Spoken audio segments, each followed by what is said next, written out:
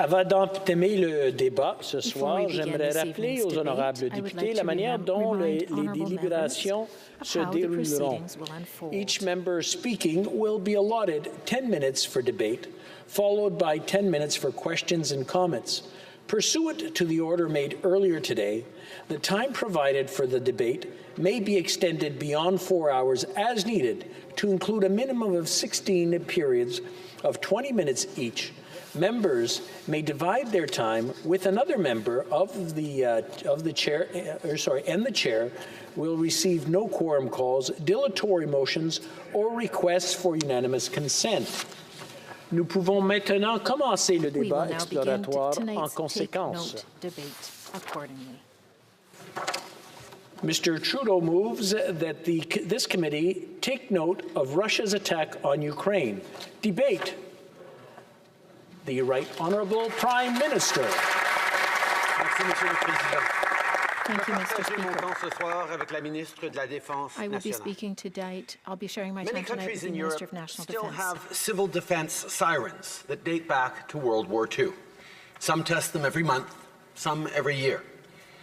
But when sirens went off in Kyiv, Kharkiv, and other cities in Ukraine last week, it wasn't a drill. Ukraine is under attack. And the sound of war reverberates throughout the whole world. The Canadian government has long condemned Russia's incursion into Ukraine. Ukraine's sovereignty and territorial integrity must be respected, and Ukrainian people must be free to determine their own future. Mr. Speaker, this invasion is unjust, unprovoked, and illegal. And as I said before, Russia will be held accountable. Depuis la semaine dernière, avec nos alliés et nos partenaires, le Canada a annoncé plusieurs séries de sanctions concertées. Ces sanctions sont sévères et elles ont des effets concrets. Elles visent des institutions et des banques russes, ainsi que plusieurs individus, incluant le président Poutine lui-même et ses collaborateurs. Elles visent aussi le régime du Bélarus, qui facilite cette invasion. De plus, le Canada soutient le retrait des banques russes du réseau bancaire SWIFT dans le but de les déconnecter du système financier international. Et on impose des mesures pour empêcher la Banque centrale russe de contrer les sanctions. Mr. Speaker, the world is being inspired by Ukrainians who remain strong and resilient. Everyday people are bravely stepping up to defend their country.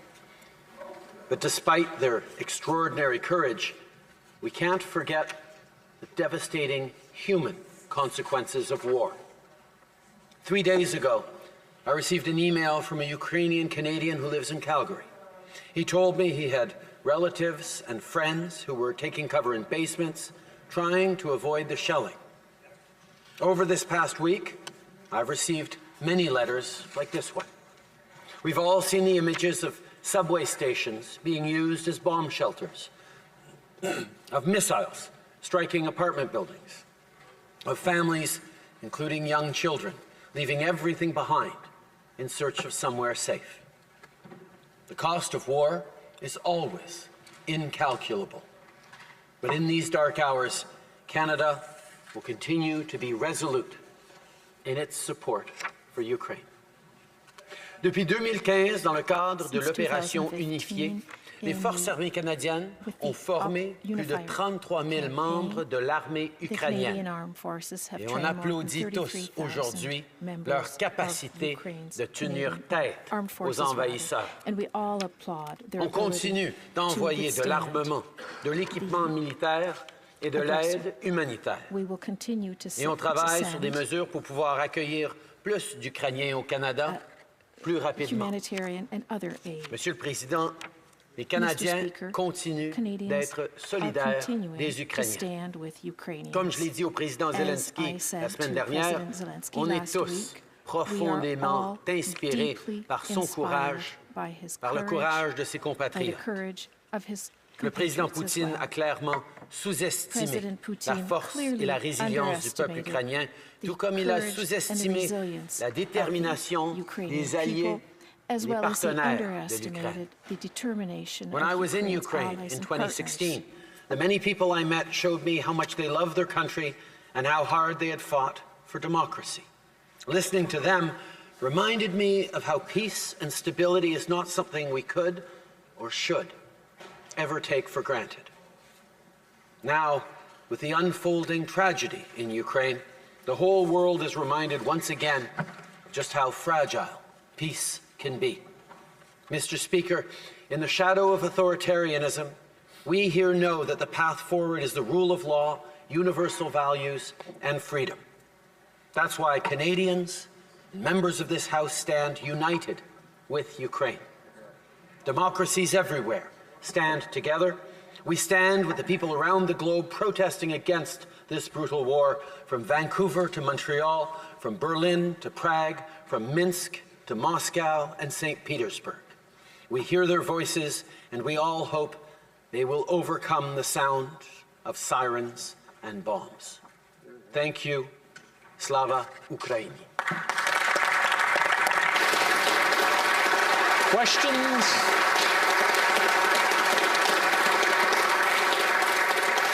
Questions and comments. Questions et commentaires. The honourable member for Barrie Innisfil. Thank you, Mr. Speaker. I want to thank the Prime Minister for his words this evening. One of the things that Canadians are talking about a lot, and we've been discussing it throughout the course of today, is the need for energy independence, energy security in this country, whether it's liquefied natural gas, whether it's natural resource production, making sure that this country, our Canada, is energy secure. I'm wondering if the Prime Minister can speak to the events that have happened in Russia and the need to secure energy in this country. Thank you, Mr. Speaker. The Right Honourable Prime Minister.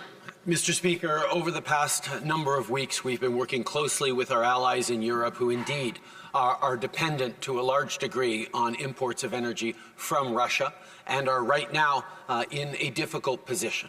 That is why we are so touched by the steadfastness and the strength of the European response in putting severe sanctions on Russia, even though there is uncertainty in terms of their energy security. And I have assured them that Canada and countries around the world will be there to support them as they move forward. Canada is a producer and exporter of energy.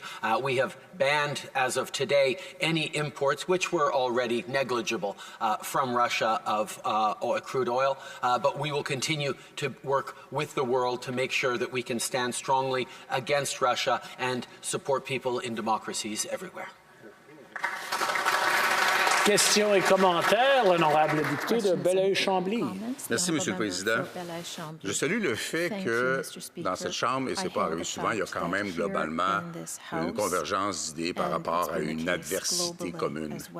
Je comprends, et c'était le souhait du Bloc et sûrement de beaucoup d'autres mondes, que le gouvernement travaille, et c'est sûrement la seule façon de le faire, de concert avec les grandes organisations internationales que sont bien sûr le G7 et l'OTAN, entre autres. Cependant, il y a encore des décisions qui se prennent sur une base davantage locale. Par exemple, la décision de continuer à requérir des visas pour des gens qui voudraient venir d'Ukraine au Canada. Il n'y a pas si longtemps, vous me permettrez la comparaison, on pouvait passer, et on pourrait encore en théorie passer, et on passe peut-être encore en effet, au chemin Roxham, pas de visa. Est-ce qu'il n'y a pas lieu de faire preuve de ce genre de mansuétude à l'endroit de gens qui veulent rejoindre leur famille ou venir se réfugier au Canada? Très honorable Premier ministre. Monsieur le Président, depuis plusieurs semaines, à voir la montée des tensions provoquées par les menaces russes, notre département d'immigration, notre ministre de l'Immigration travaille pour accélérer les processus pour que, justement, des Ukrainiens puissent venir au Canada. Et c'est exactement ce qu'on a fait. On est en train de voir une accélération du traitement des demandes déjà dans le système pour permettre aux gens de venir plus rapidement, pour permettre aux gens ici de rester plus longtemps. Et effectivement, on est en train de regarder des façons d'accélérer le processus de gens qui fuient la guerre en Ukraine, de venir plus rapidement au Canada et, on l'espère pour plusieurs, choisir de rester au Canada, même après la fin de cette guerre injuste. Nous allons toujours être là pour accueillir des gens qui fuient la guerre partout dans le monde et on va être là pour nos amis ukrainiens aussi. Questions et commentaires. Questions and comments. The honourable member for Burnaby South. Thank you, Mr. Speaker. We are witnessing a humanitarian crisis unfold in Ukraine with bombings and attacks and casualties. So Canada must do its part as countries around the world are stepping up. One of the things we can do is learn from the past where there were significant problems with welcoming people in emergency crisis. And I look to Afghanistan as an example of what not to do, where we failed ensuring the safety of our allies to get to Canada. So when will the Prime Minister ensure that we have a visa-free, barrier-free access to Canada for Ukrainians who are seeking refuge in this time of crisis? The Right Honourable Prime Minister. Mr. Speaker, in the weeks leading up to this terrible last week we've had, Canada was already positioning itself in case the worst, which did come to pass, came to pass. Our immigration ministry and minister have been working hard to ensure more resources for treatment of requests to come to Canada, opportunities to accelerate the treatments of work permits to Canada, opportunities to stretch out the permits of those who are here now, and most importantly, to make sure we're able to take in as many Ukrainians who are fleeing the violence as possible, to be able to settle in Canada, to hunker down while this passes, or perhaps even as so many Ukrainians have over so many generations, choosing to stay for good in Canada. We know Canada has been extraordinarily enriched by Canadians of Ukrainian heritage, and we will continue to be there to welcome in Ukrainians to build a better life for themselves here, but also back home in Ukraine. Resuming debate, reprise du débat, the Honourable Minister of National Defence.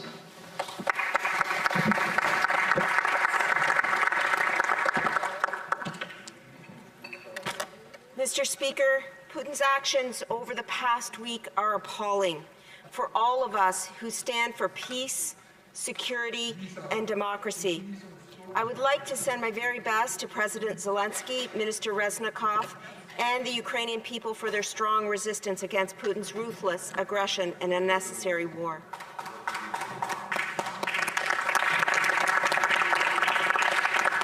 Je sais que plusieurs Canadiens regardent les attaques horribles de Poutine sur le peuple ukrainien et veulent savoir comment ils peuvent aider. And they want to know how they can help and what we as a government are doing to help them. Russia is a direct threat not only to the people of Ukraine, but also to global safety and stability, Mr. Speaker. In the face of this brutal assault on the Ukrainian people, our support for Ukraine is unwavering. Depuis le premier jour, le Canada From day one, Canada has been there for the armed forces and the people of Ukraine. We have consistently supported Ukraine and our NATO allies in the face of this unprovoked aggression by Russia. We have provided lethal and non-lethal equipment to bolster their defenses. Canada has pledged millions of dollars in defensive military equipment to Ukraine. First, $23 million delivered since 2015. Second, $10 million delivered earlier this month, including sniper rifles and ammunition. Third, just yesterday, Minister Joly and I announced an additional $25 million in non-lethal aid, including night vision gear, helmets, body armor. These items have been specifically requested by the Ukrainian government, and we are stepping up to meet their needs alongside our allies. Now, to support the delivery of aid and to contribute to NATO efforts in Europe, Canada is also providing 2 C-130J tactical airlift aircraft for a minimum of 2 weeks. One of these aircraft departed Canada for Europe today, and the other will follow later this week. And at the request of Ukraine, and in coordination with NATO allies, we announced today that we are committing additional lethal aid to Ukraine, including at least 100 anti-tank weapon systems and 2,000 rockets, which are working to deliver as quickly as possible in the coming days. Nous renforçons également notre soutien pour le flanc est de l'OTAN en étendant l'opération Réassurance. To date, the Canadian Armed Forces has delivered well over 700 training sessions throughout Operation Unifier, Canada's military training mission in Ukraine. And in addition, we have 3,400 soldiers at the ready in case they are called up by NATO to serve for our alliance in a defensive and deterrent posture, Mr. Speaker. Canada is not alone in this mission to help Ukraine. NATO allies are more united than ever. The world has become a dangerous place, and while these dangers can feel far away to Canadians, these are tumultuous times, and we must unite as a country and redouble our efforts to support our allies. We stand with the people of Ukraine. We will continue to support them in the face of unwarranted Russian aggression. Slava Ukraini. Merci beaucoup. Thank you. Thank you. Questions and comments? Questions et commentaires? The honourable member for Selkirk, Interlake Eastman. Thank you, Mr. Speaker, and I want to thank the Minister of Defence for her speech and for her support of Ukraine and for the announcement today of providing some anti-tank missiles and more ammo, which the Ukrainian military needs desperately. And I know that, Minister, we've been putting pressure on you for some time to do this, and I think it was back in 2018 when Conservatives first said that we could take the weapons that were originally destined for the Kurdish Peshmerga to be sent over to help Ukraine, which included anti-tank missiles at that time. Now, in addition to the announcement today, I'd like to know what type of time frame, Madam Minister, when those will actually get delivered, and how soon are they going to be either procured here in North America, or are they coming from existing inventory that we have in Canada, and ultimately, how do we get more of them to help Ukraine in their battle against the Russian Federation? The Honourable Minister.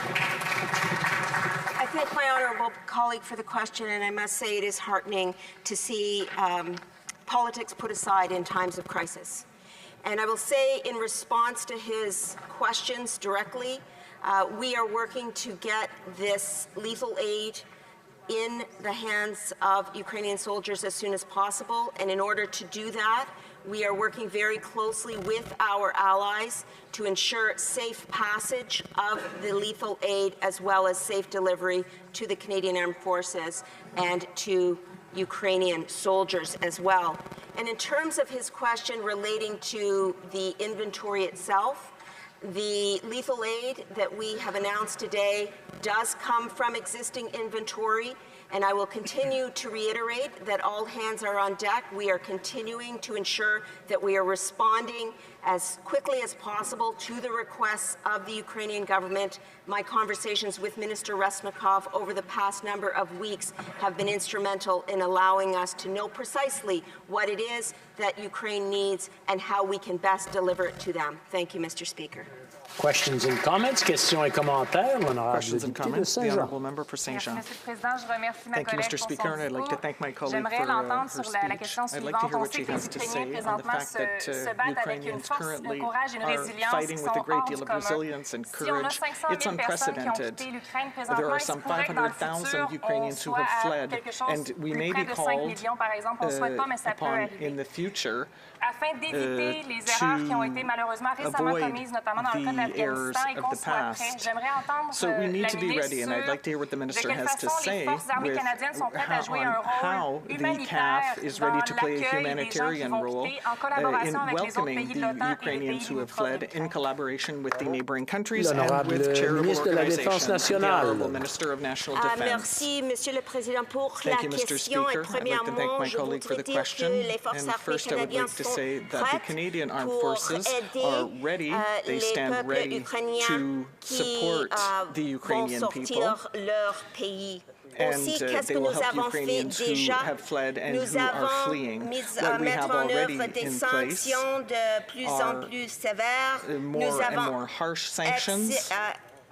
s'assurer que nous avons entraîné le plus de 33 000 soldats ukrainiens. Nous avons déjà donné livré aide financière importante. Nous avons aussi livré aide létale et non létale. Et aussi, nous avons donné l'aide cyber. Ça, c'est très important aujourd'hui dans les situations très urgentes. Et finalement, nous avons donné renforcement du flanc est de l'OTAN grâce à l'opération Création-Défense. Donc, nous sommes prêts avec les forces armées canadiennes, toujours, et nous sommes là pour les peuples ukrainiens. Merci beaucoup. Questions et commentaires, questions and comments. The honourable member for Cowichan, Malahat, Langford. A 30-second question, hopefully a 30-second answer, please. Yes, thank you, Mr. Speaker. During this conflict, we have seen the Russian army direct intentional attacks against civilians and civilian targets. I want to know, Mr. Speaker, how is the Canadian government documenting these possible crimes, and how will we work with our allies to make sure that Russian military commanders and their civilian oversight are held to account after this conflict so they don't escape justice? The Honourable Minister of Defence, in 30 seconds or less, please. Mr. Speaker, I thank the honourable member for his question. We know that these attacks, cyber attacks included, are part of the Russian playbook. We have been watching Russian escalation at the Ukrainian border for months and months, and we are very well prepared in terms of our intelligence and connections with the Ukrainian government to document the loss of life. More important, however, is making sure that we are stepping up with humanitarian and economic aid and ensuring safe passage for Ukrainians as they leave Ukraine. And we are doing all three, Mr. Speaker. We have provided over $700 million worth of economic and humanitarian aid thus far alone, and we are also ensuring safe passage for Ukrainians as they leave their country. Thank you. Resuming debate, reprise du débat, the Honourable Leader of the Opposition.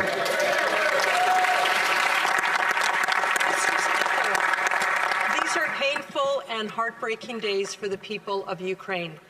It's unbelievable to watch images of families fleeing the violence, of citizens volunteering, lining up to receive weapons to fight for their country, and of parents sending their children away to safety while they stay behind to defend Ukraine. In the last few days, the world has seen the defiance and strength of Ukrainians standing up for their freedom, independence, and sovereignty against the unprovoked aggression of a violent dictator. Their voices were joined by millions of people here in Canada and around the world, including thousands of Russians who took to the streets to oppose the war, many of them dragged away to prison. As the official opposition, Conservatives stand shoulder to shoulder with Ukraine and its people, and we condemn Putin and his gang in the strongest and harshest terms possible. Putin's ongoing invasion of Ukraine is the first major European conflict since the Second World War. It is a serious violation of both international law and our collective humanity. This amounts to the most serious threat to the rules-based international order since 1945, and because of that, it is a serious threat to global peace and security. That's why Conservatives fully support the actions taken by the Government of Canada thus far. But we are calling on the Liberals to do more. On Saturday, we released our proposals for immediate additional action, and I would like to outline them for the members tonight. First, we are urging the federal government to expel Russia's ambassador from Canada right away. Second, we are asking the government to recall Canada's ambassador from Moscow. Thirdly, we ask the government to direct the CRTC to revoke the license of Russia Today so that Putin's propaganda machine can no longer reach Canadian homes. We are glad that companies like Rogers, TELUS, Bell, and Shaw have already done this, but we would like to see the federal government take more of a lead on this issue. Fourthly, we believe Russia should be isolated internationally by urging their removal from organizations like the G20 and the OSCE. And fifth, we would like to encourage the government to implement visa-free travel from Ukraine to Canada to help families escape here to safety. The Ukrainian people do not want to be permanent refugees. They want to be able to live in a free, peaceful, and sovereign Ukraine. But Canada can be a safe haven for them in this moment. Les conservateurs appuient l'Ukraine. L'invasion russe menace la paix, l'ordre international et la sécurité mondiale. C'est pourquoi nous soutenons les mesures du gouvernement canadien. Mais nous demandons au gouvernement de prendre des mesures supplémentaires comme renforcer nos défenses et non engager un jour l'OTAN contre les menaces de la Russie. Mr. Speaker, the Liberal government can't afford to take our peace and security for granted any longer. We need to take Putin's threats seriously. We need to make sure Canada is prepared to face aggression with the same level of determination we've seen in the Ukrainian people. That's why Conservatives are calling on the government to come forward with a robust plan to defend Canada's Arctic security and sovereignty. This includes modernizing NORAD's early warning system. It's also time that we fix Canada's long-broken military procurement system. We must accelerate the national shipbuilding program, and finally, it's time to purchase F-35 jets. In addition, we need to work in closer cooperation with Scandinavian allies and the United States to ensure Canada's north remains Canada's. Liberals have ignored our Arctic for 6 years, and this Russian invasion of Ukraine should be a wake-up call to get serious about Canada's Arctic. Mr. Speaker, Russia's ongoing invasion of Ukraine has highlighted another serious problem. Russia supplies as much as 40% of Europe's natural gas, and we're seeing them use this power to intimidate Europeans and Ukrainians. If supplies are cut, people can't heat their homes, entire industries will collapse, and Europe's GDP will plummet. Canada has the answer here. Canada is the world's 5th largest natural gas producer. But we can't export gas to our European allies because we can't get pipelines built.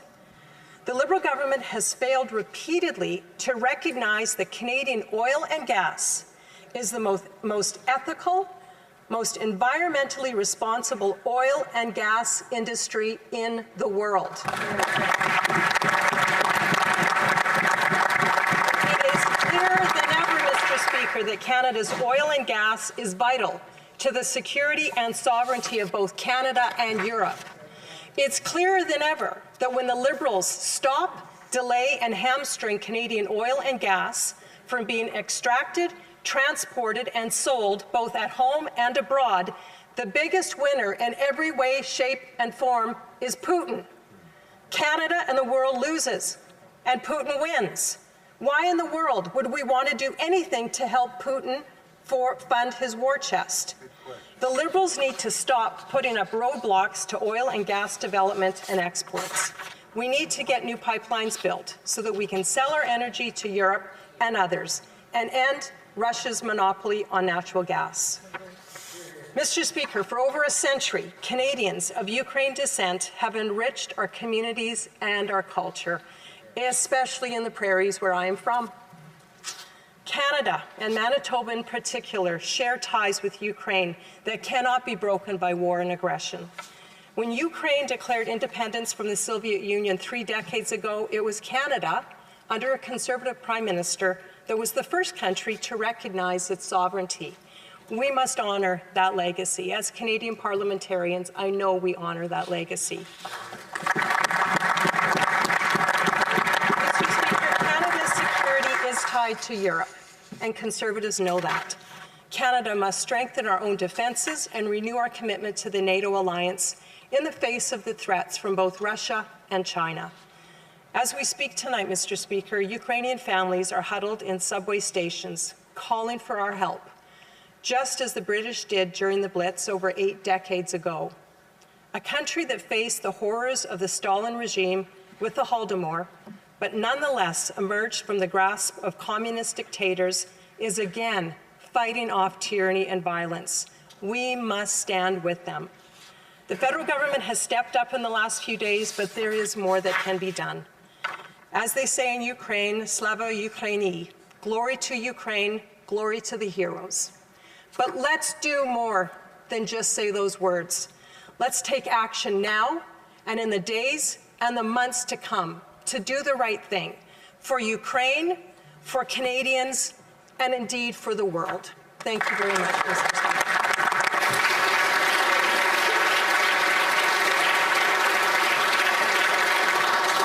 Questions and comments? The honourable member for Parkdale High Park. Thank you very much, Mr. Speaker, and I thank the interim leader of the opposition for those important remarks and for the demonstration of unity that we've seen in this chamber on such a pressing global issue. I know that in my riding, in Toronto, in Manitoba, right around the country, we've seen Canadians of all backgrounds, all demographics coming forward and standing up for democracy against Russian aggression, calling out for what we need from this Parliament. And we've seen some of that delivered even just today with the addition of additional lethal munitions and lethal armaments to assist Ukraine in defending its own sovereignty. But they've also talked to people like me who represent Ukrainian Canadians and to others in this chamber about a distinct type of threat that is emerging, which is a threat of cyber security and cyber threats. And I wonder if we could have the interim leader of the opposition's comments on how do we combat this pernicious threat in terms of the online world where cyber threats are festering, and if her party will work with our party in combating this, including with combating what exists online and how to getting tough with these kinds of important cyber threats. Thank you. The Honourable Leader of the Opposition. Thank you very much, and I do want to thank my colleague for that question. And indeed, cybersecurity is a threat that has been a reality for a number of years. I know when we were in government, I was Parliamentary Secretary for Public Safety, and we were talking about it at that time, that it's a new theatre of war, the cybersecurity and the threats that come certainly from Putin, from countries like Russia, but also countries like China. I think that's why it's so important that we move forward quickly to ban Huawei. I think that there are immediate threats that we have to take seriously, that we as a country working together with our allies, listening to our allies, listening to our allies, for example, who've already banned Huawei. That's something practically that we can do. But certainly we recognize the threat that there is. And I think the other thing in all of this discussion that we should be recognizing, we talk about Russia and the Russian threat, but let's be clear, this is a threat from Putin. There are millions, I would say, of Russian people in Russia and around the world who do not support what Putin is doing. And I think it's really important that we recognize that. There are good people who are right now just as saddened, heartbroken, and probably terrified at what this dictator is doing. So I thank my colleague for that question, and I just wanted to make sure that that was on the record as well. Thank you. Questions and comments, questions et commentaires. L'honorable député de Trois-Rivières. Merci, M. le Président. Je remercie la collègue de Portage-Lisgard pour ses commentaires et d'avoir peint la situation, mais vous savez, la résolution d'un conflit ne peut passer que par le dialogue entre les parties. Alors, j'aimerais savoir pourquoi la députée de Portage-Lisgard insiste pour renvoyer l'ambassadeur ou ses représentants en Russie, alors qu'au fond, tout ce que ça va nous faire, c'est de ne représenter qu'une rupture du dialogue. L'honorable chef de l'opposition. Well, I appreciate that question, and I agree. In some ways, it is symbolic, but in our world order, it is an important symbolic gesture and actual action to make to send an ambassador home and recall one's ambassador. It sends a strong message that the country and the leader of that country, in this case Russia, is being isolated. I do not believe we can negotiate with Putin. I don't think diplomacy works with him. I think that's been very clear. So, to answer that member's question, yeah, we all agree. It is in a sense a gesture, but it's an important one, and I could be wrong, and if the government has more information, maybe the Russian ambassador to Canada right now is saying something to our government, or will say something publicly against Putin. I've not heard that. I think we would very much welcome that, and that could change our position. But at this point, we have not heard the Russian ambassador say anything against what Putin's doing, which means he's on side. And in that case, he needs to leave the country, and it's our government that needs to expel him. Questions and comments? Questions et commentaires. The honourable member for Edmonton-Griesbach. Thank you very much, Mr. Speaker. And I want to thank my honourable colleague.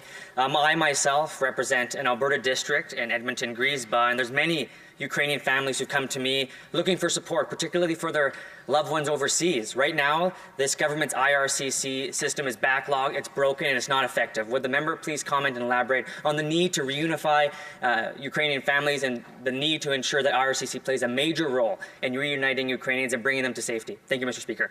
The Honourable Leader of the Opposition. Thank you very much, and I appreciate that question. I think we're all feeling the same way, that we want to be able to help Ukrainians who are fleeing. As I said in my speech, I don't think the Ukrainian people want to be permanent refugees anywhere. They want to be able to live in their home nation of Ukraine, a free, sovereign, peaceful nation. But in the meantime, Canada can be a safe haven. Our suggestion is that we ask the government if they would remove the visa requirement. And I think the fact is, we all saw what happened when Afghanistan came under attack, and the fact that we were not able to bring people to Canada and protect them in the way that was expected of a nation like Canada. So what we're trying to say to the government is, let's get rid of the red tape right now, so that we can immediately try to help people who want to come to Canada and be protected until peace is restored in their home nation. Questions and comments? Questions et commentaires? The Honourable Member for Saanich Gulf Islands. Thank you, Mr. Speaker. To the Honourable Member, who, of course, and the Leader of the Conservative Party, would she and her party consider adding to the list of actions we should take, looking across Canada at the assets in this country bought by Russian oligarchs, millions of dollars in real estate? Can we move fast and seize those assets to send a message to Putin and his cronies? The Honourable Leader of the Opposition. I think, Mr. Speaker, I thank my honourable colleague for that question. I think that's definitely something that we very much could support.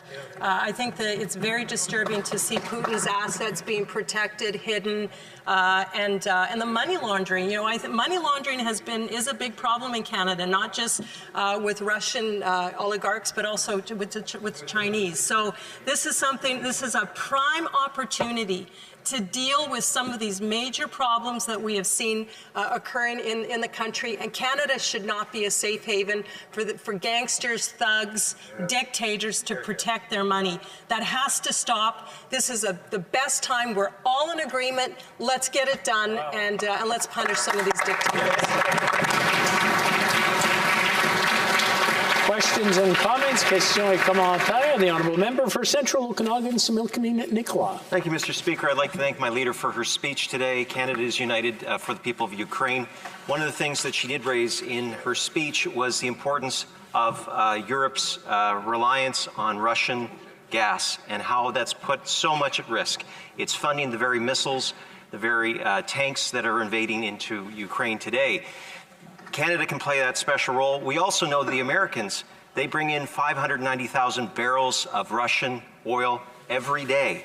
Can Canada not just assure the European security through our energy products, but can we also work with the Americans to secure North American markets so that we keep Putin away from being financed from our dollars, from the Americans' dollars, from the Europeans' dollars, Mr. Speaker? Honourable Leader of the Opposition. Thank you, Mr. Speaker. And I think what we're seeing highlighted there is some areas that have been ignored or maybe not represented in an honest, real way over the last number of years. Today, in the last week have really come to light. And one of them is the issue of Canadian oil and gas and the benefit that it plays on the world stage. We've been long proponents saying Canada is the most ethically responsible oil and gas, but usually it's in the conversation around the environment and climate change. So we've been fighting for Canadian oil and gas to be used on the world stage because we believe it's actually the best thing for the environment.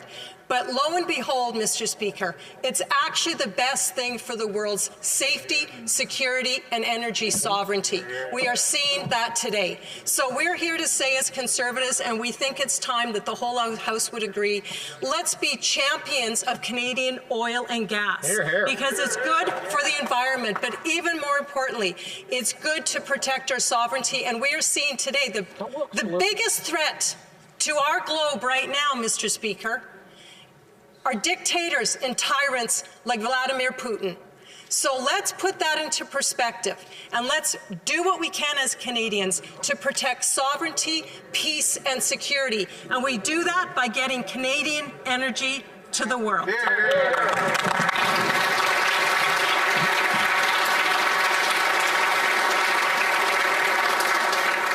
Reprise du débat, resuming debate, l'honorable député de Belleuil-Chambly. Monsieur le Président, je porte un ruban un peu différent de celui des collègues parce qu'il m'a été remis hier lors de la manifestation de solidarité avec le peuple ukrainien tenu à Montréal.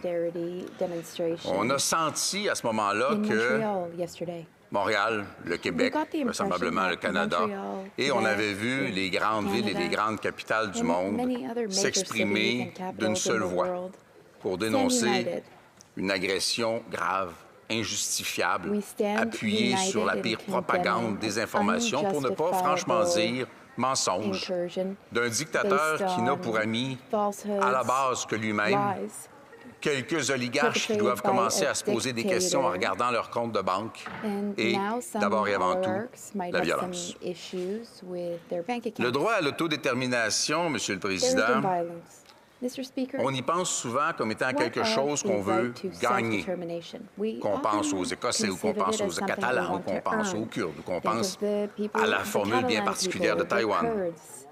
On y pense moins souvent comme quelque chose qu'on ne doit pas perdre, quelque chose qu'on ne veut pas perdre, quelque chose qu'on doit protéger avec sa voix, avec son cœur et, malheureusement, parfois avec les armes.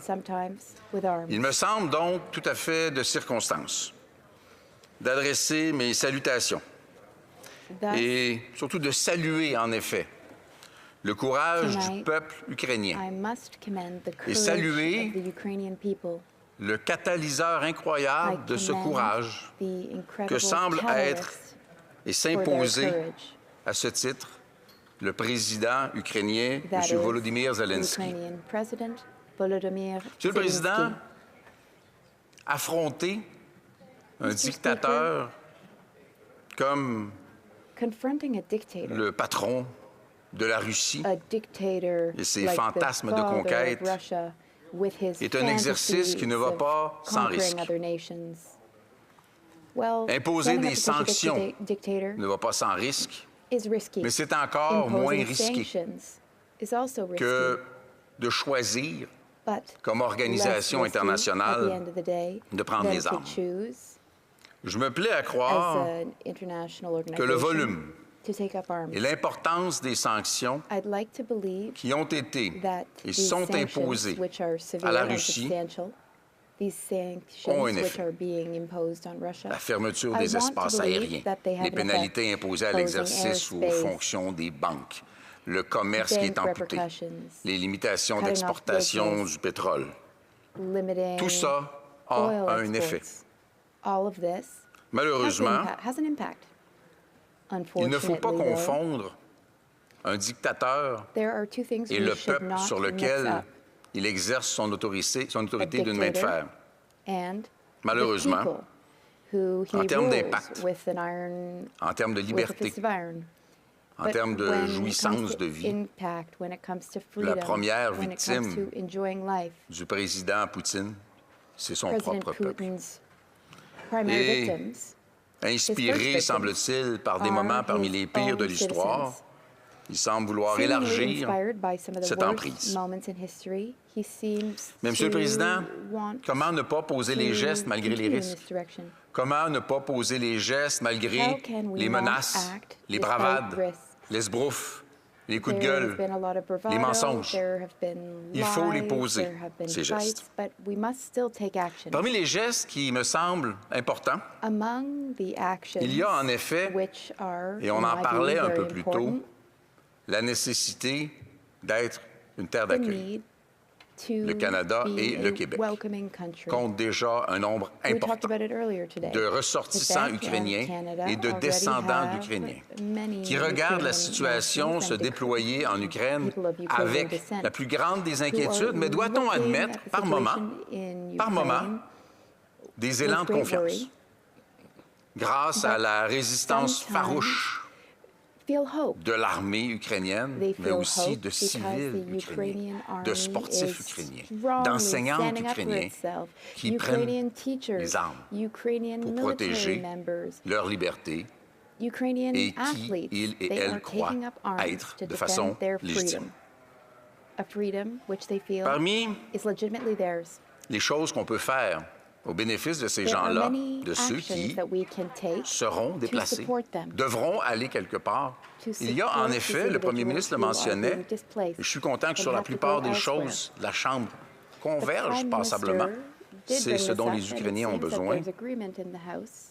Il faut faciliter l'arrivée éventuelle, le rassemblement des familles, l'accueil de réfugiés. Et je me demande en effet pourquoi on ne renonce pas aux visas tels qu'on les applique et les utilise habituellement. Parce que je donnais l'exemple un peu plus tôt. Il y a des dizaines de milliers de personnes qui sont passées au chemin Roxham.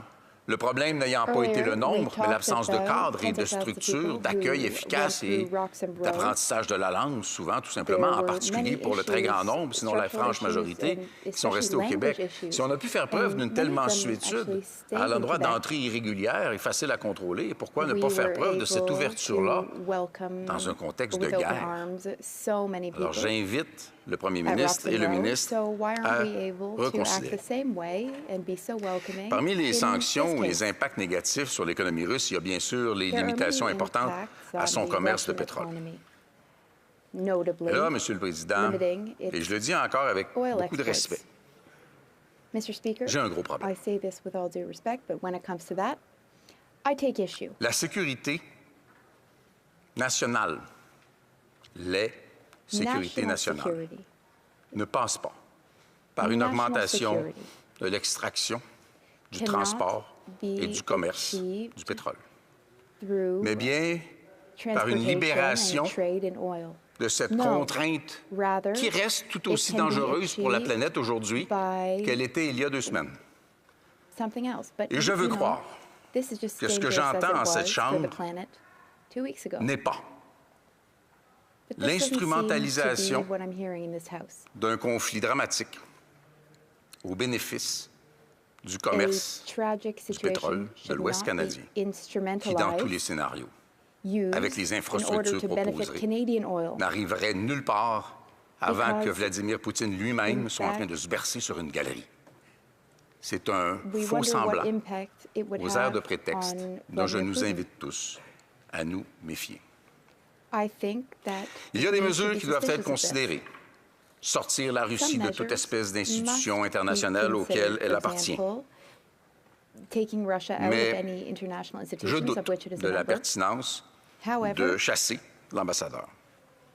Parce qu'on dit parfois, même si ce n'est pas entièrement vrai avec le président russe, que c'est les armes ou les mots.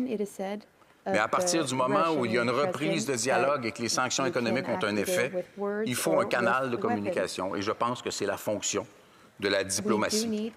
Et je pense qu'il faut, parfois en se pinçant le nez, garder les liens diplomatiques ouverts.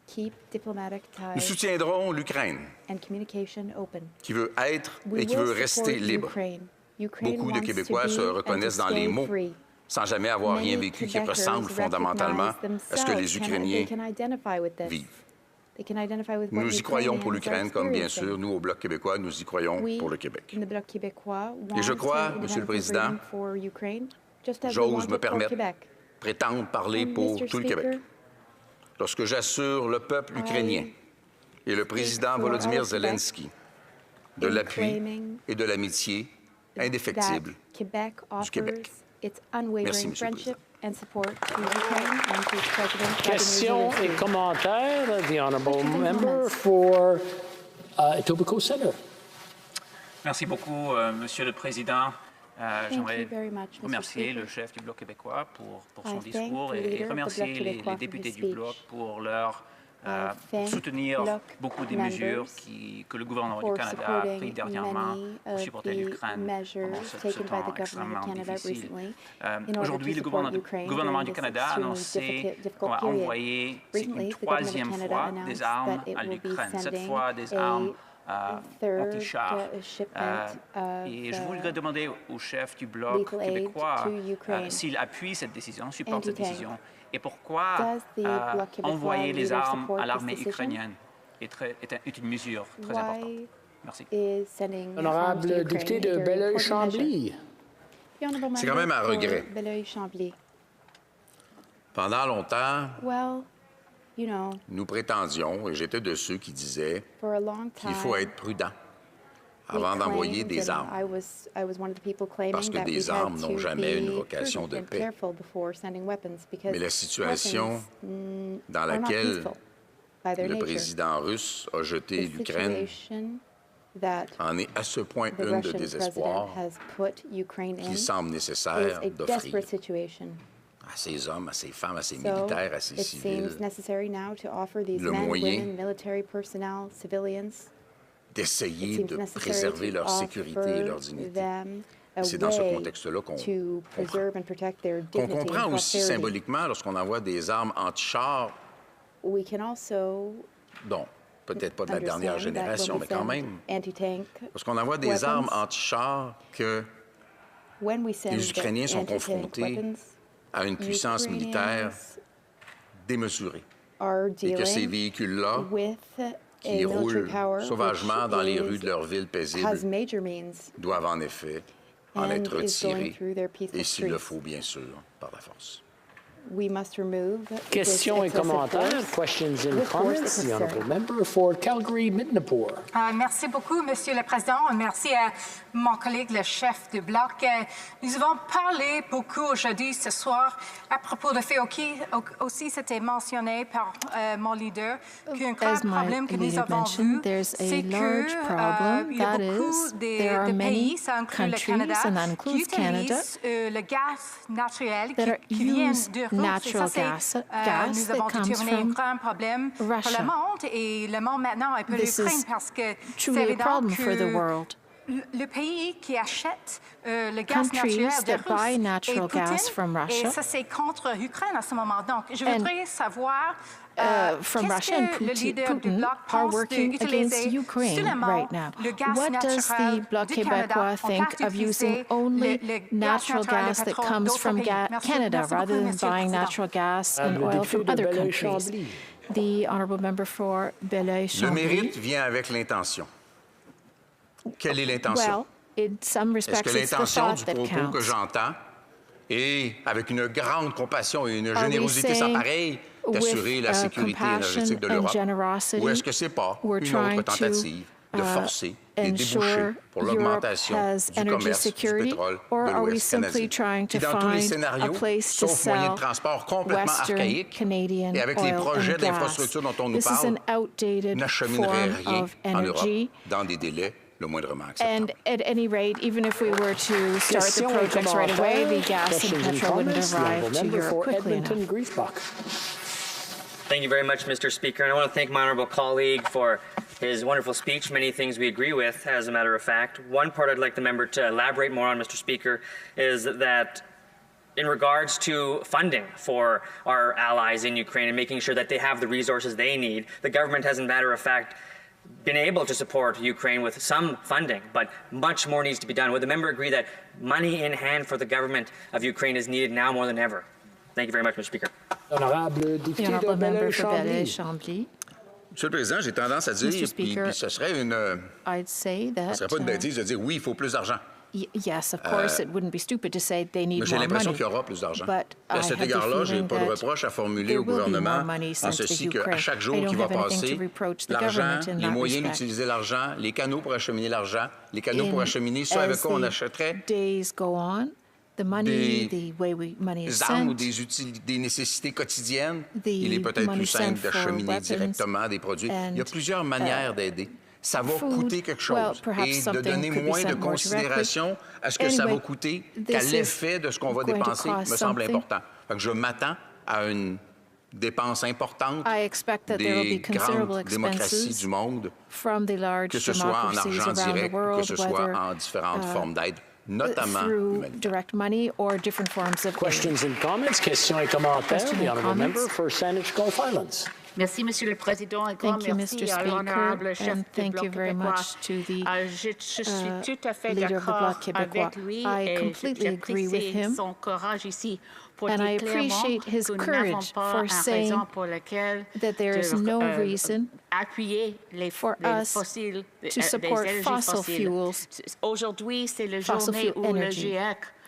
Today is the day that the Intergovernmental Group on Climate Change published another report saying we're clearly headed to disaster. And I found a quote from the Ukrainian delegation head. Sorry, the quote is only in English. Svetlana Rakovsky says this. Et je cite, "Human-induced climate change and the war on Ukraine have the same roots. Fossil fuels and our dependence on them. We will not surrender in Ukraine, and we hope the world will not surrender in building a climate-resilient future." Sans commentaire, s'il vous plaît.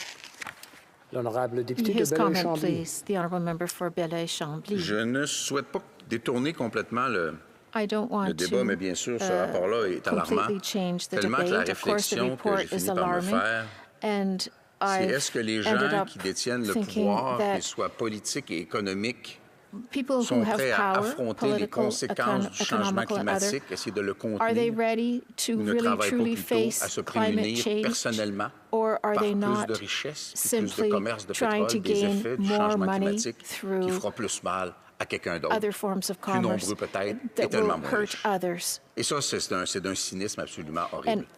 Je ne crois pas que l'augmentation de la production et de l'exportation du pétrole rend service ni à l'Ukraine, ni à qui que ce soit. Je crois qu'il faut, dans ce contexte-là comme dans les autres, envisager d'autres types de solutions. Et il est évident que durant une transition, il faut dramatiquement accélérer les sources d'approvisionnement ne seront pas l'Ouest canadien pour l'Europe. Questions et commentaires, questions and comments. L'honorable député de Montorville. Monsieur le Président, j'avais le sentiment que j'étais trop petit et que vous ne me voyiez pas. Mais quoi qu'il en soit, un peu plus tôt aujourd'hui, j'ai demandé au gouvernement s'il ne croyait pas opportun d'appliquer au Bélarus les mêmes sanctions qui ont été décrétées jusqu'à présent pour la Russie. Alors, simplement, ma question au chef du Bloc québécois, ne croit-il pas que le Bélarus, qui s'est rendu complice de cette invasion, les Russes ne seraient pas aux portes de Kiev aujourd'hui si le Bélarus n'avait pas offert son territoire pour permettre cette invasion par le Nord? Alors, ne devrions-nous pas appliquer les mêmes sanctions au Bélarus que celles qui ont été décrétées pour la Russie jusqu'à présent? Me permettrez de dire, Monsieur le Président, mais puis j'ose penser que c'est considéré une question d'heure avant que le gouvernement canadien adopte une approche similaire, mais le reste du monde le fait. La plupart ou de plus en plus de juridictions à travers l'Europe imposent des sanctions comparables au Bélarus. Ils le font à la Russie. Pourquoi? Parce que le complice dictateur d'un dictateur ne rend pas le premier dictateur moins coupable que le deuxième. Le peuple du Bélarus subit l'oppression, a été dominée outrageusement par de mauvais moyens. Et en effet, en termes stratégiques, on a bien compris que pacter des troupes sur le bord de la frontière ukrainienne au Bélarus, c'était la voie rapide vers Kiev, qui aujourd'hui, selon ce qui sera à nous, vrai, moyennement vrai, mène une lutte farouche, From what we understand, Ukrainians are waging a very courageous battle pour sa dignité. to maintain its dignity. Pour ralentir, modérer, contenir, stopper et peut-être éventuellement sortir tout ce beau monde-là qui n'ont pas d'affaires en Ukraine.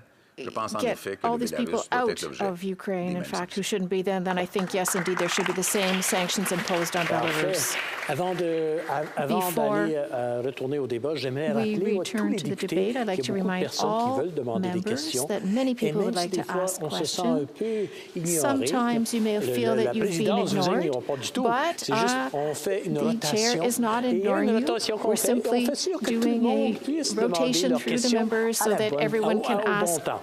Alors, s'il vous plaît, je vous demande la patience et continuez avec la persévérance. May I ask for your patience and please persevere and you'll have a chance to ask your question. Debate, the honourable member for Burnaby South.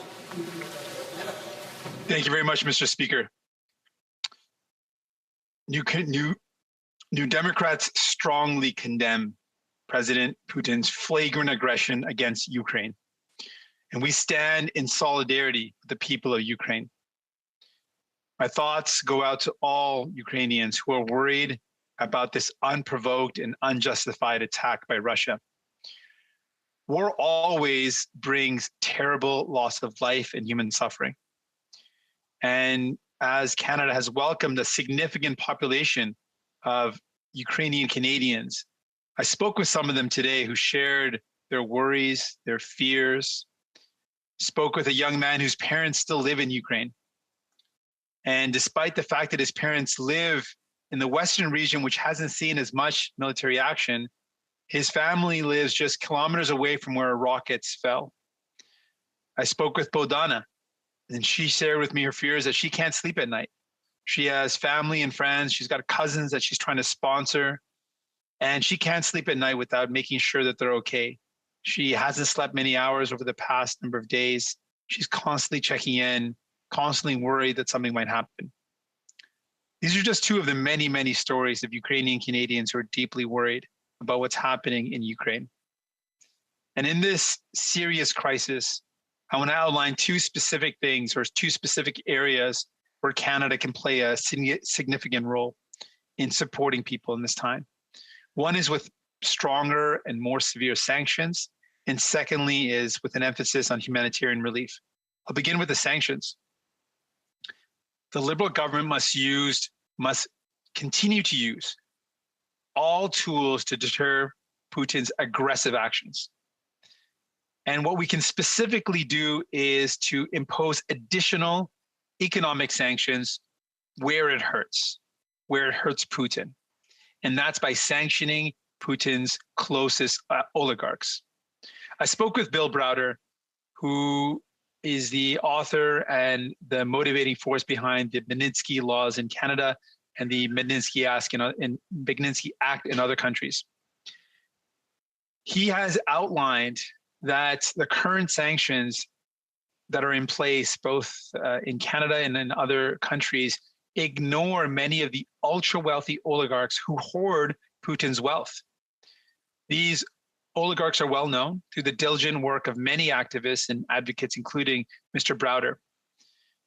We can use the Magnitsky laws in Canada. There's two categories, both one for human rights violations and secondly for corruption. We know who these oligarchs are. Many of them were identified by Alexei Navalny, who was a political opponent. We all know that Putin imprisoned, tortured, and attempted to kill with poison. We need to use the tools that we have to hit Putin where it hurts, the money that he's hoarded in the names of the oligarchs, whose money is in country, or their resources are located in countries around the world. We also need more tools to identify where oligarchs are hiding their money and to deal with money laundering in general. we can accelerate the creation of a publicly available nationwide beneficial ownership registry. This would provide transparency on property ownership in Canada, including those owned by oligarchs who we know have property in Canada. And the current timeline for this registry is 2025, which is simply too far away. Putin's greed is well documented. It is his weakness. It is well known that the oligarchs hoard his wealth, the wealth that he has stolen from the Russian people. We need to stand up to Putin and do it in a way where it hurts him most, and that is his wealth, and that is by sanctioning those oligarchs with the tools that we have. We need to do that. That would have a significant leverage in putting pressure on Putin to end this war. Secondly, we need more support in humanitarian aid. And I break that down into two areas. Since Russia invaded Crimea in 2014, 1.5 million Ukrainians have been displaced from their homes. Many came to Canada after the initial invasion 8 years ago and have successfully resettled in communities across the country. With Russia's current invasion of Ukraine, the situation for people on the ground has become unfathomably more dire. Ukrainians will be seeking safety and refuge in Canada. And for years, we've been calling for visa-free access for Ukrainians and calling for urgent action. That's what we need to do. The government must work collaboratively to support and resettle those who've been displaced by this escalating humanitarian crisis. We need to automatically extend expiring documents and permits for all Ukrainians currently in Canada. Those who are already here should not be compelled to return to severe risks and danger in Ukraine. We need to make sure it's easy and that there is a barrier-free access for people who are seeking refuge and safety. We also need to increase humanitarian aid. Ukrainian people need our support more than ever, and Canada needs to plan for that humanitarian aid. The crisis is worsening. Families are torn apart. Children have been killed. Over 500,000 Ukrainians have fled the country in a few days, with many more internally displaced. All children in Ukraine, at least 7.5 million, those that are under 18 years old, are in grave danger of physical harm, severe emotional distress, and displacement. Canada must work with our allies, including the United Nations, to respond appropriately to this terrible situation. As we've seen with the Syrian crisis, neighboring countries who host refugees rely on significant support from those donor communities to ensure that the basic needs of the refugees and local populations are met.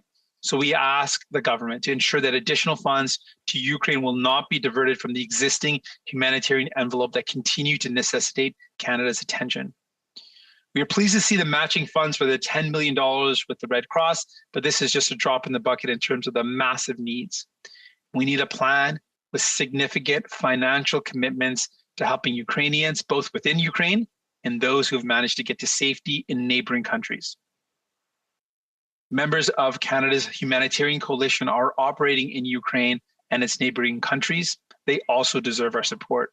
Canadian community, the Ukrainian community in Canada is also offering to provide support and is raising funds. We need to support those efforts as well.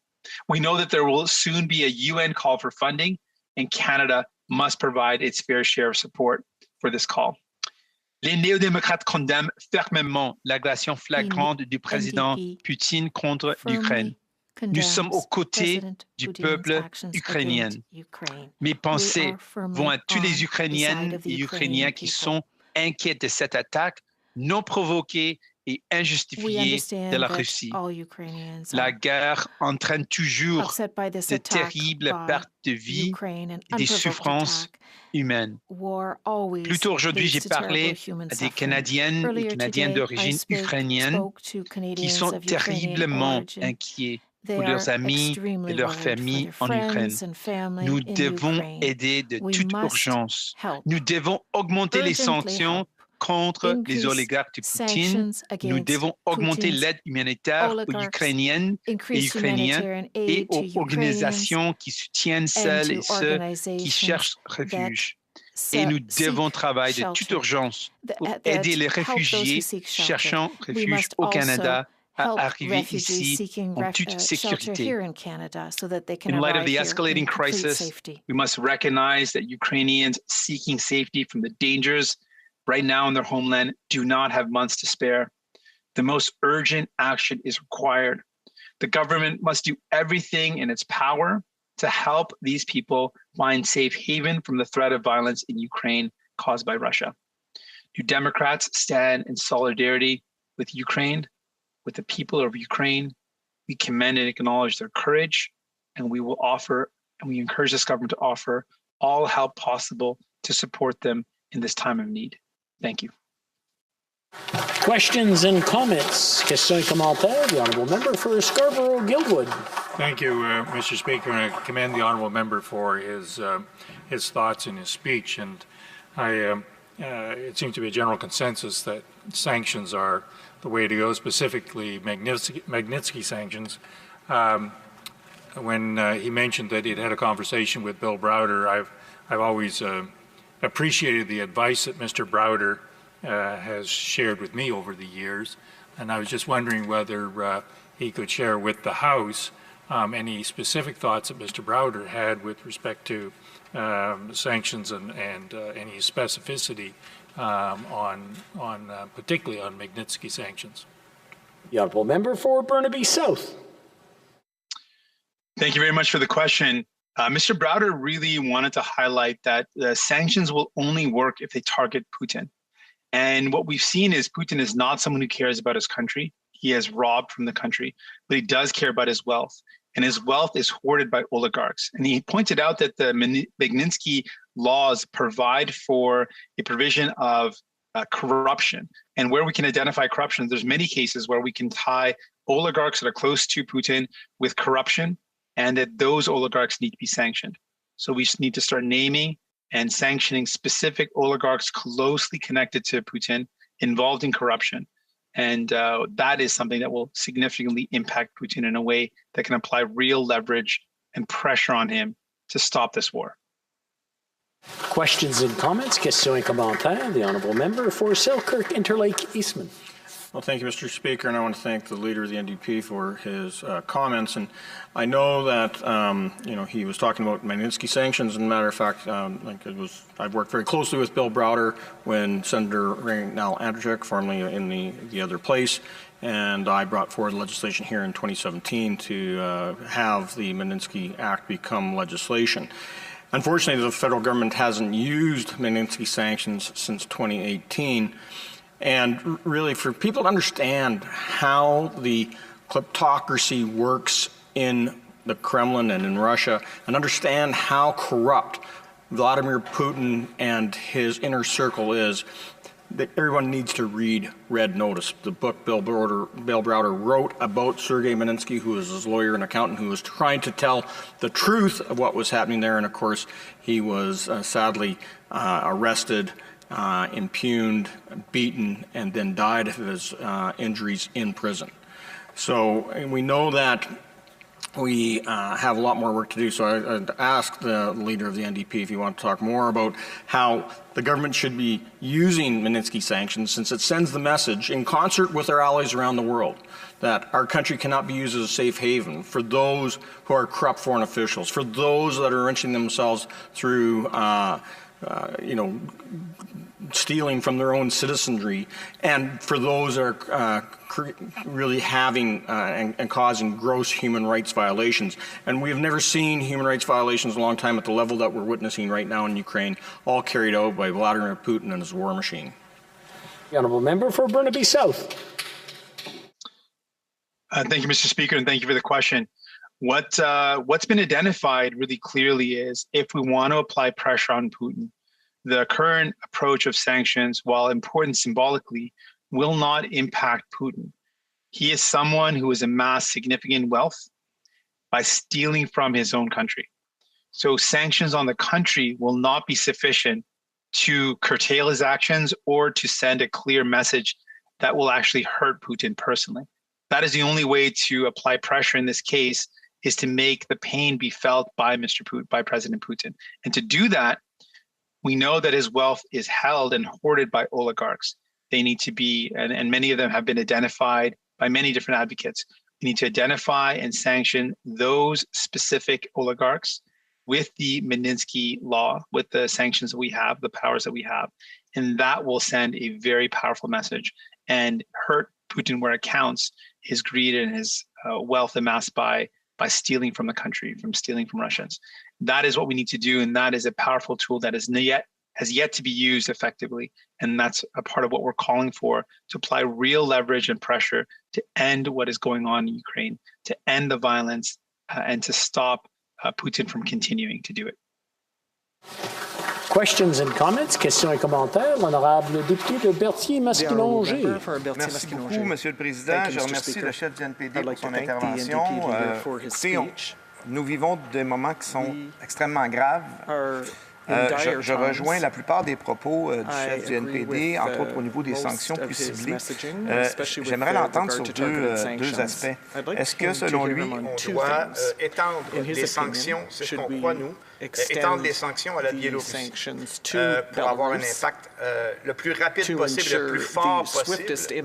Et j'aimerais l'entendre sur la préservation des contacts avec les ambassades, avec les ambassadeurs, pour savoir sa position par rapport à la proposition de d'autres formations politiques. L'honorable député de Burnaby Sud. Dans les autres cas, dans les cas normaux, on peut mettre en œuvre des sanctions ou on peut envoyer un message avec les diplomates. Mais dans ce cas, ce qui est clair, c'est que le président Poutine ne s'inquiète pas de ses affaires. Il est quelqu'un qui est contrôlé par le fait qu'il veut avoir l'argent, et l'argent, c'est vraiment son faiblesse. Donc, si on veut vraiment aider les peuples ukrainiens, les gens qui souffrent à ce moment, on doit cibler les sanctions où il va vraiment heurter le président Poutine, et ça veut dire les oligarques. On doit cibler les oligarques et leur richesse. Ça, c'est comment on peut vraiment mettre la pression sur le président Poutine.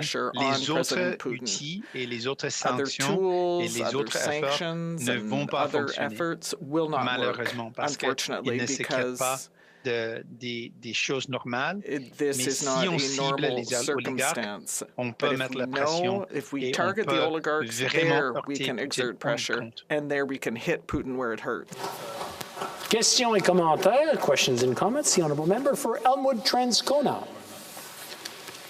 Much, Mr. Speaker, and thank you to the leader of the NDP for his strong condemnation of the attack by Russia on the Ukraine, for his support for measures that will take the fight directly to Vladimir Putin, and his suggestion to take up some of the measures that myself and other New Democrat colleagues have suggested for a long time to help Ukrainians get to Canada in an expedited fashion by, for example, eliminating the visa requirement. Of course, we know one component of Putin's attack on the Ukraine has to do very much with disinformation and how Putin and the Russian administration under him has excelled at propagating disinformation through social media. We've felt effects of that even here in Canada. We've known for a long time part of the Russian strategy has been to decenter Western democracies through disinformation. And we're going to have to be very vigilant during the battle between Ukrainian forces and Russian forces to understand and appreciate the role of disinformation. I'm wondering if he has some thoughts on what government can do and individual Canadians can do to fight against the propagation of disinformation and social media. Member for Burnaby South. Thank my honourable colleague for the question, and it's very true. We've seen already the impacts of this campaign of disinformation led by Russia to particularly target democracies. And they do so by propagating messages, information and propaganda that is incorrect, to repeat the lines that Russia is encouraging people to believe, and information that is designed to subvert democracies and to incite hatred against different groups, in this case against Ukraine. We've seen clear concerted attempts to incite hatred against Ukraine that are baseless, and propaganda that's baseless.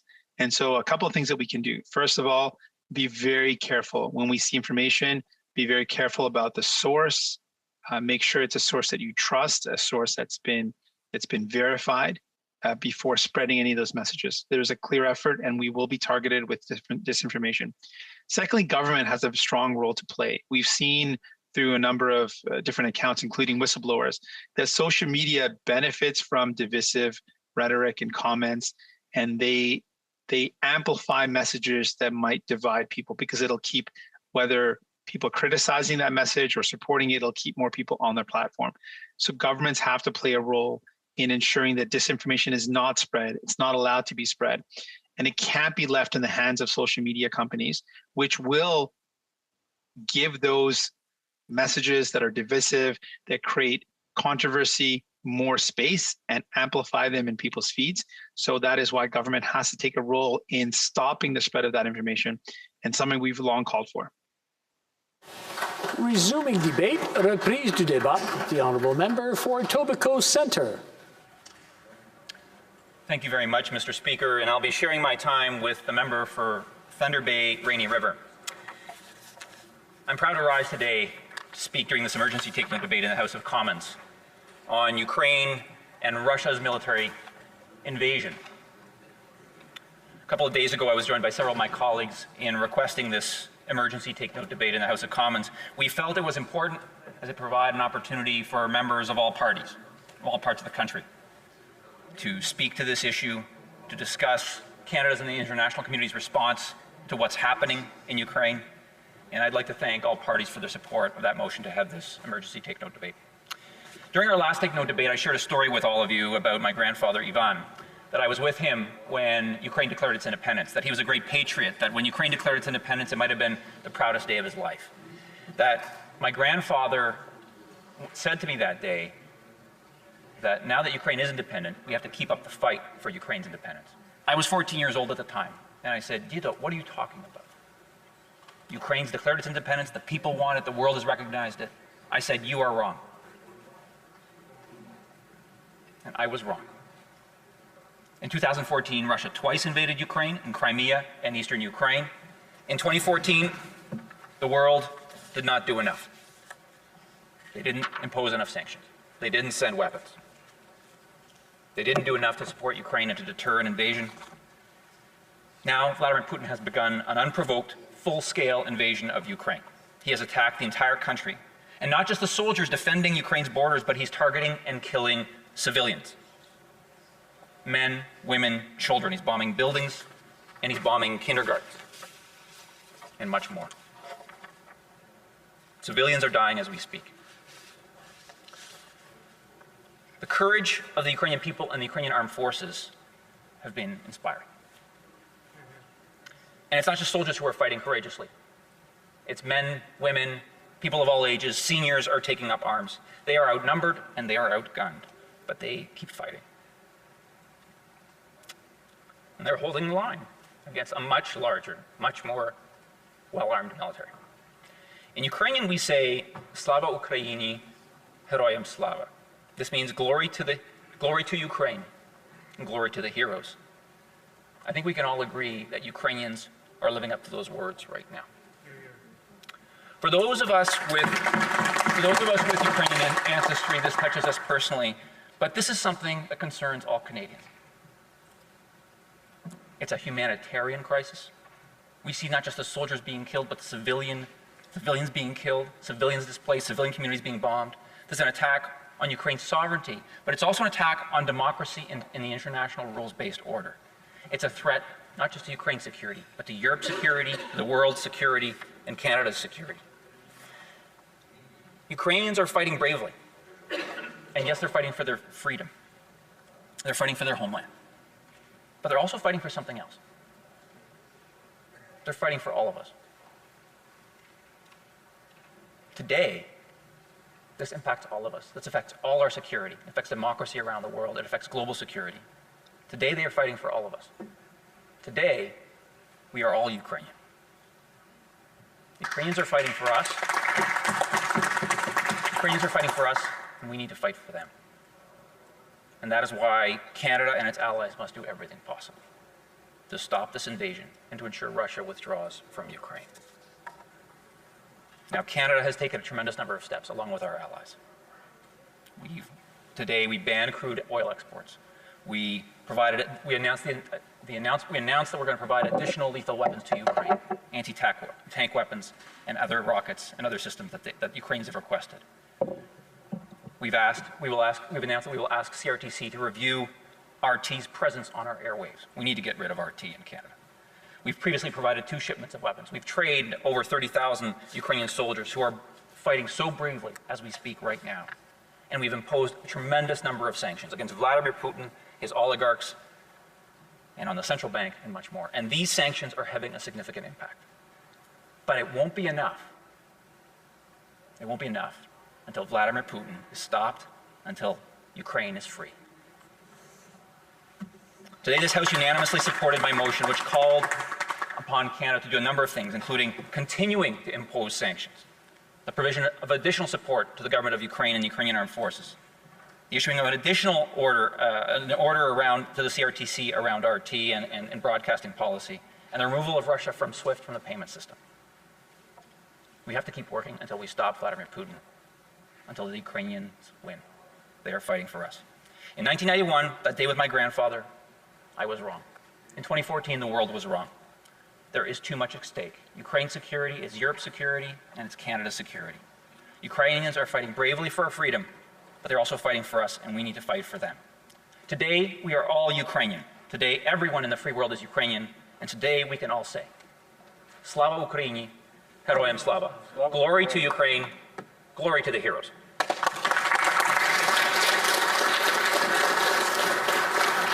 Questions and comments. The Honourable Member for Regina Wascana. Thank you, Mr. Speaker. Saskatchewan has a large Ukrainian community with as many as 15% of the province's population tracing their roots back to Ukraine.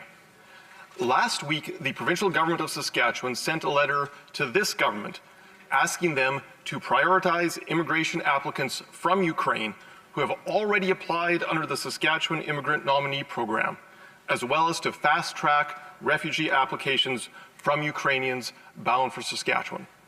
Mr. Speaker, can the government commit to working closely with the provincial government of Saskatchewan on these priority items so that we can help as many Ukrainians as possible? The Honourable Member for Etobicoke Centre.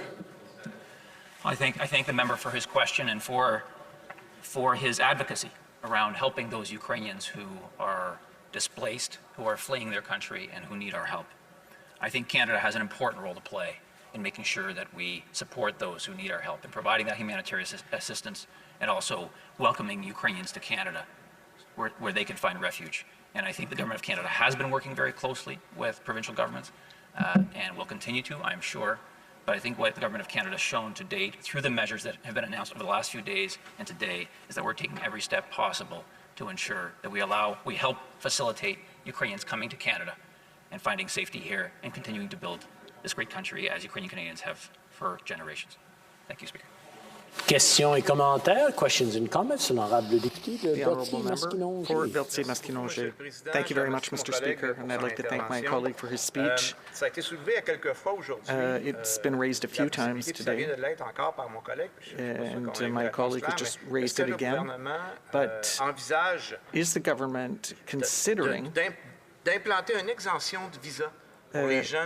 providing a visa exemption for people who want to come to Canada urgently, whether it be temporary or permanent? I'd like to hear my colleague on that, please. Thank you. The Honourable Member for Etobicoke Centre.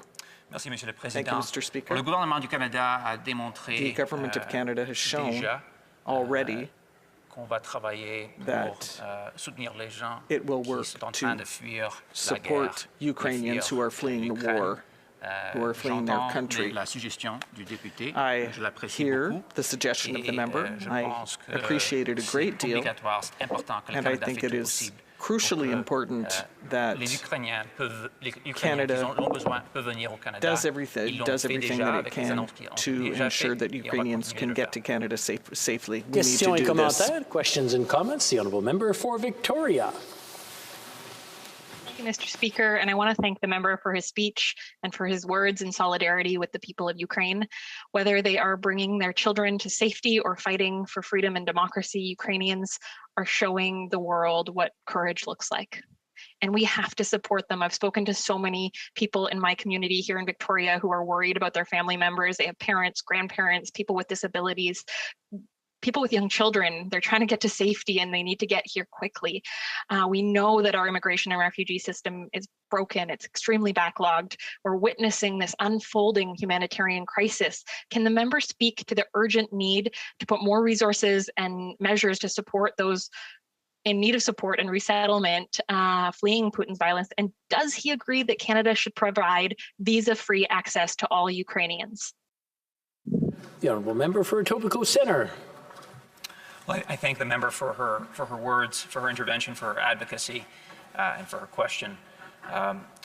Look, I believe the humanitarian needs are tremendous. I actually asked a question of the minister about this today. Civilians are being killed as we speak. Hundreds of thousands, if not millions, frankly, are being displaced and fleeing. And there's a tremendous need for the world to do so much more to support those who are fleeing, and I certainly believe that to be the case.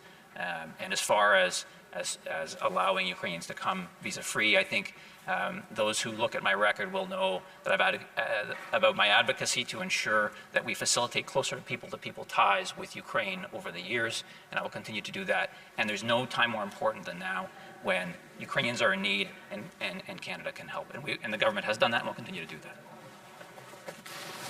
Resuming debate, reprise du débat. The honourable member for Thunder Bay, Rainy River. Thank you, Mr. Speaker. Many Canadians have a connection with Ukraine.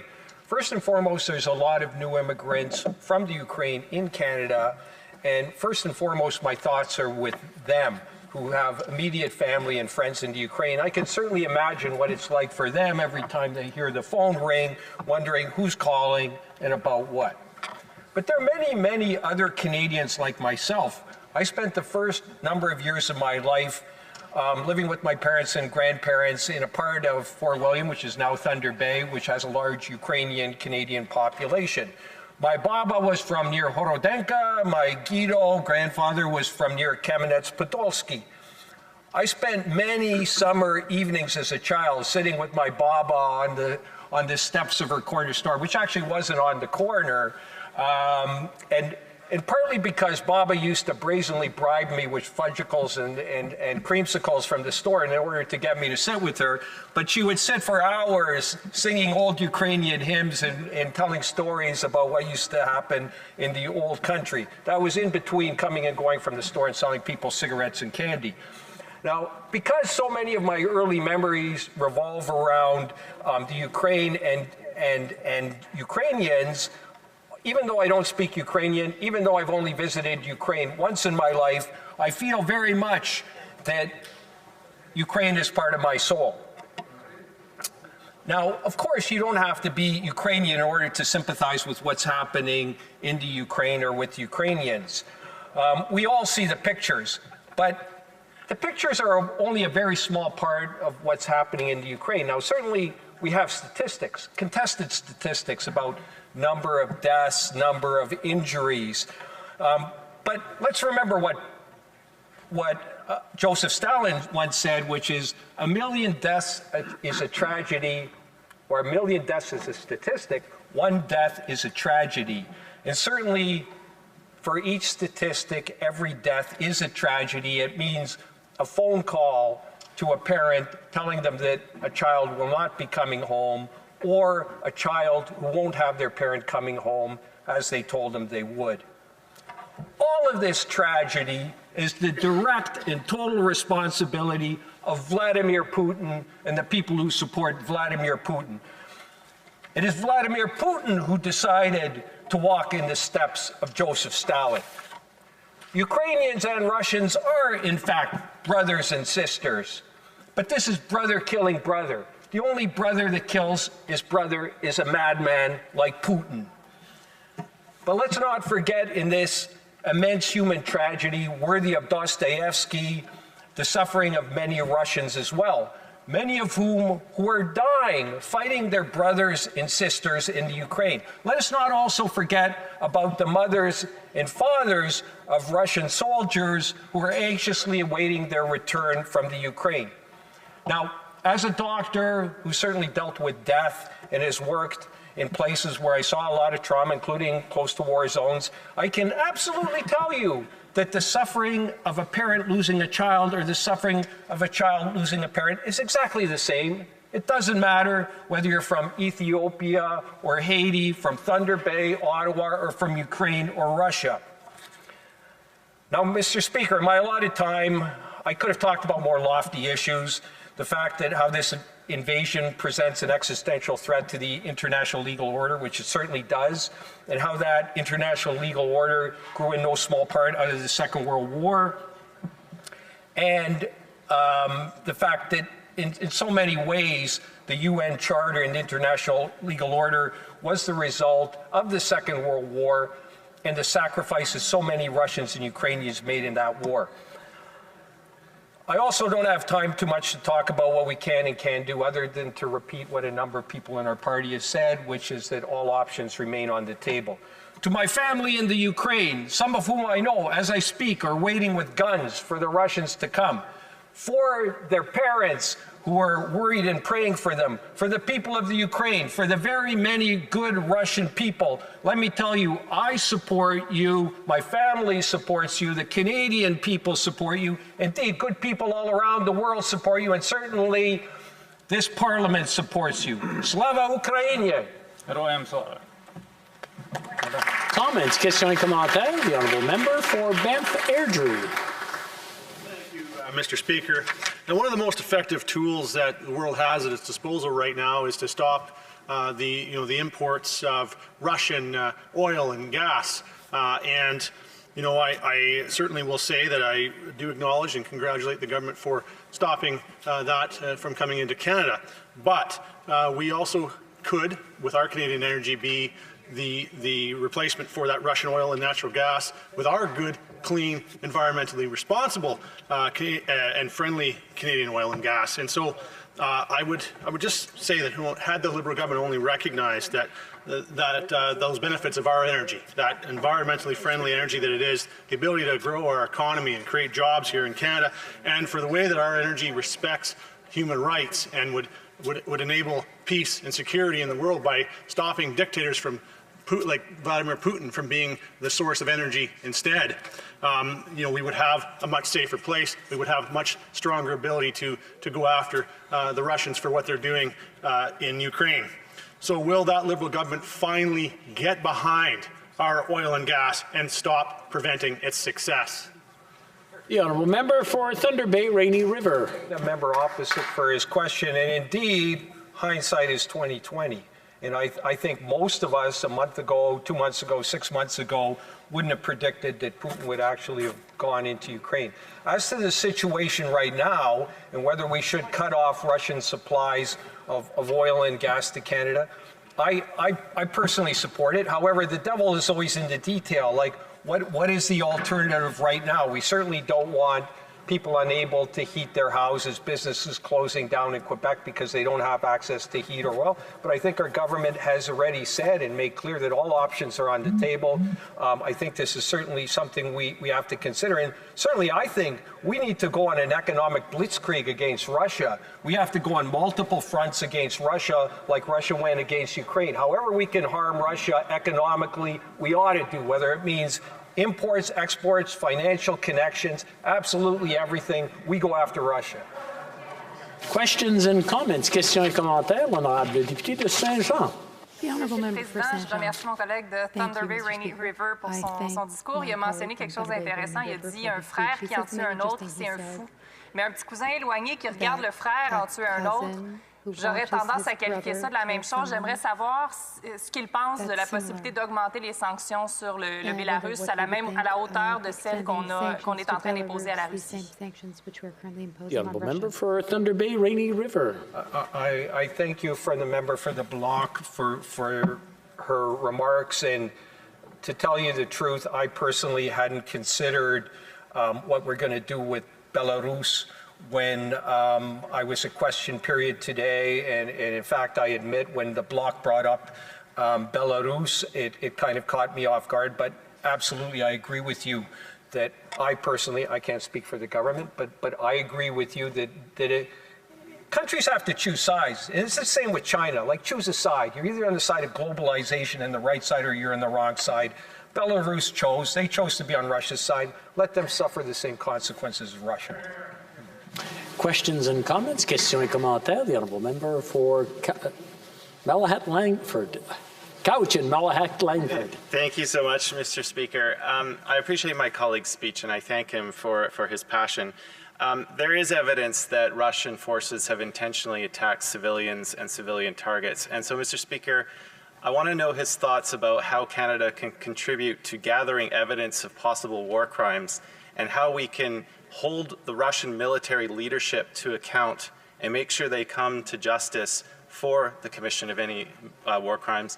And secondly, Mr. Speaker, I was incredibly moved by the thousands of Russian citizens in St. Petersburg and Moscow who risked brutal imprisonment to protest for peace. And I'm just wondering if you can comment on that, because we need to isolate Putin, but not go after the Russian people, many of whom want peace and didn't want this war in the first place. The honourable member for Thunder Bay, Rainy River, in 30 seconds or less, please. I'd like to thank the member for his observations. And absolutely, the Russian people are not our enemy. The enemy is Putin. There's very many good Russian people. There's very many people in Russia who are suffering, seeing their kids going off to fight a war that they themselves do not want. And certainly, they're on our side. They're not on Putin's side. As for war crimes and things, I would say I would take a step back further and even suggest this, which is that what really kind of goads me is the fact that Russia continues to sit on the Security Council and be the president of proceedings dealing with what's happening in Ukraine. I mean, and for them to be the decision-making body in the UN, I think we have to fundamentally start looking at some of the underpinnings of the UN, and including Russia, who clearly is not in favor of globalization, the world order, in their position in the international legal order. Resuming debate, reprise du débat, the honourable member for Durham. Thank you very much, Mr. Speaker. It's always a pleasure to rise in this House representing my home communities in Durham. And the last time I rose in this House on January 31st, my speech was on Ukraine, Mr. Speaker. And of course, a lot has changed since that speech, Mr. Speaker. Of course, for me and where I sit in this chamber, but more importantly, and something that has had the world transfixed, our fears about a Russian invasion were actualized. We've seen horrific videos of indiscriminate violence towards civilian populations by Mr. Putin and his Russian aggression. We've seen inspiring stories of parliamentarians, of elderly people, of people who've never held a rifle, picking one up to defend their land, to defend their community, to defend their country. So our fears have been actualized, Mr. Speaker, and when I last rose in this House, I never thought we would see the extent of aggression we see. So being back, and it's good to be back, Mr. Speaker, I want to start off by thanking all members of this House for their remarks tonight. This has been nice to see all sides coming together to stand up for our friends in Ukraine. I want to thank the government for moving on weapons for our allies in Ukraine. That was the subject of our debate a month ago, Mr. Speaker. I want to thank them for the aid that's been provided, the move alongside our allies to take Russia out of the SWIFT financial system, the restrictions on airspace. There must be a full court press of both diplomatic and security pressures brought to bear to halt this aggression and save lives, Mr. Speaker. And I want to thank the government. I want to thank the Conservative opposition and all members of this House for this debate tonight. I'd also like to thank Canadians, business leaders, community and charity leaders across the country stepping up, donating, doing drives to raise awareness and raise funds to help.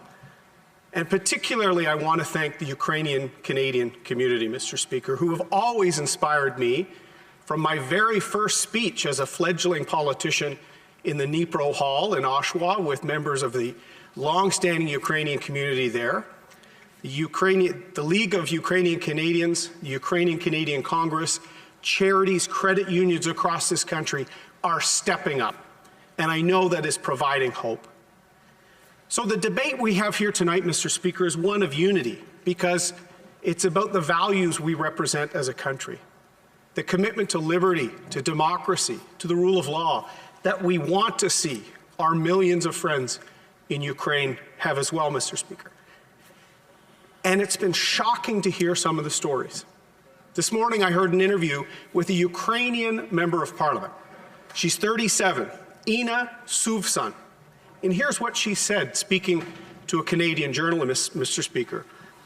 I'm so much better with words than with arms, but I will pick up arms if it comes to that, end quote. We're so fortunate in this House, Mr. Speaker, that we never have to worry about going beyond our words. The very fact that we see the President, we see members of all sides of their parliament stepping up, inspiring, and even taking up arms to defend their land.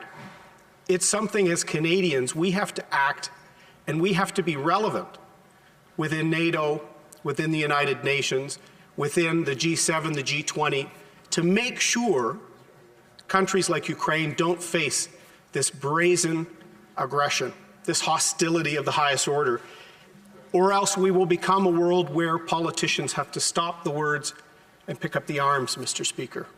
And that's a scary notion. So I want Ms. Suvsan to know parliamentarians around the world, including here in Canada, are going to fight hard to make sure she can continue to fight with her words and her democracy and not have to resort to picking up arms. So in the spirit of cooperation with my words of thanks, I would like to provide two recommendations to the government in this debate. C'est un honneur pour moi, Monsieur le Président, d'être ici comme le député pour ma ville natale. Je suis un fier ancien combattant aussi, Monsieur le Président.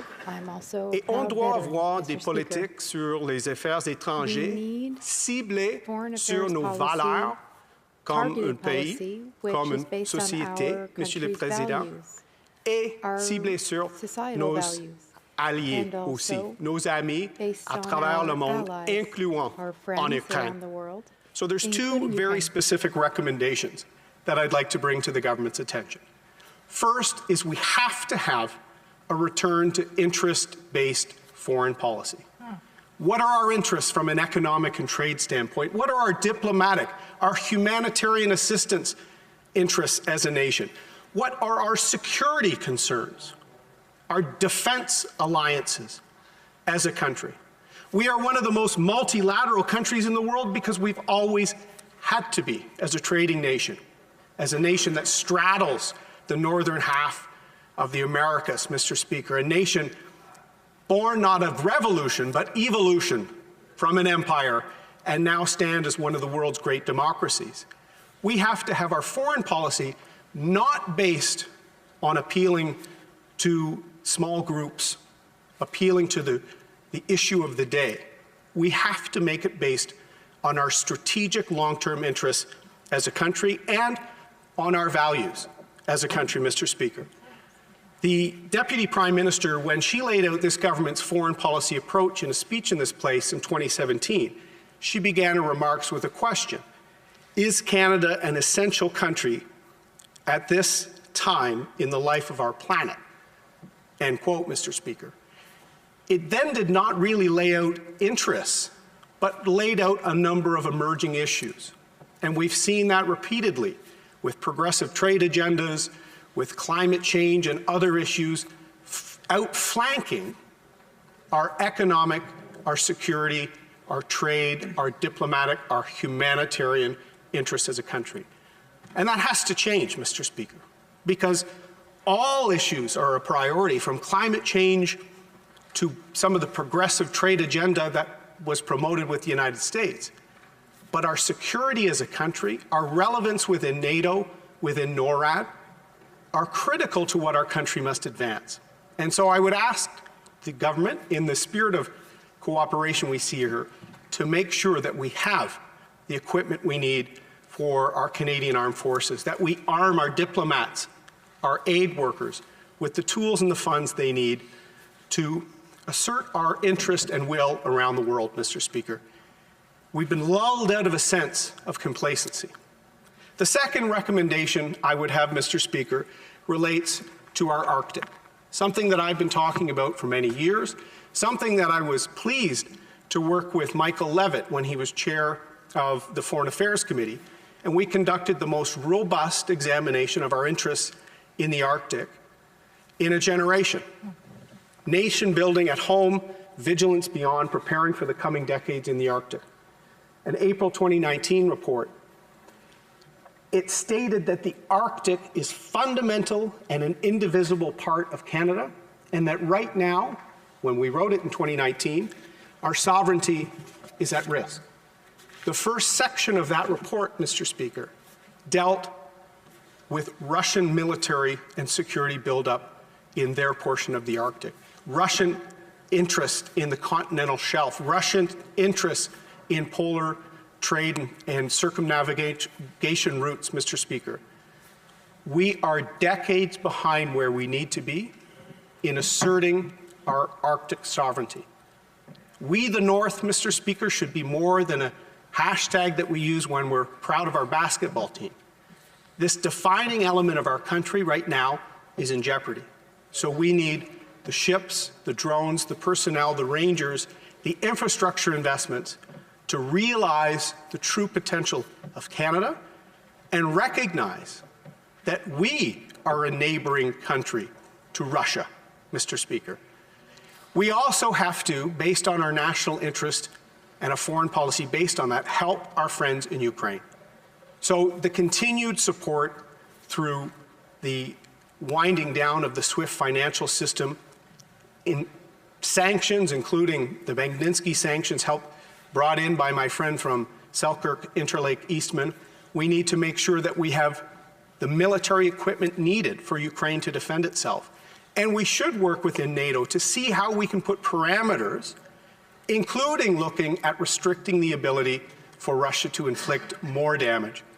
And then, of course, help with refugee support, Mr. Speaker. The 1.4 million Ukrainian Canadians have helped build this country. Canada was the first nation to recognize Ukraine, and tonight, let's show as parliamentarians that we will continue to be one of the strongest, one of the most consistent, and one of the most steadfast allies of Ukraine. Thank you, Mr. Speaker.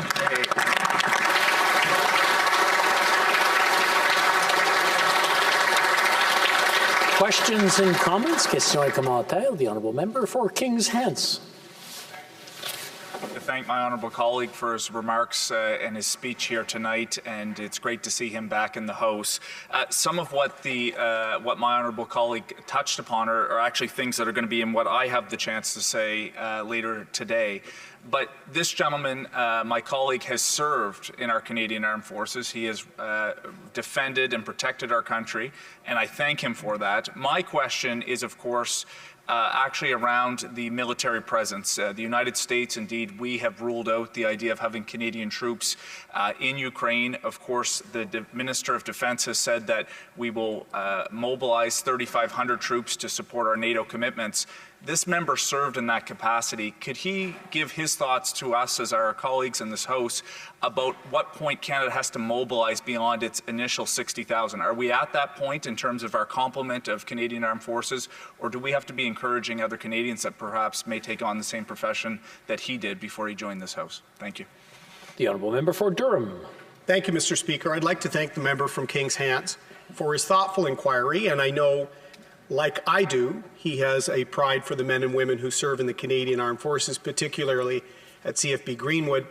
I was stationed at Shearwater and did a lot of training at that incredible airbase, and I think all parliamentarians are proud of any Canadian that steps up to put a uniform of service on for their country, whether service at home, which we've seen particularly in British Columbia in recent months, Mr. Speaker, but we've been also steadfast, going back to the Conservative government, Mr. Speaker, with operations like Unifier and Reassurance. We've had great collaboration within NATO, and particularly training operations in Ukraine and in the Baltics to make sure that we have a presence. But I really do think that there's been a creeping barrage of aggression by Vladimir Putin, and we've been lulled into a sense of complacency as a Western world. Starting in 2014 with the Revolution of Dignity, Mr. Speaker, that led Mr. Putin to go into Crimea, into the Donbass. We saw the Malaysian Air Flight 17 shot down. We saw cyber attacks in 2015 that took out part of the Ukraine energy grid, Mr. Speaker. There has been a steadfast and consistent approach of aggression, and we've hoped that the post-war world order would not change. It has changed. So in the spirit of cooperation, I know that member shares an interest in our Canadian Armed Forces. We need a nonpartisan plan to build out capacity for our Canadian Armed Forces and for exerting our control over our landmass in the Arctic, which right now, even our friends in the US have stepped away from the relationship Mr. Mulroney and President Reagan negotiated with respect to the Northwest Passage, Mr. Speaker. We must act now to help our friends in Ukraine, but also to make sure we defend our own territorial sovereignty.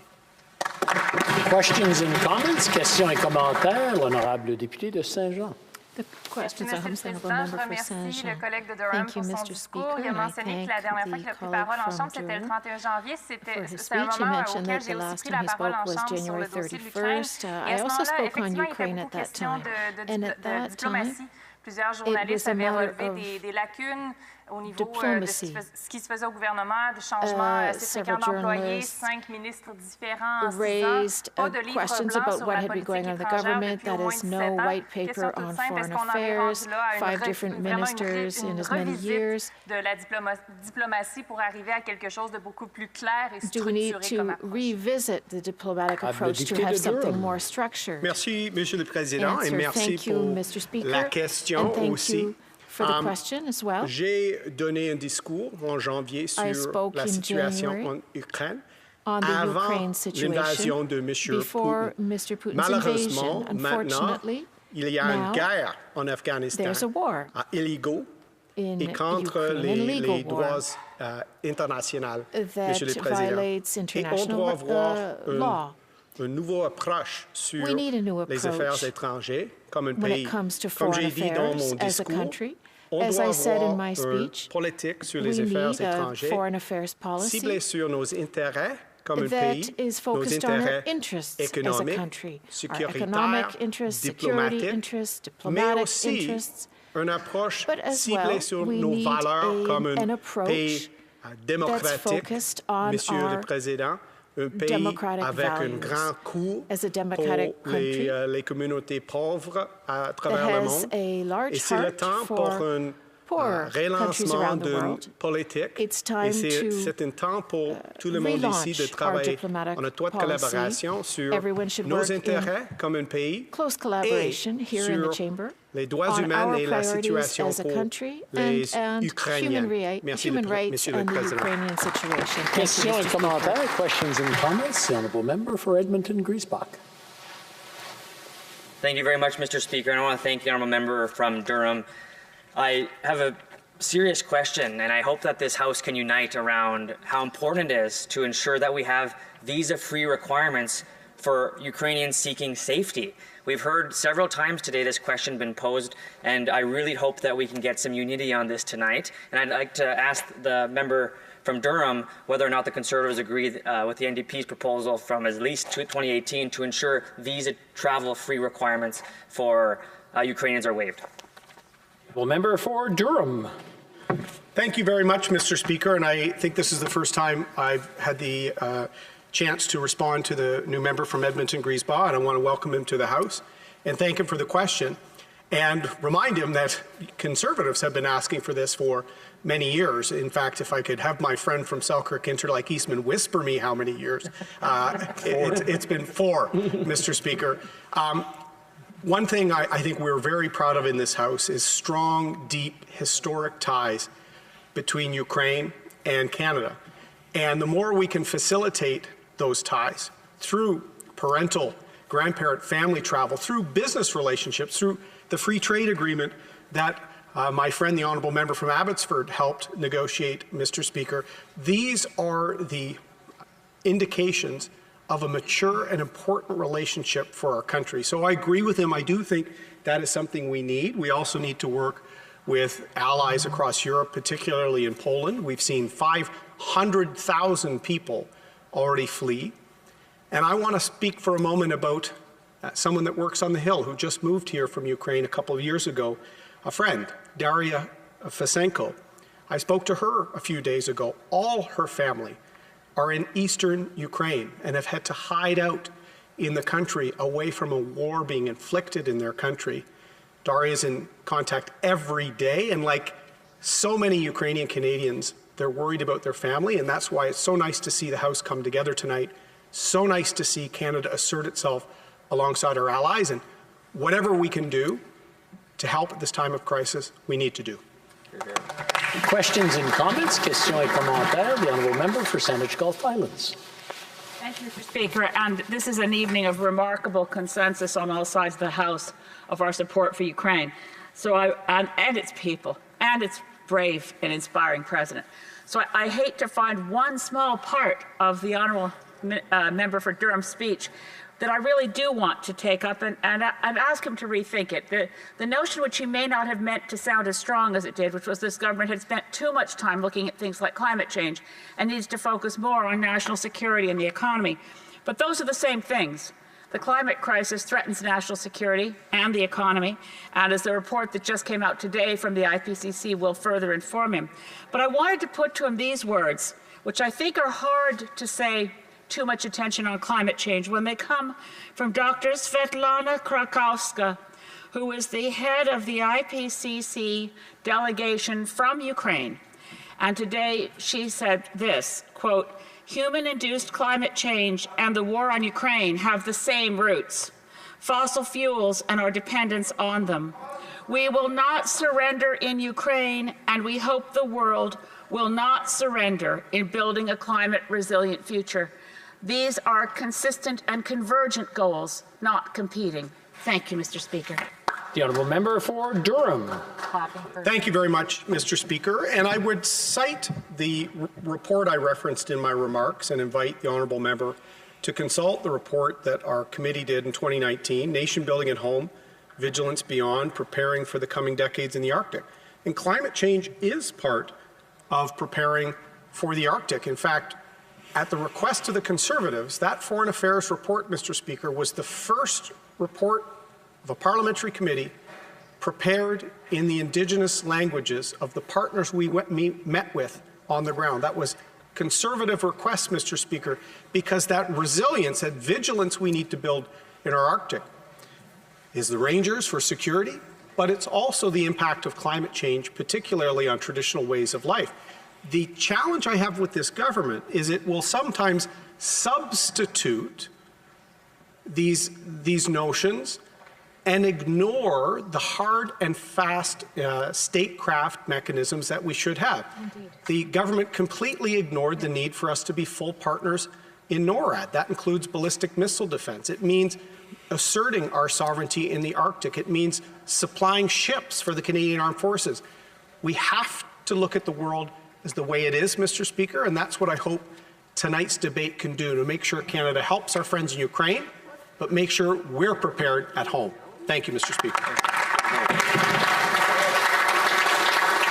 Resuming debate, the Honourable Parliamentary Secretary to the Minister of Public Services and Procurement. Thank you very much, Mr. Speaker, and I will be sharing time with the member from Kings Hants. My time is short, so I wanted to make some quick points. Over the last week, the world around us has changed, and we need to adapt. We need to change with it. Last week, people across the world were treated to two horrifying events that occurred at exactly the same time. First, what we've been talking about tonight, Russian missiles dropping on innocent civilians in the Ukraine, an illegal act of aggression committed by Vladimir Putin and his regime against a sovereign, independent neighbor. The second happened on our very continent in New York, where the Russian ambassador was chairing a meeting of the UN Security Council. The meeting was to discuss a resolution condemning Russian aggression against the Ukraine. And after denying that Russia ever intended to invade the Ukraine, the ambassador was confronted during the meeting with missiles dropping on Ukraine from Russian territory. The Russian ambassador was then allowed to continue to chair the meeting, to which his country was the named party. And then when his country was the only one to vote against the resolution, he was able to veto it. Mr. Speaker, my first point is that the United Nations badly needs reform. Whether the Security Council, the Human Rights Council, where dictatorships that abuse human rights judge democracies, we need to reform this organization. My second point, Mr. Speaker, is we need to hold Vladimir Putin and those around him in his regime, his military commanders, those who support this aggression, to account. That means we need to find a way to ensure that we let Vladimir Putin know that he will be brought before an international tribunal. The problem, Mr. Speaker, is that that international tribunal would be the International Criminal Court, and Russia has not acceded to the Rome Statute. Therefore, in my understanding, it would require a referral from the Security Council where Russia would hold a veto. Coming back to my first point, we need to reform that organization. I think, Mr. Speaker, we all have been so incredibly proud to watch the resolve of the Ukrainian people. My heart goes out to all those who are suffering there, and also to the Ukrainian Canadian community. I'm also part of a diaspora, and I think you need to be part of a diaspora to fully understand the pain when your ancestral homeland is attacked, no matter how many generations prior they were there. And so my heart goes out to those Canadians. My heart also goes out to the Ukrainians who are standing up not only for their democracy and their freedom, but for ours, but for the world's. Mr. Speaker, Canadians can be inspired and learn from Ukrainians. And my third point is that nobody in the Ukraine today is asking who they voted for in the last election or whether they believe in vaccine mandates. People are pulling together against a real threat to their country. We can use this example as a stark reminder that there are a lot of threats to Canada and the world, and we need to pull together and stop being divisive. We as members of parliament can set the example that we can disagree with people without disliking or hating them. We all believe in a strong, united Canada. We are all there to defend our country, and we need to pull together. Mr. Speaker, for the last number of years, we have had warning signs of real threats to the world order. A rise of authoritarian strongman regimes, Russia's annexation of Crimea, repression by China in Hong Kong and its threats in the South China Sea, the rise of Donald Trump and isolationism rising in the most powerful democracy in the world. The attack in the Ukraine is a culmination of this, and we need to rise to the challenge. My next point, Mr. Speaker, is in this battle, Ukraine is our friend and ally, and Putin is not. There are not two sides to this. We need to fully support Ukraine. We need to do everything we can to make sure that the economy of Russia is absolutely destroyed so that Putin's act of aggression ends and that he is replaced. And I've been very proud of how Canada has led in this regard. My last point, Mr. Speaker, before my time ends, is that we need to seriously look at increasing defense spending. I understand that military spending is not popular, but we are now faced with a world order that is changing. We are faced with new challenges posed by cybersecurity and disinformation. Russia is a neighbor in the Arctic. We need to seriously consider, are we prepared to confront this new world? Thank you, Mr. Speaker. Questions and comments? Question et commentaire. The honourable member for Regina, Wisconsin. Thank you, Mr. Speaker. Vladimir Putin needs to understand that his invasion of Ukraine is totally unacceptable, and Russia needs to become a pariah on the world stage, just like North Korea. Mr. Speaker, will the government expel the Russian ambassador to Canada and at the same time recall Canada's ambassador to Russia? The Honourable Parliamentary Secretary. Mr. Speaker, as the Honourable Member knows, I don't speak for the government on this issue. However, in my view, that will depend on whether or not we believe the Canadian ambassador in Russia, who would clearly be expelled if we expelled the Russian ambassador, is able to find things out on the ground that we need to know. I have no personal objection to strongly considering the expulsion of the ambassador, but I think there's other things that we need to do that are far more important, such as making sure that sanctions are opposed in the strongest manner against Russia, and such as making sure that there is so much pressure that the Russians try to overthrow Putin. And finally, I'm in agreement that Russia should not be part of international organizations as long as the Putin regime is in place. Questions et commentaires? Questions and comments. L'honorable député de Rimouski-Neigette-Témiscouata-les-Basses. Merci beaucoup, Monsieur le Président. Je remercie mon collègue de Montréal pour son discours. Et j'ai bien écouté le mot qui a été mentionné de la part de mon collègue est cybersécurité. Dans les derniers jours, la luminerie Alouette basée à cette île a été victime d'une attaque et on soupçonne l'intrusion de la Russie. Est-ce que le gouvernement est prêt à faire face à ce genre d'attaque et qu'est-ce qu'il compte faire dans le futur? Merci. The honourable member for Mount Royal. Je remercie mon honorable collègue pour sa question. Et oui, le gouvernement est prêt. La ministre de la Défense a répondu aujourd'hui à une question sur la question de cybersécurité. Et on reconnaît absolument que c'est impératif qu'on protège non seulement les instances du gouvernement, mais toutes les différentes instances dans le pays. C'est sûr et certain que Russie utilise les cyberattaques et il faut être prêt. Et ça, c'est une raison que j'ai proposé d'augmenter le budget pour augmenter notre capacité de relever ce défi. Questions and comments? Questions et commentaires? The honourable member for Victoria. Thank you, Mr. Speaker, and I want to thank the member for his speech. It's great to see MPs across party lines united in their support for Ukraine and also united in their condemnation of Putin. That's not the case everywhere, and the member mentioned Donald Trump in his speech, and it's appalling to see the former US president praising Putin. Putin's government has a track record of using disinformation to target democracies. So my question is about how disinformation has been used by Putin and by his regime to destabilize, to undermine support for Ukraine, and to justify this unjustifiable war. Can the member speak to what the government needs to do to combat disinformation online, on social media, and in our communities? Honorable Secrétaire parlementaire. Mr. Speaker, I want to thank my colleague for that excellent question. We need to make sure that the platforms are held accountable for driving traffic to disinformation. We have seen over and over that platforms seek to monetize revenue and make sure that people stay on their platforms for as long as possible. And hate is driven to hate. And people who believe in one world theory are driven to other conspiracy theories that they would agree with to keep them on the platform longer. We need to make sure that platforms are not allowed to continue to do that. We need to make sure that disinformation is not only flagged, but it is removed when it poses a threat to a nation's security. And I think that Russia has been the most culpable, but there are other foreign threats in this regard, and we need to take this very seriously. A commentaire, time for a short one. The honourable member for Kitchener Centre. Thank you, Mr. Speaker, and thank you to the member for Mount Royal for his always unifying tone.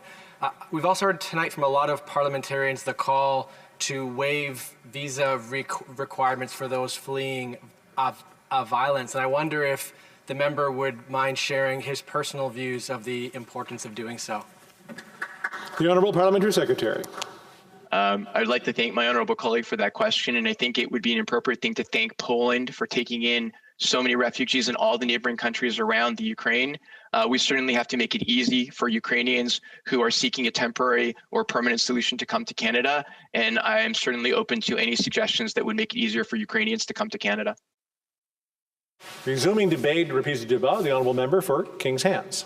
Thank you, Mr. Speaker. It's an absolute privilege to be able to be here tonight, albeit just to have 5 minutes to talk about a subject that is much more nuanced than the time allows, but I'll look to try to give my remarks proportionate to what we've seen. I'd like to thank the member from Etobicoke Centre and other colleagues in this House who have pushed for this debate. It is extremely important and timely that we're having it right now. Mr. Speaker, I will join the chorus of my colleagues in this House, indeed individuals around the world, who are condemning and denouncing Russia's egregious attack on Ukraine. It is unjust, it is unprovoked, and indeed it is against international law. Mr. Speaker, this is the largest mobilization of state-to-state warfare that we've seen in Europe in decades. And indeed, it marks a very nuanced and challenging point vis-a-vis the Cold War. I'm 31 years old. I was born in 1991, right at the time that the Soviet Union was collapsing. And this, of course, is very pronounced in the last 31 years that we've seen this. The images have been horrific. I don't know if words necessarily give justice to what we've seen. Horrific, but also inspirational in the same way. Horrific in the sense that we've seen civilians killed. We've seen beautiful, peaceful cities that just a few days ago were not dealing with this, now being bombarded with Russian missiles and bombs and soldiers on the ground. Beautiful in the sense that how we've seen the Ukrainian people come together, and the resistance from the leadership of President Zelensky to everyday Ukrainians who are banding together in such a unified fashion to fight for their democracy, to fight for their freedom. It is truly, in every word of the sense, every sense of the word, I should say, incredible and inspiring. Mr. Speaker, I'm going to take just a quick moment to talk about our response, the Government of Canada's response. I think that there would be it would be difficult to find someone in this House that doesn't support what the government has done to date. Indeed, there are calls for us to do more, and I think that those are warranted. And as the situation continues to evolve, we will continue to need to do even more for the Ukrainian people. Whether it be lethal and non-lethal weapons, whether it be the economic sanctions, which we saw today, are continuing to have an impact on the Russian Federation. The price of the ruble dropping significantly, the fact that we have worked to limit the central bank from having any access to SWIFT in those global payments is doing important work. That will not change the dynamic overnight, but it will be an important piece. I want to take the last 2 minutes that I have, Mr. Speaker, to talk about the fact of not only do we have to continue to support Ukraine, but we also have to recognize that this is a change in foreign policy around the world. And as I mentioned just previously, this is the end of the post-Cold War period. No one has a crystal ball on where things may go, Mr. Speaker, but the fact of the matter of Russia and China having an agreement signed just 4 weeks ago, the fact that China did not vote against the Russian invasion as being contrary to the principles under the United Nations signals an axis that I think should have all parliamentarians, indeed all Canadians, mindful of that dynamic from a geopolitical sense. And I, like other colleagues have done, I just want to provide some recommendations that I think it's going to be important for all of us as parliamentarians and indeed as the government to consider in the days ahead. One is looking at Canada's propensity to feed and fuel the world. I come from a riding where we're agriculture-based, Mr. Speaker. We have a tremendous capacity to feed not only Nova Scotians, but those around the world. How can we start to incorporate that into our foreign policy of Canada providing healthy, sustainable food, particularly to our allies? And if those trading relationships change over time, how we can be at the front line of making sure that we're providing that, similar to what was done 8 decades ago during World War II. We do have to be mindful of our defense spending. I asked the member from Durham earlier his thoughts in terms of mobilization. I think probably we're early yet in that conversation, but we do need to be mindful of making sure that our military, our Canadian Armed Forces are available and ready. And indeed, I would agree with my colleagues that have been talking about the Arctic, whether it be for reasons of climate change, infrastructure, economic opportunities, or our sovereignty. That will be an important piece. I wish I had more time, Mr. Speaker. 5 minutes is short for a conversation of this nuance and this gravity, but I look forward to taking questions from my colleagues. Questions and comments, questions et commentaires. L'honorable député de Berthier-Masquinongé. The honourable member for Merci beaucoup, Monsieur le Président. Je remercie mon collègue pour son discours et sa sensibilité. On sent la préoccupation, ce qui nous habite tous ici ce soir. Il y a plusieurs choses supplémentaires qu'on dit. J'entends mon collègue dire, bon, on est prêt à en faire plus. Il y a plusieurs choses, des pistes de solutions qui ont été évoquées aujourd'hui. Entre autres, étendre les sanctions à la Biélorussie. J'aimerais savoir, est-ce qu'il y a des discussions avec les partenaires pour implanter ces sanctions-là le plus rapidement possible pour faire mal à tout ce qui est le camp, entre guillemets, ennemi, là, les gens qui ont pris le camp de la Russie? People who have taken Russia's side, they're not any less guilty than Russia of this aggression. Comment cibler davantage les oligarques russes possédant les richesses importantes qui pourraient peut-être atteindre davantage le président russe? That might hurt Putin as well. The honourable member for King's Hands. Merci, Monsieur le Président. Thank you, Mr. Speaker. I'd like to thank my colleague for his question. Simplement, oui, absolument. Je pense que c'est raisonnable pour notre gouvernement. It is reasonable for our government évaluer les mesures, les sanctions économiques contre Belarus, parce que Belarus, extending the sanctions rather to Belarus, aider Russie dans cette façon à l'Ukraine, c'est aussi that would be a way to assist Ukraine. Donc, absolument, je pense que la conversation ici dans la Chambre vont continuer à propos de cette pensée et je suis d'accord avec le principe. I agree with the principle. Commentaire, questions and comments. The honourable member for Kelowna Lake Country. Thank you, Mr. Speaker. This is an important debate and conversation that we're having here this evening. You know, the last few days we've seen the spirit of my riding, Kelowna Lake Country, stand strong with making their voice heard in support for Ukraine. And I want to be clear that Vladimir Putin has created this invasion and human tragedy. It's not the people of Russia. And the central Okanagan is home to about 14,000 Ukrainians of Ukrainian descent, including myself. And I've been in touch with Ukrainian leaders in my community, and one of their asks was to immediately implement visas.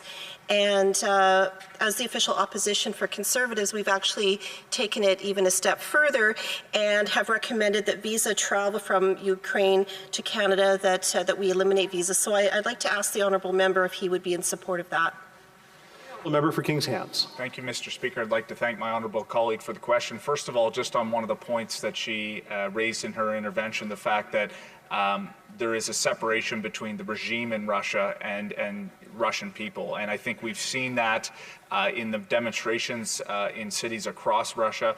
I just want to go on record for saying, of course, we have to separate Russia, the Russian regime from the Russian people. As to her question on immigration, I know our minister, as he mentioned today in the House, is exploring all options. I don't pretend to be privy to the information that he might in cabinet, but I know that we'll be exploring all avenues to be able to get Ukrainians who want to come to Canada to be able to get here, and any process to expedite that, I certainly support on this side of the House. Questions and comments? The honourable member for South Okanagan West Kootenay. Well, thank you, Mr. Speaker, and I'd like to thank my colleague for his speech. We've heard a lot of questions and replies about what Canada can do. We've heard from the Conservatives that we should stop importing Russian oil, which we don't do now anyways. I'm just wondering through you, Mr. Speaker, what the member would think about having the Canada pension plan divest itself of many very questionable investments that many of them relate to Russian oligarchs, that money that is used to create war. And I'm just wondering if he could respond to that. My colleague from Couch and Malhat Langford put forward a private member's bill on this in the last Parliament, and it's something that the government should act on. Honourable member for King's Hands, 30 seconds or so. Thank you, Mr. Speaker. I'd like to thank my honourable colleague for the question. I mean, the pension board is independent of government, but I think now is the time for government to be looking at all tools available to limit the ability for Russia, for Putin, for the oligarchs to be able to finance the war that we're seeing in Ukraine. So if that was something that was available and there was ties, I think that that's something that government can look at, particularly given the circumstances that we're seeing right now. Resuming debate, reprise du débat, the honourable member for Wellington Halton Hills. Thank you, Mr. Speaker. Je vais partager mon temps avec le député de Charlesbourg, Haute-Saint-Charles. Mr. Speaker, the attack on Ukraine by the Russian Federation, ordered by President Vladimir Putin, is the first European war since the Second World War and a serious violation of international law and our collective humanity. This attack threatens not only Ukraine, but Canada, because our security has always been inextricably tied to that of Europe's. Canadians know well the price we paid in 2 world wars in Europe. 100,000 Canadian war dead can attest to that. This attack, coming on the heels of an autocratic pact between the Russian Federation and the People's Republic of China, threatens the rules-based international order that has existed since 1945, an order that Canada helped establish, an order that has ensured the longest period of relative peace and prosperity in the modern period, an order that, if dissolved, threatens Canada's peace and security here at home. We support the actions taken to date by the Government of Canada, but more needs to be done. The government should expel Russian Ambassador Oleg and recall Canadian Ambassador Leclerc from Moscow. It should seek Russia's removal from multilateral fora such as the G20 and OSCE. Diplomatic isolation is needed because diplomacy did not work. In fact, President Putin used diplomacy for his own purposes to disinform and to distract. The government should direct the CRTC to adopt a new policy to terminate licenses of state-controlled broadcasters that spread disinformation and propaganda, so that Russia Today, RT, can be removed from Canadian airwaves, as should other authoritarian state-controlled state-controlled broadcasters here operating in Canada. We must get serious about the disinformation and propaganda spread by proxies of Russia and China here in Canada. The government should also immediately implement visa-free travel for Ukrainians wanting to come to Canada, as has the European Union already, as have member states of the European Union already have done. We must be clear-eyed about these proposed measures. We must be clear-eyed that these proposed measures are not going to stop the invasion in Ukraine. We must be clear-eyed that the measures announced to date by the Government of Canada are not going to stop the invasion in Ukraine. We must be clear-eyed that a middle power like Canada can only do certain things to counter the threat from Vladimir Putin and the Russian Federation. And if we are clear-eyed, there are 2 things we can do. First, we must understand that energy is vital not only to our economy, but to our security. Russia understands this. Canada has not. Russia supplies 40% of Europe's natural gas and uses this to intimidate Europe and Ukraine, threatening to cut off supplies. If supplies are cut, people will freeze, factories will shutter, and Europe's economy will plummet.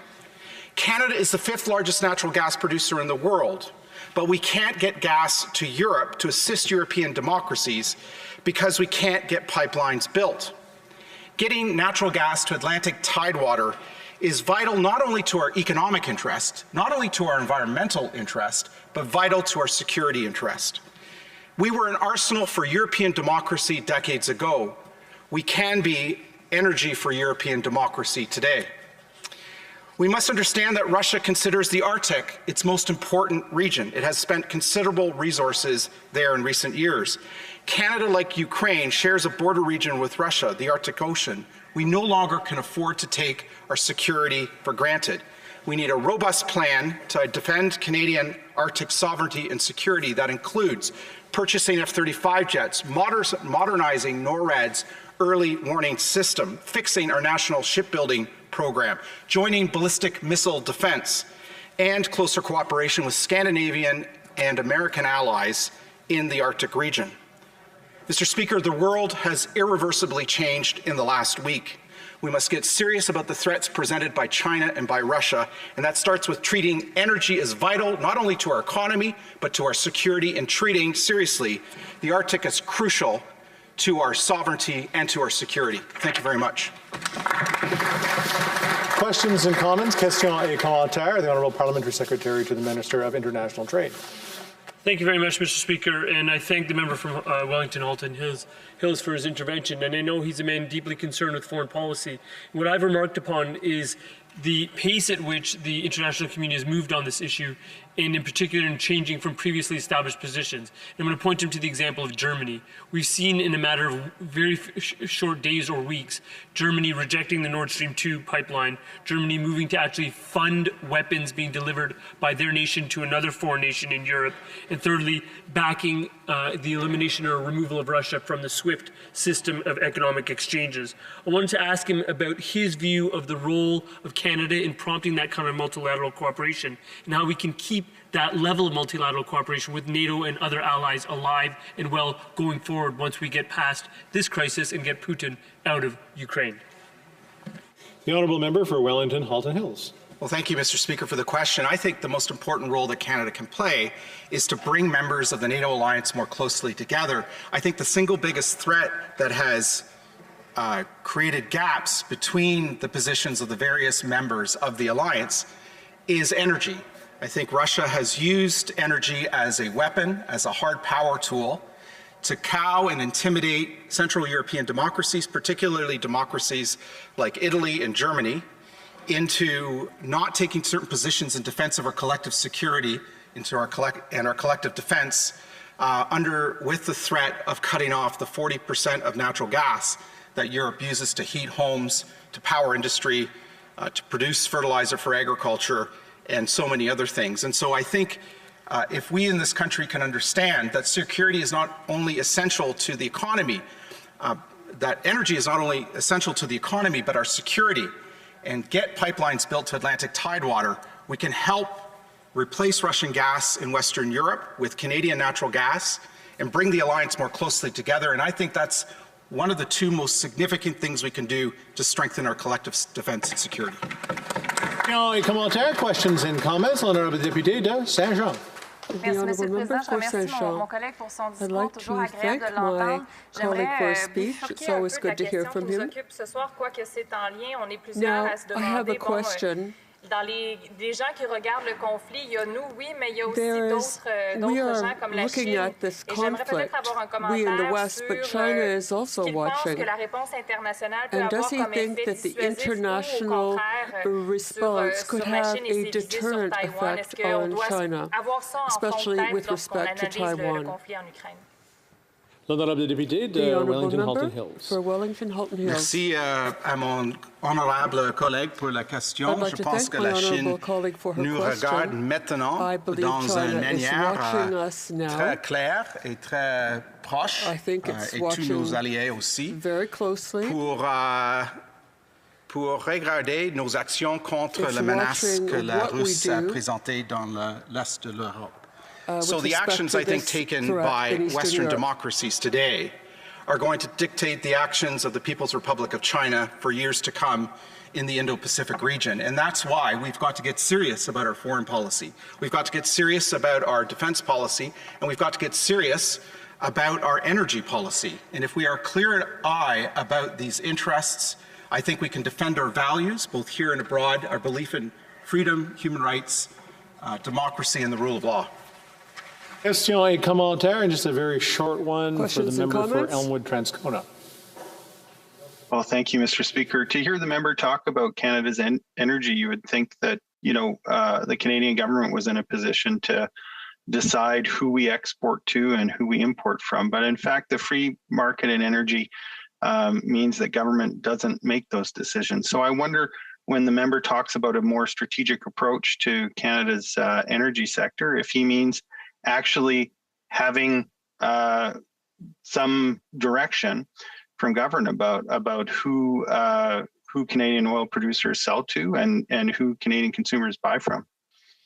Honourable member for Wellington Halton Hills, 30 seconds. Thank you, Mr. Speaker. Thank you to my honourable colleague for the question.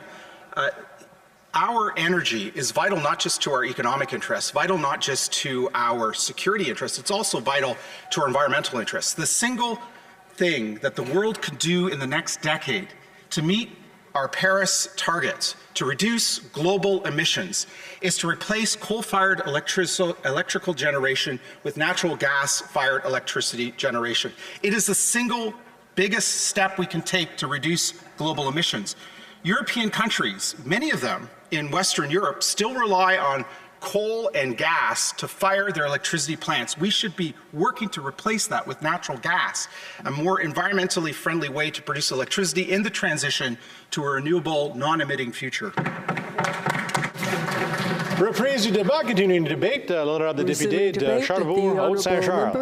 Merci, M. le Président. Thank you, Mr. Monsieur le Speaker. Président, je me lève dans cette Chambre ce soir pour ajouter ma voix à celle des millions de personnes partout à travers le monde qui voient le grand danger maintenant que représente Vladimir Poutine. On va passer des années à les forces canadiennes à apprendre par cœur l'organisation du pacte de Varsovie, après avoir regardé et mémorisé les tactiques soviétiques, les différents véhicules utilisés comme le T-80B, le RDM-1, le BMP, apprendre à reconnaître les différents types d'avions. Je peux vous dire que j'espérais toujours pendant ces années But I always hoped over all those years that I would never have to face à partir du début des années 2000, le terrorisme international est devenu l'ennemi. Et pendant ce temps-là, Vladimir Poutine se préparait. J'aurais débuté avec une citation du correspondant de la BBC à Moscou, Steve Rosenberg. Il a déclaré qu'il se questionnait sur le comportement de Vladimir Poutine. Dans ses réflexions, il disait ceci de Poutine, et je cite, « Il n'annexera sûrement jamais la Crimée. Il l'a fait. Il ne déclenchera jamais une guerre dans le Donbass. Il l'a fait. Il ne lancera jamais une invasion à grande échelle de l'Ukraine. Il l'a fait. Il a aussi dit, j'en ai conclu que l'expression ne fera jamais ne s'applique pas à Vladimir Poutine. Et cela soulève une question inconfortable. Il n'appuiera jamais sur le bouton nucléaire en premier, n'est-ce pas? He would never hit the nuclear question button, théorique. right? Poutine vient de mettre les forces nucléaires de son pays en alerte spéciale, se plaignant des déclarations agressives sur l'Ukraine de la part des membres de l'OTAN. Fin de la citation. Monsieur le Président, c'est pas faire de la petite politique ou faire de la politique quand on s'inquiète de cette situation.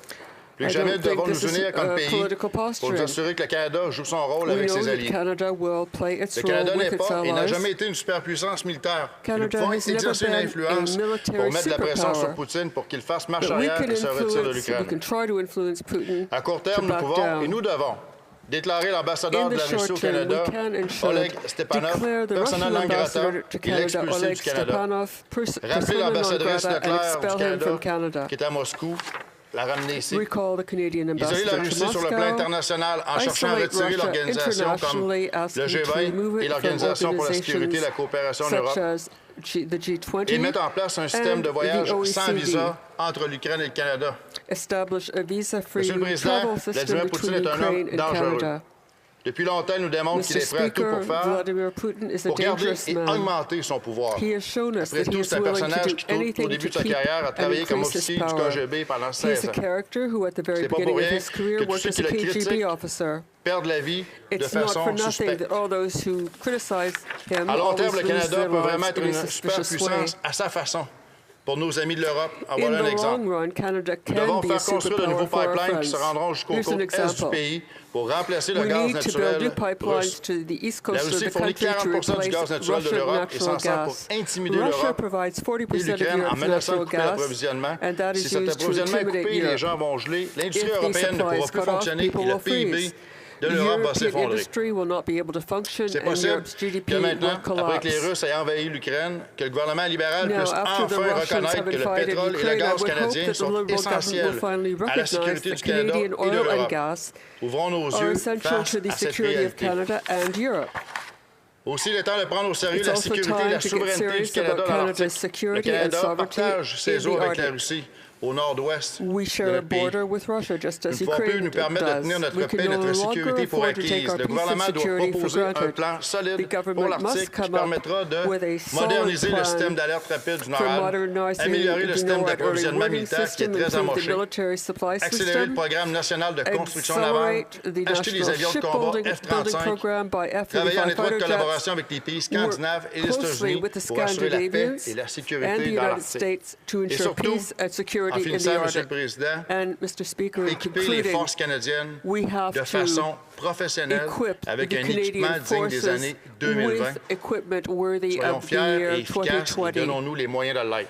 Merci, Monsieur le Président. Questions et commentaires, questions and comments. L'honorable député de Saint-Jean. The honourable member for Saint-Jean. Thank you, Mr. Speaker. I'd like to thank my colleague. Now, we've heard since the beginning of the day, we've heard Conservatives talk about pipelines to help de sanctions contre la Russie, là, mais on espère tous que assez rapidement la guerre sera terminée. Est-ce que mon collègue peut dire, au moment où ça arrivera, qu'il y aura eu des pourparlers de paix, si, par exemple, les oléoducs ne sont pas terminés de construire, il va arrêter de les faire construire et de demander qu'ils soient construits. Monsieur le Président, merci à ma collègue pour sa question. Je vois où elle veut venir. Moi, je pense qu'il faut plus s'ouvrir les yeux aujourd'hui, de voir ce qui se passe avec l'Europe, de voir ce qui se passe avec la Russie. On a des menaces. La menace russe existait, mais les gens hésitaient à vraiment prendre ça pour un danger réel. Là, on le voit maintenant. Ce qu'on doit, comme Canadiens, on a des ressources naturelles. Oui, on doit viser pour les changements climatiques, viser à changer. Mais pour les prochaines années, on a encore besoin de gaz naturel, qui est une ressource en passant qui est beaucoup moins polluante que les unes au charbon. Et l'Europe aurait tout avantage à avoir plus de gaz naturel, du gaz naturel canadien, qui remplacerait aussi le charbon. Donc, c'est avantageux pour tout le monde, c'est avantageux pour la planète. Et surtout, de se retirer du lien qu'on a avec la Russie, pour l'Europe surtout, et c'est avantageux le Canada d'un point de vue économique, tout en aidant l'Europe. Questions et commentaires. L'honorable secrétaire parlementaire de la ministre du Commerce international. I thank the member opposite for his comments and for his contributions tonight. And I presume he would share my view that we've all been quite amazingly in showing admiration for the courage and strength of the Ukrainian people and for the leadership of their president, President Zelensky. And when offered an exit strategy out of Ukraine, he responded, and I quote, I need ammunition, not a ride. That was his response to the Americans. That's President Zelensky. In response to that kind of plea, what we've seen on the side of the Canadian government is we've had defensive equipment provided, we've had lethal armaments of $7.8 million provided, and just today the minister announced 100 anti-tank weapons and 2,000 rockets being provided. And I know the member opposite is a defense critic and is very knowledgeable on this file. If he can comment to me on what that kind of lethal aid provision represents as a precedent for Canada and how it bodes for Canadian future military policy in aid of our allies around the world, fighting against bold-faced aggressors engaging in unlawful acts such as Vladimir Putin. Thank you, merci. L'honorable député de Charlebourg, Monsieur le Président, merci à mon collègue pour sa question. Effectivement, je sais un peu de quoi on parle pour avoir tiré de différentes armes anti-chars, entre autres. Et je rappellerai à mon collègue que le Parti conservateur, depuis plusieurs mois, demande au Canada de fournir des armes. Là, on avait de la misère à dire armes létales, on avait peur de prononcer le mot létal parce que ça faisait peur. Là, maintenant qu'on que l'Ukraine est sous attaque directe de la Russie, il n'y a plus personne qui a peur du mot. Donc, de parler d'armes, anti-chars, anti-blindés, c'est le minimum qu'on pouvait faire pour aider l'Ukraine, en plus des armes qu'on a envoyées, des C7, C9, C6, des armes de sniper, de la munition. C'est tout ce que ça prend pour faire une guerre. Puis ça fait longtemps qu'on disait qu'il fallait supporter l'Ukraine avec les armes dont le Canada dispose, les réserves qu'on avait. Et je suis content qu'on le fasse. Et oui, on doit continuer à le faire et fournir ce qu'on peut. Tout en aussi pensant aux forces canadiennes qui ont besoin de façon urgente d'équipements aussi ici chez nous pour défendre notre pays en cas de besoin. Merci. Questions et commentaires, questions and comments. The honourable member for Edmonton-Griesbach. Thank you very much, Mr. Speaker. And I want to thank my honourable colleague for his intervention. And part of that, I spoke to some of my constituents just recently, is Friday and Thursday, and many of them were concerned with IRCC in light of the crisis. We have said that while prioritizing permanent residency applications and travel documents for Ukraine is a necessary measure, the Liberals must not repeat the mistakes that have been made with the Afghanistan humanitarian crisis. They must ensure this work is done properly with new staffing, resources, and immigration levels so that existing significant backlog for all streams within IRCC is not further impacted. Do you agree that the government should be allocating new resources to IRCC in order to process these new applications? L'honorable député de Charlebourg-Haut-Saint-Charles, 30 secondes.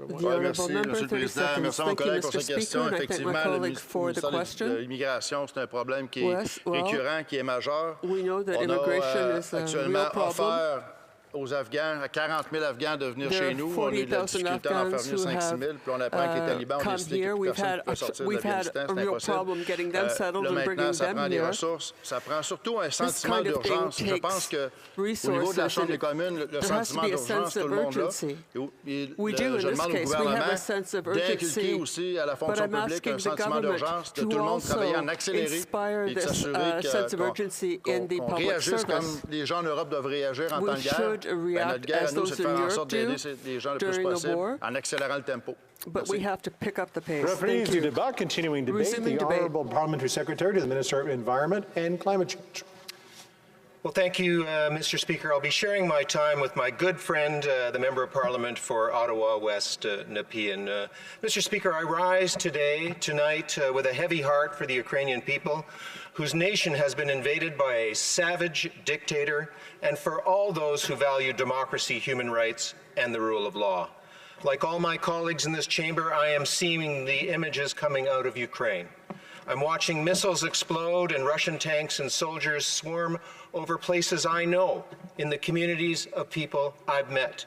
I was an election observer in 2004, stationed in the Luhansk region of Ukraine, only 60 kilometers from the Russian border. This was the first round of the Ukrainian presidential election, rife with interference by Putin and the Russian state, that eventually led to Ukrainians rising up in the Orange Revolution and the election of Viktor Yushchenko in the final round of voting. I saw firsthand the massive police presence around polling stations and the indisputable evidence of election fraud. But I also experienced the kindness of local Ukrainian citizens at the polling stations I visited, and I witnessed their belief that they were participating in an important moment in their country's history. Years later, Putin began waging a covert war in this same region of Luhansk, as well as in the Donbass, costing the lives of 17,000 Ukrainians. Since that time, as an election observer, Mr. Speaker, I have traveled to cities like Zaporizhia and Kherson on missions to help Ukraine strengthen its healthcare systems, where tanks now roll over the black soil of the countryside that reminds me so much of my home province of Manitoba. I have spent time in the beautiful capital of Kiev, on that iconic square known as the Maidan, in the aftermath of the revolution of dignity that cost so many Ukrainian youth their lives. My mother's family have their roots in the Lviv region, where young people in their late teens and 20s are now brandishing firearms to fight for their homeland. So, Mr. Speaker, like so many in the House today, I am heartbroken about what those families and friends are going through, huddled in basements or subways, fleeing the country, or taking up arms to defend their homeland. Ukrainians have been fighting Russian aggression for centuries, Mr. Speaker. They have been through some of the darkest times in history. And yes, there will be dark days ahead. But what I know, Mr. Speaker, is that the Ukrainian people have an indomitable spirit, an undying love for their country, their culture, and their freedom. They have always prevailed and will prevail again. Let us be clear. Vladimir Putin's latest act of war on a sovereign nation is not only an attack on Ukraine, but an assault on the rules-based order that has kept global-scale conflict at bay for 80 years. It is an attack on democracy itself here in Canada and around the world, and so we must take a stand. And we, with our allies, are indeed taking a stand. Vladimir Putin strives to divide NATO, but in fact, he's given NATO a renewed sense of purpose and of unity. With the voices of nationalism and populism so loud around the world these days, it may seem that there are few who are willing to defend liberal democracy with their whole hearts. But the people of Ukraine are showing us all that those values of freedom and an open society are worth fighting and even dying for. The question for us here today is, what will we do to help them? Mr. Speaker, this government has taken strong measures to help Ukraine in concert with our allies and NATO partners.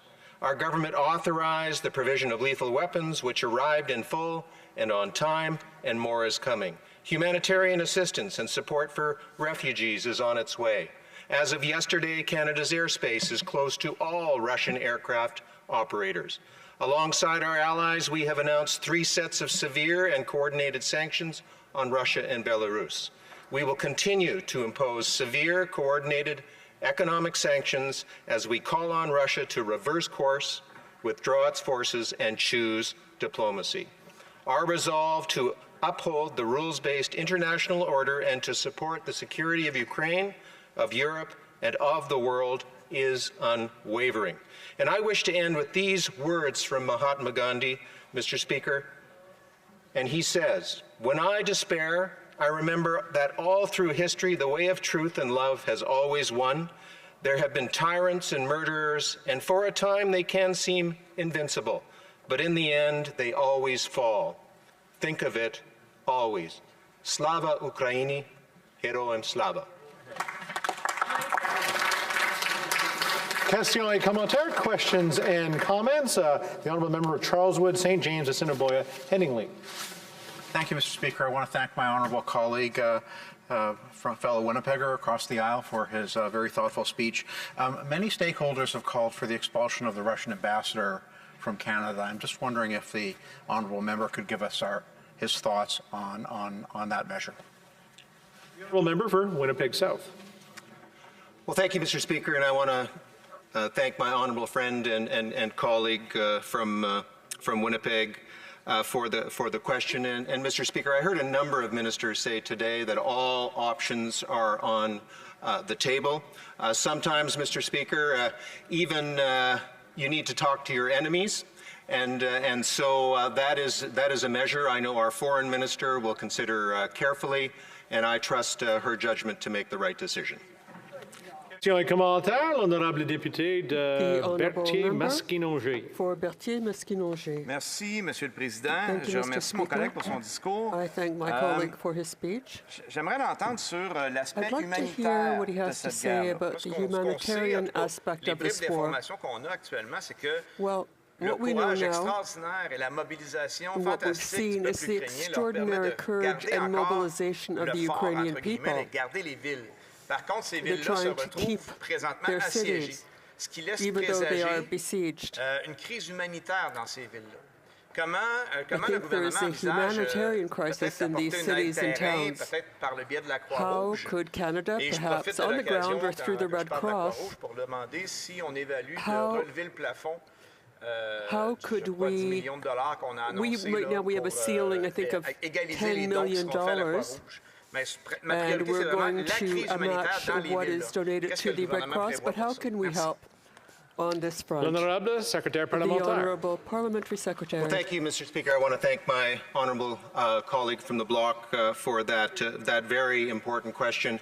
As the member mentioned, our Minister of International Development made an announcement that Canada would match up to $10 million of humanitarian aid. And I think he also heard, and we're going to hear from the Parliamentary Secretary shortly, that he was open to increasing that amount. I know the Ukrainian-Canadian Congress, through the Ukrainian Foundation, has issued an appeal, and we are all working in our communities to raise money for Ukraine. And I want to say, Mr. Speaker, while I have the floor, I was at a rally in Winnipeg with 5,000 Winnipeggers, Ukrainian Canadians, non-Ukrainian Canadians, standing up for Ukraine, all pledging to help Ukraine on the humanitarian, on the military, and on the sanctions side. Question et commentaire, the honourable member for Victoria. Thank you, Mr. Speaker, and I want to thank the member for his speech, for standing in solidarity with the courageous people of Ukraine as they fight for their freedom and for democracy. I asked about visa-free access before, and I didn't get a clear answer from the government, so I'll ask it again. Ukrainians don't require visas to travel to 141 countries, including most European countries. The NDP has been calling for visa-free access for Ukrainians for the past 4 years. Does the member agree that Canada should offer visa-free travel to Ukrainians? And what does the member think is behind this government's hesitancy to offer this to the people of Ukraine? The Honourable Parliamentary Secretary. Well, Mr. Speaker, I want to thank the Honourable Member for Victoria, who I serve on the Environment Committee with, and thank her for standing with Ukraine. Mr. Speaker, we heard the immigration stand up in the chamber today, and again say that a number of these things are under consideration. Mr. Speaker, I think we should do everything in our power to help people in danger make it to our shores. We have 180,000 people of Ukrainian extraction and ancestry in the community of Winnipeg, and I know that we can welcome them with open arms. They can be in touch with their culture, their language, their religion, and find a safe home in Winnipeg. Reprise du débat, continuing debate. The Honourable Member for Ottawa West, Nepean. Thank you, Mr. Speaker. It is with sadness, alarm, and great resolve that I stand in this House today to speak at a moment in history where our words and actions will have great impact. I had hoped to never be in a position to speak about war in this chamber, but in the face of open aggression by Putin's Russia, which is undermining decades of peace brought about by the post-World War II international rules-based order, Canada must do everything in our power to stop this. L'attaque de la Russie contre l'Ukraine est également une attaque contre la démocratie. On the part of Russia against Ukraine is a war against democracy. It also attacks freedom and human rights and should not remain unpunished. We continue to support Ukraine. We've all been watching heart-wrenching scenes of civilians being targeted and killed, fleeing their homes, taking refuge in subway tunnels, and stepping up bravely to fight for their country and for freedom in Ukraine. These are scenes we never hoped that we would see ever again in Europe. We've heard interviews with Ukrainian civilians who have expressed a sense of shock and disbelief that something like this could happen in 2022 in Europe, that it could happen in full view of the world. Most of them, like us, grew up in a generation that has never known war. It seems unthinkable to them. But, Mr. Speaker, the unthinkable has become reality. Before entering politics, I worked in the former Yugoslavia. When I was 29 years old, I spent a year in Bosnia-Herzegovina, just a few years after the Dayton Peace Accords. I grew up, like most Canadians, thinking of war as something that happened to our grandparents, as something that could never happen to us. I took peace and democracy and freedom for granted. But working in Sarajevo, it was my peers, those who were my friends, who were then in their 20s, who had been at the front line. Eventually, my colleagues and friends started opening up to me about their experiences. Women who'd been raped, who'd watched their fathers and brothers taken away at gunpoint, shot and left in mass graves. Young people who would go out for bread and be shot by snipers. They told me of atrocities that I can't repeat here in this House. At the age of 29, I stopped being sheltered by a false sense that war is something of another time and another place. I lost my sense of innocence about what humanity is capable of doing to one another. The comfort that comes from a veneer of civilization that I came to know is incredibly thin. My friends in Sarajevo were Europeans. They were students. They never imagined that they would see war. In fact, they told me that when they marched in the streets and their own army, the Yugoslav National Army, took aim and started shooting at them, they didn't run because they didn't believe it was really happening. And Mr. Speaker, I'm seeing the same incredulity on the faces of Ukrainians today. We cannot abandon them because peace is not inevitable. Peace takes constant vigilance. And sometimes peace means fighting to stop war crimes and aggression and horrors from spreading. If we let it happen in Ukraine, what does the world do when Russia comes for our north? When other dictators learn lessons from Ukraine? We cannot allow the unthinkable to happen just because we can't imagine it. We must do everything to stop it right here, right now. From the beginning, the Canadian government has stood resolutely with Ukraine.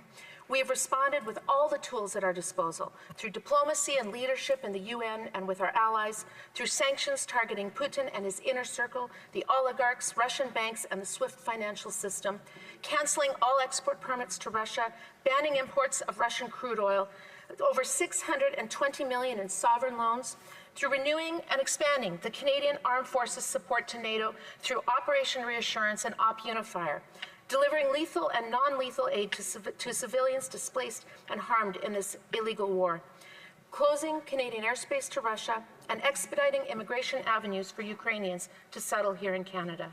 Mr. Speaker, today Ukrainians are not just fighting for their freedom, they're fighting for all of our freedom. We will not allow Putin and his thugs to dismantle the peace and prosperity that democracy has brought to the world. We will not waver. We will stand with Ukraine. Slava Ukraini. Thank you, Mr. Speaker. Questions and comments? Question et commentaire. The honourable member for Simcoe North. Thank you very much, Mr. Speaker, and thank you to my honourable colleague for her intervention and her contribution to tonight's conversation. I've been hearing from some constituents, including one that actually just passed through one of the border crossings from Ukraine into Poland. And one of the things he mentioned to me was the lack of supplies and necessities that people at the border have to support those individuals, you know, blankets in cold in the elements. Many of these individuals fleeing are women and children. I'm wondering if the honourable member would like to comment on some of the humanitarian aid that we could provide and if she would support increasing that support. Thank you. The Honourable Parliamentary Secretary. Thank you, Mr. Speaker, and I thank my honourable colleague for that question. I agree 100% with my colleague. We've already seen that we have created the matching fund with the Canadian Red Cross of $10 million. That is just a start. We've already provided $35 million in development aid, another $15 million in humanitarian aid. We are working with other countries, not just for Canada to step up further, but for other countries to also step up. We are taking a leadership role, and I know that the honourable member will hear more in the coming days. Thank you. Question et commentaire. Questions and comments. The honourable member for South Okanagan, West Kootenay. Well, thank you, Mr. Speaker, and I'd like to thank the member from Ottawa, West Nepean, for her speech.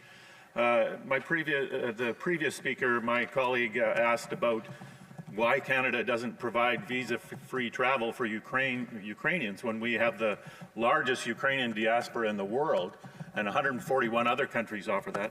But what I would like to know is, will the government automatically extend the visas of Ukrainians who are here in Canada now, whether they be student visas or work visas, so that they're not forced to go back to Ukraine at this time?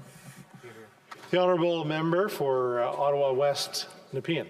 Thank you very much, Mr. Speaker, and I thank my honourable colleague for that question. And yes, we are extending visas for those Ukrainians who are here in Canada on temporary visas. We are expediting all immigration visas. We're creating corridors for Canadians, for permanent residents and their families to be able to come here. And I thank the honourable member for his advocacy, because these are incredibly important moments to be able to bring as many people as we can to safety, and those who are already in Canada to not have the stress of worrying that they're going to have to return home. Thank you.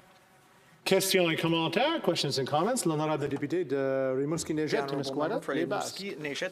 Merci beaucoup, Monsieur le Président, et je remercie ma collègue pour son discours. Monsieur le Président, on le sait, le Canada et ses alliés ont fait l'action de retirer les banques russes du réseau SWIFT. On sait cependant qu'il reste encore plusieurs banques à, bien évidemment, retirer de ce réseau. Je veux savoir quel est le plan du gouvernement pour enrayer complètement les banques russes dans le réseau SWIFT. The honourable member for Ottawa West Nepean. Yes, thank you very much to my colleague and Mr. Speaker. We have been working in very close coordination with our allies, with like-minded countries, to be sure that we are standing united in making sure that Putin, that the oligarchs, that the banking system is going to be completely isolated in the world. You heard the Prime Minister very clearly say that we want to remove Russia from the SWIFT system.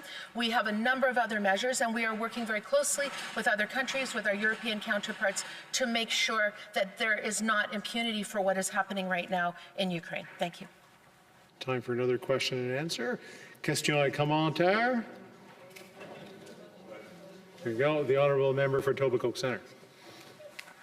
Thanks very much. Thanks very much, Mr. Speaker. And I'd like to thank the member for her, not just her remarks, but for her advocacy and her work, particularly in her role as in her parliamentary secretary role. And going to that, I'd just like to ask her if she could speak to summarize for folks watching at home what some of the key things are that Canada has done from a humanitarian perspective, and needs to be focused on in the days and the weeks to come. Honourable member for Ottawa West Nepean. Yes, thank you very much, Mr. Speaker, and I want to thank the member for Etobicoke Centre for his incredible advocacy on this and for his untiring and unwavering work in this area. And I would like to assure the member that in addition to what I mentioned previously, the $10 million matching fund, which I encourage all Canadians to take advantage of, and the $50 million that we recently announced, which is in addition to over $240 million that we've provided in previous years, we are working globally. We are working with our counterparts to make sure that we are providing more humanitarian aid and that other countries are stepping up as well. Thank you, Mr. Speaker. Resuming debate, reprise du débat, the Honourable Member for Selkirk, Interlake, Eastman. Thank you, Mr. Speaker. And you know, I'm splitting my time with the member from South Surrey, White Rock, and I just want to thank her for her leadership as our Shadow Minister for National Defence on this file on Ukraine, as long with the great work that's been done by my friend, the Shadow Minister for Foreign Affairs, the member from Wellington, Halton Hills. And I also want to thank the government for coming up with the sanctions that we need, delivering the lethal weapons that we've been calling for. Ukraine has desperately needed, and there's another bunch of weapons that were announced today that are going to go to Ukraine, which will go a long way in helping them defend their homeland. You know, what we've been witnessing over the last 5 days, I think all of us find surreal. It's heartbreaking with those of us that have friends and family still in Ukraine. And it's hard to watch, as I'm hearing tonight, that Russia has gotten way more aggressive in dropping in thermobaric warheads. This is a step down from nuclear. This is a very catastrophic event that's happening tonight, and one that should be classified as a war crime. And I think all of us here are keeping the people of Ukraine right now in our thoughts and prayers as this is playing out before the world on TV. But you know, it's heartbreaking, and it's something that it's going to take a long time to get over. But at the same time, we've all been inspired by the leadership of the government of Ukraine and what they've been able to do in mobilizing their citizens. We've been inspired by the bravery and courage of just regular people picking up arms to defend their country and fight side by side with their soldiers who have been courageous in warding off the invading hordes coming across the border from Russia. And, you know, it's because of that tenacity that Putin didn't count on. He completely miscalculated on going forward with this invasion of Ukraine. And we've got to keep in mind here, why has Ukraine been able to hold off one of the greatest military powers in the world? And it's because when you look at the Russian troops, they're fighting for a tyrannical dictator. You know, and you look at the people of Ukraine. You know, what are they fighting for? They're fighting for their country. They're fighting for their democracy. They're fighting to protect their freedom. You know, they're fighting because they are trying to protect the European aspirations that they've had since the Maidan in 2014. And of course, they're fighting to protect the Ukrainian culture. And most importantly, they're trying to protect their families. And that's why you see men and women, you know, have come up and picked up arms. These are true patriots. Now, you know, we've witnessed already Putin's revisionist history, you know, his toxic rhetoric, and we all know from everything leading up to this that Putin is a pathological liar and we should never trust him, and that's why diplomacy will never work with this man.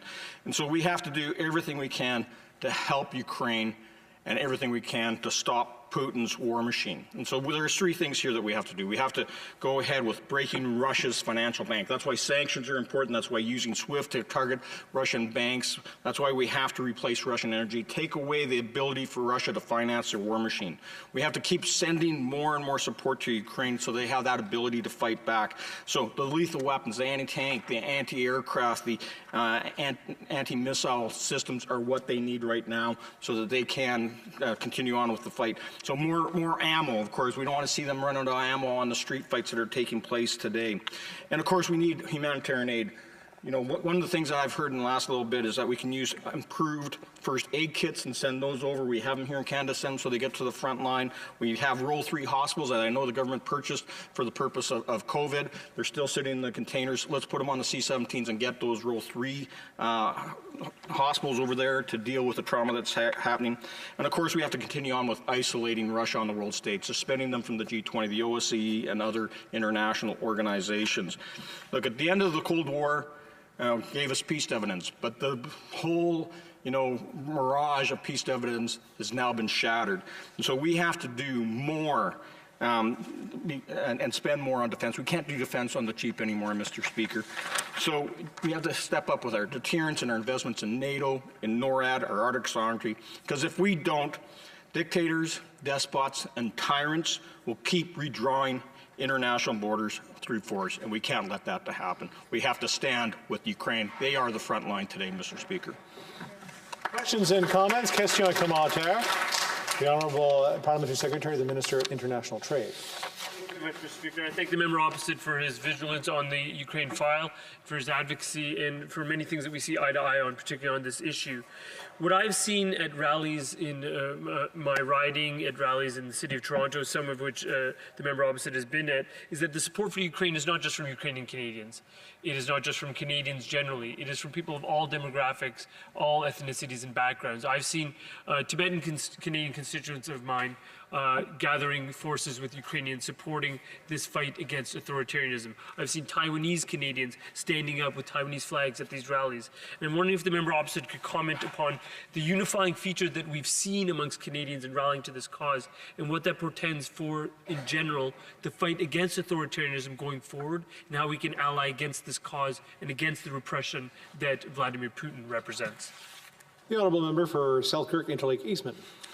Yes, and I want to thank the honourable member for his comments. And it's been inspiring watching how Canadians from all walks of life have come out to support Ukraine at these rallies right across the country, from coast to coast to coast. And I've been at a few of these now in Manitoba and Ontario, and people are overwhelmingly in support of Ukraine and want to help, regardless if they have Ukrainian heritage or not. And as Canadians, as I say, we're all Ukrainian today because Ukraine is fighting for democracy. They are fighting for human rights, and they are fighting for the international rule of law. And, we have to, since Ukraine is fighting for all of us, we have to, all of us, do everything we can for Ukraine. And that's why, UCC has been organizing these rallies. I encourage people to get out there and donate. I appreciate the government is matching donations with the Red Cross right now so that we can increase humanitarian aid and use organizations like the Canada Ukraine Foundation to help those in need in Ukraine during this unpleasant time of the war. Questions and comments? The Honourable Member for Edmonton-Griesbach. Thank you very much, Mr. Speaker. And I want to thank my honourable colleague. He's actually been very wise, and as soon as I've gotten to this place here in the House of Commons, I've learned a lot from this member, particularly to Ukrainian issues. And I would like to seek this member's advice again in relation to the Russian war crimes that we're witnessing right now. These crimes are truly atrocious. What role could Canada play to making sure that we can hold Russia accountable for these war crimes? In particular, can Canada fund some of the observations for these missions? Thank you very much, Mr. Speaker. The Honourable Member for Selkirk Interlake Eastman. Well, Mr. Speaker, I thank the member from Edmonton-Griesbach for his kind words, and I also just want to say, Mr. Speaker, that the OSCE has been active in Ukraine, monitoring what was originally the line of contact under the Minsk Agreements 1 and 2, and have been already documenting a lot of the things that were happening in violation of those Minsk Agreements, and they are also the ones that will be documenting all the war crimes that are happening. We need to make sure that the UN, of course, is involved in this documentation, but there is a role to play. For NATO, for the RCMP, for the FBI, for other law enforcement agencies to ensure that everything that Russia is doing right now, that we can hold Putin and his inner circle to account, including dragging them in front, as I said yesterday, dragging them in front of the Hague at the International Criminal Court. Questions and comments? The Honourable Member for Barrie-Innisfil. Thank you, Mr. Speaker. And one of the conversations that we're having as a result of this war crime by Vladimir Putin is the issue of energy security in this country. Obviously, Europe is supplied by natural gas with Russia. Canada is the fifth largest producer of natural gas. Clean Canadian energy can be exported around the world, not just used here at home. But the issue of energy security is becoming critical, and I'm wondering if the honourable member would comment on that. The honourable member for Selkirk Interlake Eastman. Well, thank you, Mr. Speaker, and I thank my friend from Barrie for that question. And I can tell you that energy security for Europe is something that is of utmost importance. If we want to ensure that Europe doesn't have to be reliant on Russian natural gas, Russian oil, then let's capitalize on our ethically produced, environmentally friendly, heavily regulated oil and natural gas sector and move those products to Tidewater in the Atlantic so that we can easily supply them. This has to become an issue of national importance, of national security, and ultimately this is about international security to ensure that Russia doesn't have the abilities to keep funding their war machine. Here, here. Resuming debate, the honourable member for South Surrey, White Rock. Well, thank you, Mr. Speaker. As I stand here tonight, as with all my colleagues in this House, my thoughts and prayers are with the people of Ukraine, their indomitable spirit and their keen sense of patriotism as they stand up to a ruthless Russian dictator in Vladimir Putin. As Shadow Minister for National Defence and a former Associate Minister of National Defence, my mind is also on the 550 Canadian soldiers in Latvia and the crew of our frigate, HMCS Montreal, now in the Mediterranean, and their families, and what they're going through right now. I think of the reinforcements we're sending as well. When I was in Cabinet, we had made the transition from war fighting in Afghanistan to the Afghanistan training mission. These things weigh on your heart and mind. I can imagine that my government colleagues are not sleeping that well right now. So my thoughts are also with the ministers who are directly involved and the government at this time. Close to home, Canadians pride themselves on their majestic and largely untapped Arctic.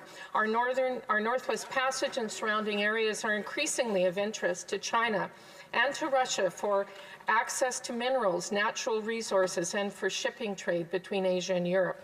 Russian aggression on the European continent brings home to Canada that an aggressive Russia might also be eyeing our Arctic. Russian aggression could just as easily take place in the area adjacent to our Arctic coast and waters, and this must be understood by all Canadians. The prospect of further Russian aggression in the north only reinforces the need for this government to purchase new F-35 fighter planes without delay and to cut steel on new warships. As we all know, Canada has its signals intelligence listening post at Alert and an Arctic training center and a command center at Resolute Bay. This year, we are supposed to get our first Arctic port as operational. In terms of defense capabilities for this vital region, we have our aging CF-18 fighter fleet, Victoria-class patrol submarines that can linger near the edge of the ice cap, a force of Canadian Rangers, and Arctic offshore patrol vessels. It's simply not enough, and we must do more. Canada's Northern Warning System needs a major upgrade of its sensors and its coverage, both north and south, to protect us from a variety of new military threats, like hypersonic ballistic missiles, cruise missiles, and hypersonic glide vehicles, all armed with nuclear warheads. Russia's Kola Peninsula is one of the most militarized areas on the face of the planet. It is home to Russia's Northern Fleet and therefore home to its sea-based nuclear deterrent. In the last few years, Russia has refurbished 13 air bases, 10 radar stations, 20 border posts, and integrated emergency rescue stations on its Arctic coast. Russia has also created a Special Forces Arctic Brigade to be deployed to the region and has tested a series of hypersonic cruise missiles and nuclear-powered undersea drones. Canada must take our Arctic sovereignty and security much more seriously and not allow Russia's huge military buildup to go unnoticed and unchecked. Canada must push back on the Russian government with several initiatives. And I note, and my colleague mentioned this, that the latest reports say that Putin has used thermobaric weapons today in Kharkiv.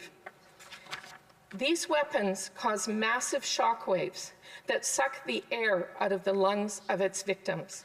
This is very serious, and there is now a 40-mile-long Russian convoy outside the capital of Kyiv. There's many things we can do. We can expel the Russian ambassador. We can recall our ambassador. We can give visa-free access. We can immediately move to remove Russia from the G20. We need to send more help. These concrete actions will send a message to Putin, to his oligarchs, and the people who keep him in power that you can't invade a sovereign state. It's time that they listen to the words of a great leader, Mikhail Gorbachev, who said, "The world will not accept dictatorship or domination. We need only look at the patriotic fire in the eyes of Ukrainians and their President Zelensky, and Ukrainians here and everywhere, and understand they too yearn to be free." Thank you. Questions and comments? The Honourable Member for Scarborough-Guildwood. Thank you, Mr. Speaker, and I wanted to thank the Honourable Member for her speech. I counted it a privilege to be able to serve on the Defence Committee with her, and it's been a good relationship. I agree with her. One of her core points that the Russian militarization of the Arctic is moving at a furious pace, and it is of considerable concern. It should be a considerable concern to every Canadian. But I wanted to bring her back to a question that interested me in our hearings this afternoon, and that is that Canada has spent millions of dollars in the training of Ukrainian soldiers, there's a slip, of Ukrainian soldiers. And it appears that this may be actually paying off, that the resistance being put up by the people and the soldiers to the Russian invasion is really quite impressive. And it may have something to do with the training that's been provided over the last few years. The Honourable Member for South Surrey White Rock. Well, thank you to my colleague. And yes, we're working away in the Defence Committee, and in fact, just were there earlier this evening. I think this is a very important point that you make, and I think that's something that all Canadians should be proud of, that we have had trainers in the region for some years now, and no doubt that Canadians have had a big hand in their readiness to fight. You can't put the heart in people, they find that themselves. But what we have done and can do is continue to train those who stand up for democracy and who have actual threat like Ukraine has been dealing with now for a long time. Questions et commentaires, questions and comments. L'honorable député the Honourable Member for Berthier-Masquinongé. Merci beaucoup, Monsieur le Président. Thank you very much, Mr. Speaker, and I'd like to thank my colleague for her speech. Since she is very familiar with military matters, I'd like to have her opinion on a proposal that was made by the Conservative Party earlier today to expel the ambassador of Russia, the ambassador to Canada back to Russia, and to bring back the Canadian ambassador from Russia. So we do think, though, that a certain amount of dialogue should be maintained. So does she think it would be productive to expel the ambassador instead of maintaining dialogue? Thank you. The Honourable Member for South Surrey White Rock. Well, thank you, and thank you to my colleague for your question. Yes, I do think the ambassador should be expelled at this point, and I do think we should recall ours. Yes, dialogue is always important, but this is a ruthless, tyrannical dictator that is now in charge of an enormous army, the second largest military force in the world. And he has shown over and over again that he's not interested in dialogue. He's not interested in talking. There's been all kinds of opportunities for that dialogue, and I'm always one who pushes for dialogue and pushes for talking and not going that extra step unless we have to. But this person is not listening at this point, and if he shows any indication of at all of being willing to listen, there are avenues that we can make that happen. Questions and comments? Questions et commentaires. The Honourable Member for Brandon-Souris. I want to thank my colleague for her speech tonight as our defence critic, and you know, I had the opportunity on the European Union Friendship Committee that we have in Parliament to spend a few years as on the Standing Committee of Parliamentarians for the Arctic region. And my colleague mentioned the Arctic sovereignty that we have as a neighbor with Russia in our north. And I wonder if she could elaborate just a little bit more in regards to the issues around the Arctic and our independence and making sure that that we stand our ground in that area. The honourable member for South Surrey White Rock in about 30 seconds. Okay, thank you, Mr. Speaker, and thank you to my colleague for that excellent question. I think on both sides of the aisle, everybody is talking about a need for NORAD modernization. I don't think that's news. But what needs to be done, there's an expression that is used, and it's either use it or lose it. And as far as China and Russia are concerned, they have been very clear that they want to be the powers in the Arctic. Whereas Canada, we believe that we should be standing up for our Arctic, and that means all of Canadian sovereignty. We simply have to do more. Thank you. Resuming debate, the honourable member for Etobicoke Lakeshore. Thank you, Mr. Speaker. I'll be sharing my time tonight with the honourable member from London North Centre. Mr. Speaker, first I want to start by again thanking members of the opposition and from all parties for agreeing to this debate tonight, because was it not for our unity of purpose, we wouldn't be having this discussion tonight. I'm rising to speak on an issue that none of us want to be talking about. It's as simple as that, Madam Speaker. You know, we were here on January 31st talking about a possible threat of invasion of Ukraine. Just a few short weeks later, we're standing here worried about the threat of the use of nuclear weapons. I never thought I would see this in my lifetime, Madam Speaker. It is surreal in the extreme. For the second time in 2 years, the world has come together to fight significant challenges. This time, it is to voice our aggression from one antagonistic individual who is actively, aggressively threatening democracy and attacking an innocent nation. Mr. Speaker, we join the international response to Russia's invasion of Ukraine. We must send a very clear message to Russia that its flagrant violation of the UN Charter of International Law and of the sovereignty of territorial integrity of Ukraine will not be tolerated. Short, Madam Speaker, we stand with Ukraine.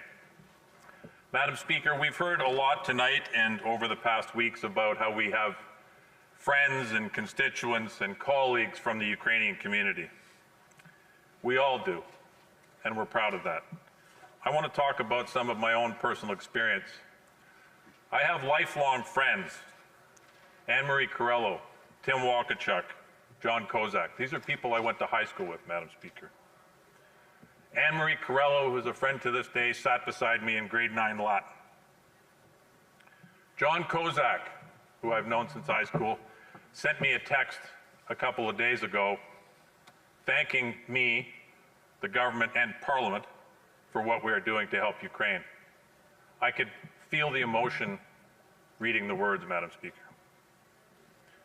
My friend Tim Walkichuk, when we were in high school, he would always take a day off to celebrate with his family in Ukrainian Christmas in January. At the time, we just thought he was goofing off and skipping a day of school.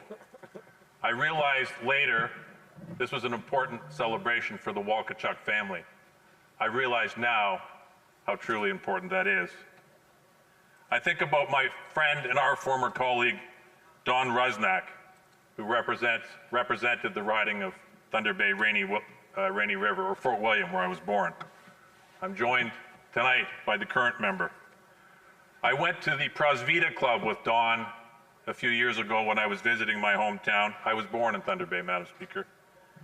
It's a club where Ukrainian Canadians and Canadians of all walks of life come together to celebrate Ukrainian Canadian heritage. It was a moment I remember now more than I did just a month ago. Many of us in this chamber have welcomed young Ukrainian interns into our office. I've spoken of this before in this chamber. I think of them now.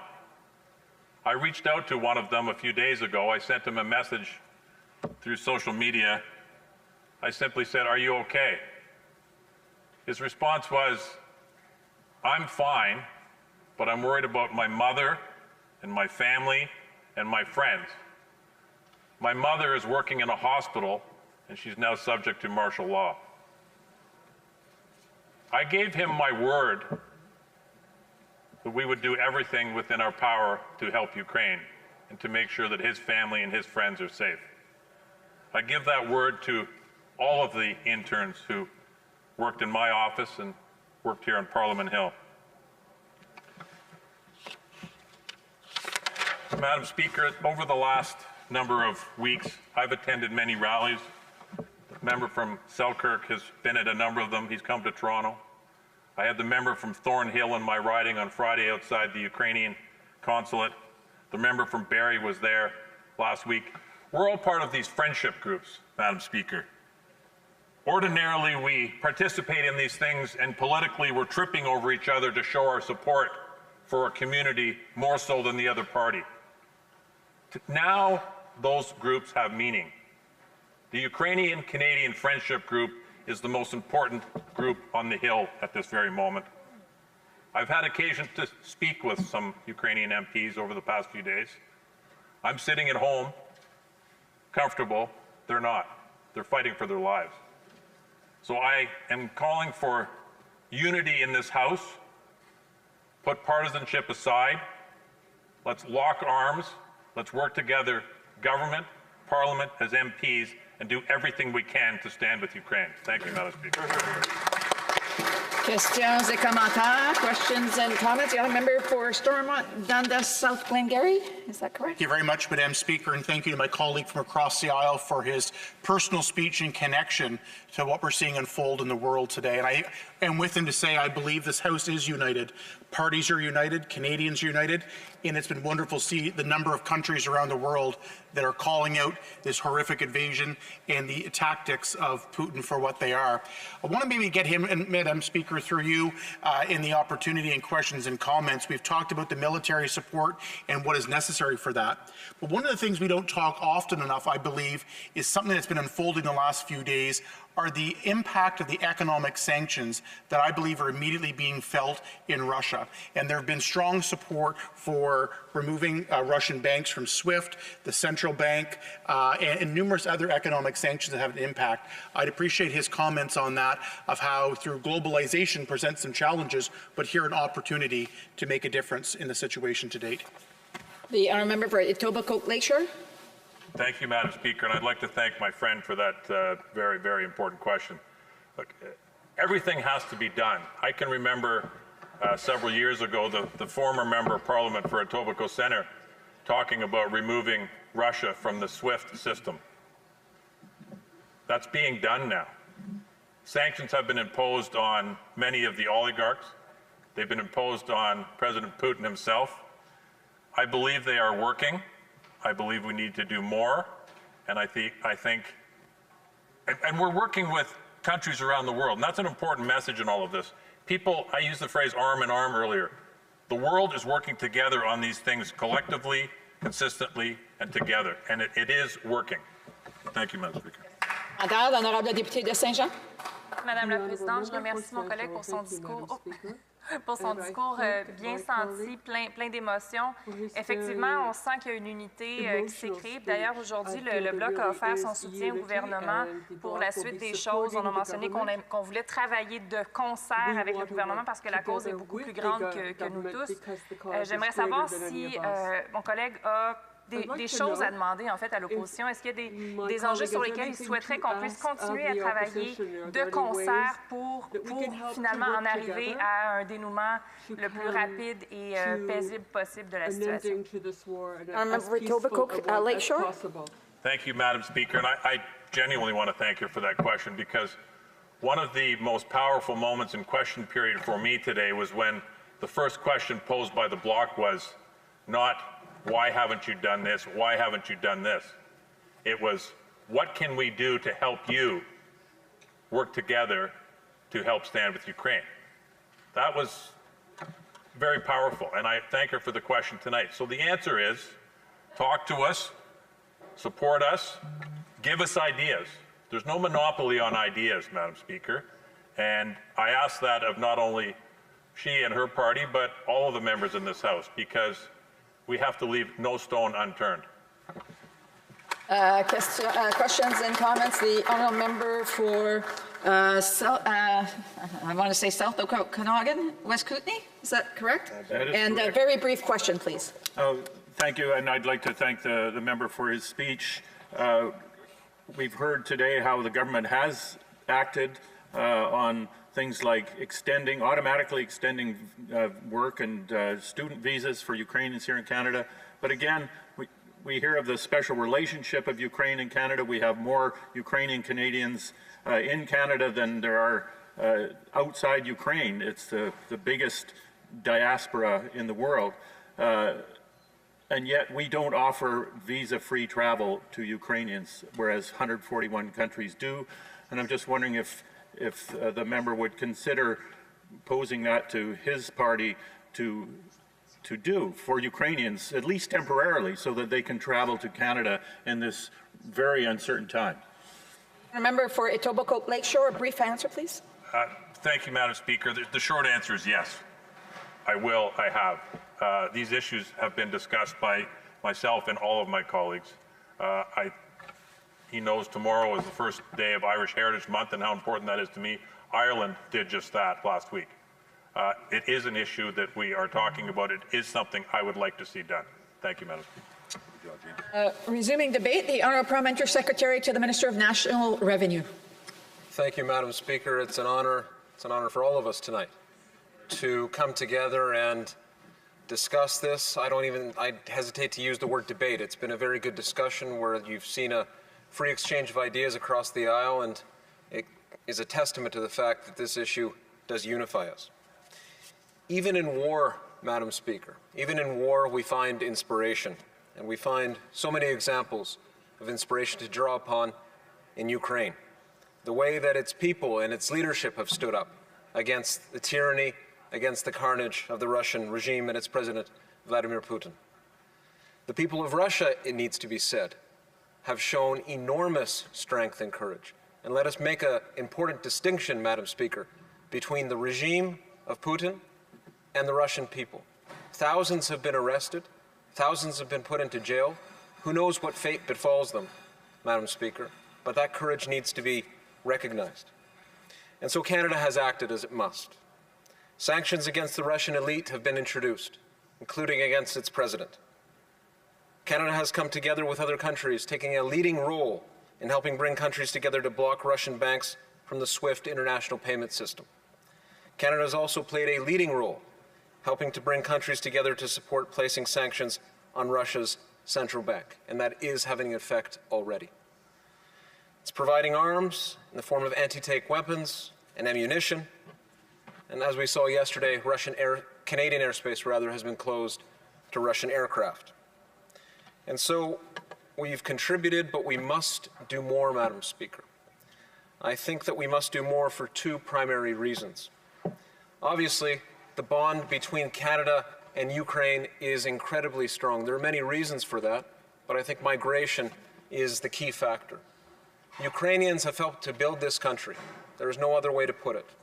That's true particularly in Western Canada, but it's true in Ontario, it's true throughout the country. I want to thank the Ukrainian community of London for its advocacy at this time. It's been a true honor to work with them to raise issues of concern in the past few weeks, and I will continue to do that. And I know that members in this House feel the same way about their community leadership in their respective cities and towns. I want to also point, of course, to the fact that, and I think it was the colleague across the way who spoke probably about 20 minutes ago, who emphasized that Ukraine is now at the front line. He used that word, front line. And I go for that, Madam Speaker. Ukraine is indeed the front line of the battle against authoritarianism. It is the front line of where democracy has been put into question. And we have a choice to make as Western democracies and as elected representatives within Western democracies on how this is going to be confronted. Do we want to live in a world defined by the whim of a despot, or will we stand up collectively as individuals in this House, as countries, democratic countries, who believe in the rule of law, who believe in sovereignty, who believe in the rights-based and rules-based order that has defined the world and its international relations since World War II? Because that is precisely what is at threat. That is not hyperbole. That is not an exaggeration. It is the reality that faces us. The need for democracy extends, though, beyond simply cherishing it as an inherent value. It is the great stabilizer in our politics, not just domestically, but internationally as well. It is a truism, it remains a truism, Madam Speaker, that no two democracies have fought a war against one another. There's a whole theory around this called democratic peace theory. You've told me I have about 30 seconds or so left, so I will not go into that. But what I will say, we can do it another time, Madam Speaker, I would love to. But what I will say is that democracy as a stabilizer needs to be taken seriously. For that reason, Madam Speaker, I think we ought to look at putting more funding into our defense, of course, and helping promote democracy abroad. I was in Ukraine a few years ago and saw the great work that Canada has done in terms of working with NGOs on the ground to promote democracy. Thank you very much. I look forward to questions. Any comments? The honourable member for Sherwood Park, Fort Saskatchewan. Thank you, Madam Chair. I'm hearing overwhelmingly from people in my riding, those of Ukrainian origin and those who are not, about how much they want to help with the situation on the ground. And there's three issues they've raised with me that I want to put to the Parliamentary Secretary. The first is they want it to be easier for them to be able to send money to friends and relatives in Ukraine. Sometimes it can be very cumbersome to send money to family members overseas. And I wonder if, as the Parliamentary Secretary for Revenue, he could commit to looking into that issue, facilitating those remittances. Another issue is Canadians who have purchased supplies or donated supplies that could be useful for people in Ukraine, and they want assistance in getting it over. Is the government, in the process of sending supplies, able to assist with the transportation of donated goods? And then the final issue is clarity for volunteers, those who want to volunteer and go over to help. Are they able to do that? What kind of support could they receive from the government? So I wonder if the Prime Minister Secretary could comment on those three issues. Parliamentary Secretary. Well, on the last point, Madam Speaker, obviously it's a dangerous time, that goes without saying. And so individuals will have to think very carefully about what they do. But I know that there is enormous interest in not just Canada, but throughout other democracies that individuals have expressed going to Ukraine and assisting in the form of a volunteer force. And we saw something quite similar materialize during the Spanish Civil War, among other examples, but that's the one that stands out. And so if individuals wish to make that kind of a contribution, that is up to them. But of course, I emphasize the point that it is a dangerous situation and individuals have to think responsibly about their own safety. On the other 2 points that were raised, I'd be happy to speak with the honourable member about the specifics. He didn't point to any specifics there, but through an email or a chat, I'd be happy to hear more about the identified challenges that he points to and have a conversation. Questions et commentaires. The honourable member for Vancouver East. Very much, Madam Speaker, and I thank the Parliamentary Secretary for his comments. In my riding of Vancouver East, in fact, today a constituent contacted our office, and basically they have not been able to bring their loved ones to Canada. They've been, in fact, stuck in the immigration system for more than 2 years with their applications with the backlog. Now that they're in this situation, obviously there's urgency. The quickest way for individuals to get to safety with their loved ones is visa-free access.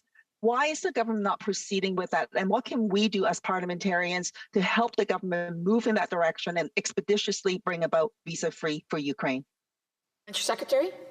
The question of visa-free travel can be looked at and considered, Madam Chair. But I also point to the honourable member that the government, in fact, has acted proactively.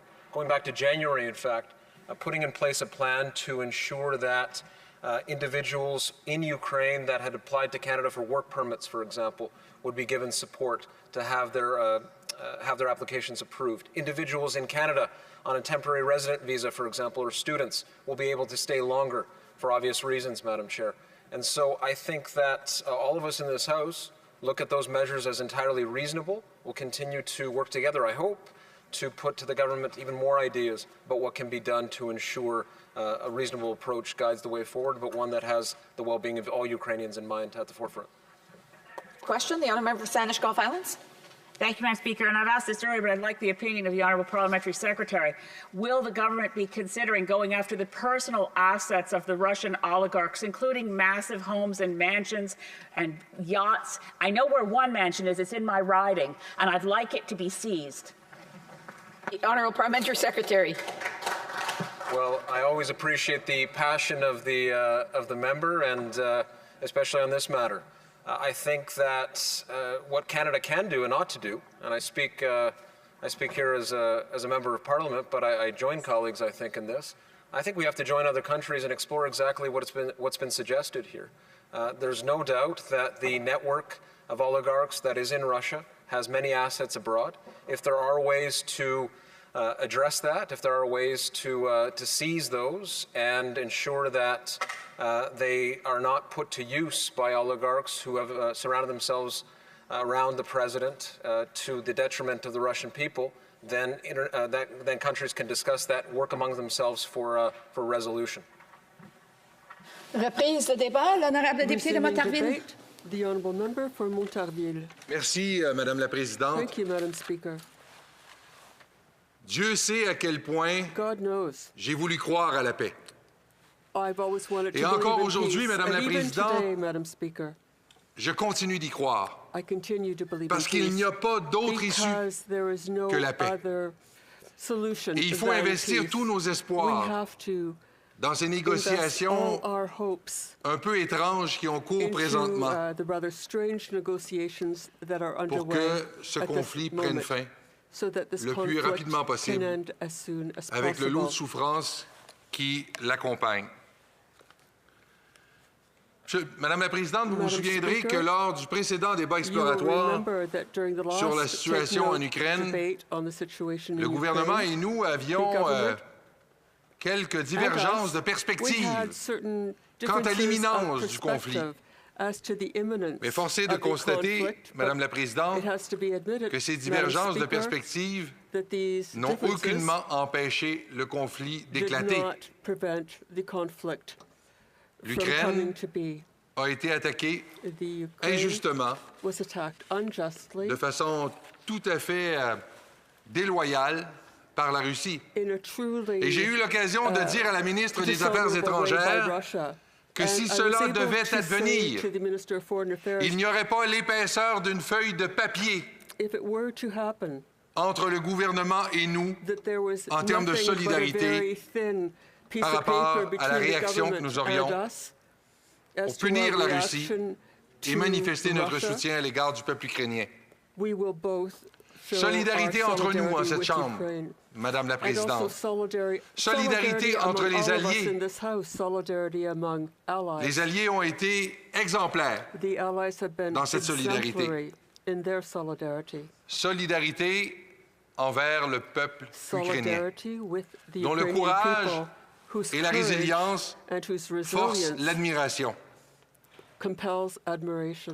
Samedi, Madame la Présidente, quelques collègues et moi rencontrions des collègues ukrainiens. Nous avons échangé quelques minutes avec un certain nombre de collègues ukrainiens. Et une de nos collègues nous a dit, à un certain moment, le président reste dans la capitale, les députés restent dans la capitale. Il aurait été si facile pour les parlementaires de retourner dans leur circonscription, retrouver les leurs retrouver les gens qu'elle représente. Mais il y avait un symbole là. Et ça ne fait qu'illustrer le courage dont font preuve les Ukrainiennes et les Ukrainiens devant l'adversité, devant ce combat inégal auquel ils sont confrontés. Madame la Présidente, nous n'avons tout simplement pas le choix de soutenir le peuple ukrainien. Nous n'avons pas le choix, d'abord parce que la troisième communauté ukrainienne de la planète vit dans ce pays. Ce sont des gens que nous côtoyons au quotidien, qui ont des familles là-bas, Madame la Présidente. Leur malheur, leur tristesse, leur inquiétude, nous la partageons, nous la ressentons. Ensuite, parce qu'ils ont fait l'objet, comme je le disais, d'une attaque déloyale. Une attaque contre le peuple d'Ukraine, bien sûr, mais une attaque contre la démocratie, une attaque contre la liberté, une attaque se faisant contre nous. Nous n'avons pas le choix de soutenir le peuple ukrainien. Et finalement, Madame la Présidente, nous n'avons pas le choix parce que le courage dont ils feront preuve nous amène à les soutenir. Nous avons déployé jusqu'à présent, et quand je dis nous, c'est bien sûr le gouvernement du Canada, mais l'Occident en général. L'Occident avec un grand O, là, on a l'impression qu'on sait toujours de quoi on parle lorsqu'on parle de l'Occident, mais l'Occident a déployé toute une batterie de mesures pour punir la Russie, pour punir, et je le soulignais aujourd'hui, on devrait peut-être aller plus loin de ce côté-là, le Bélarus, qui s'est rendu complice de cette invasion de l'Ukraine. Comme je le disais un peu plus tôt, les Russes ne seraient pas aux portes de Kiev si Loukachenko n'avait pas offert son territoire comme base de lancement pour l'attaque du nord de l'Ukraine. Et je dois dire, Madame la Présidente, que j'ai été franchement impressionné par la rapidité et la vigueur de la réaction des pays occidentaux. J'avoue bien honnêtement que j'avais des doutes. Dans les premières heures de l'invasion, on entendait des échos nous promenant d'Europe de la part de certains pays qui disaient qu'il faudrait que certaines de nos compagnies soient exclues des sanctions. Tu sais, je veux dire, si on exclut les banques russes de SWIFT, on va avoir de la difficulté à réaliser nos transactions. Et là, on a senti qu'il y avait un petit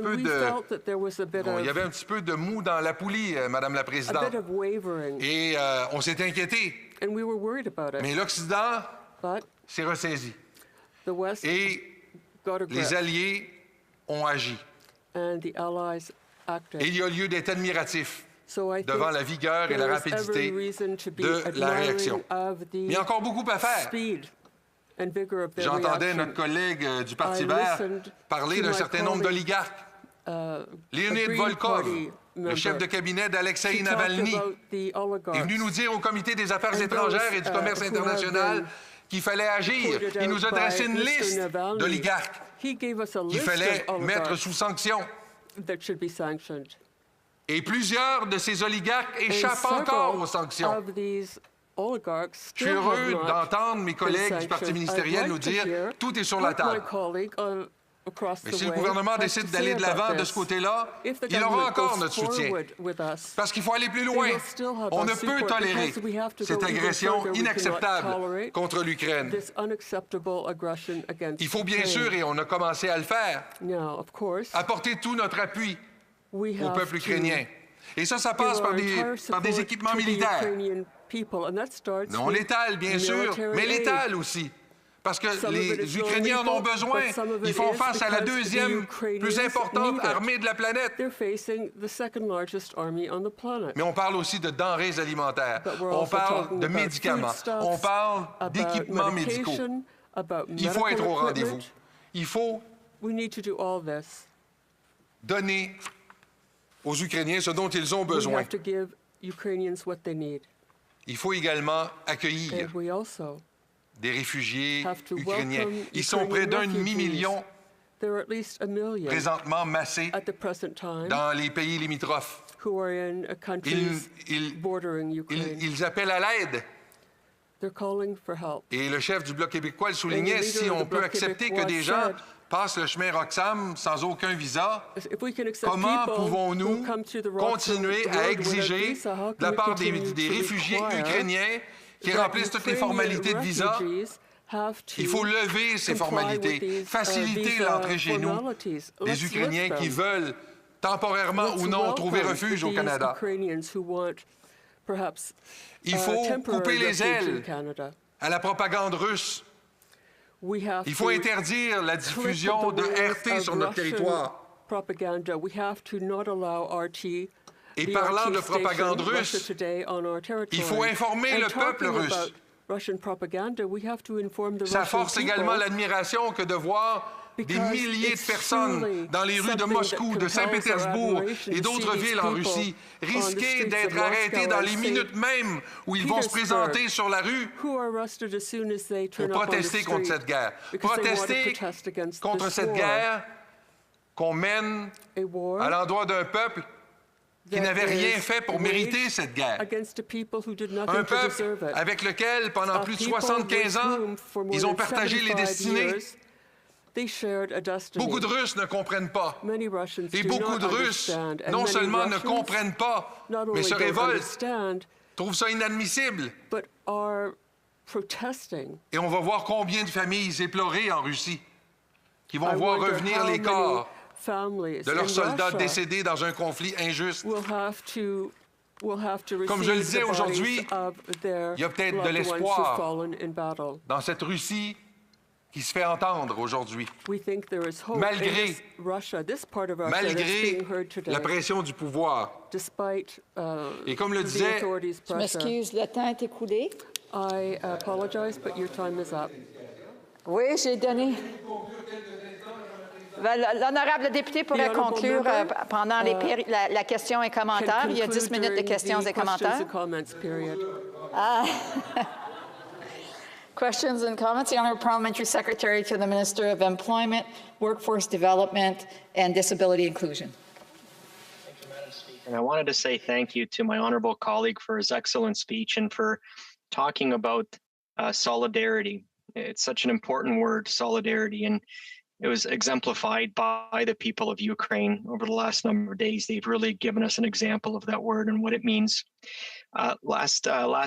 This weekend, I had a chance to participate in a rally in Lansbury Park in Windsor-Tecumseh that was organized by two very strong women and local leaders, Lisha Nazarevich and Carol Guimond.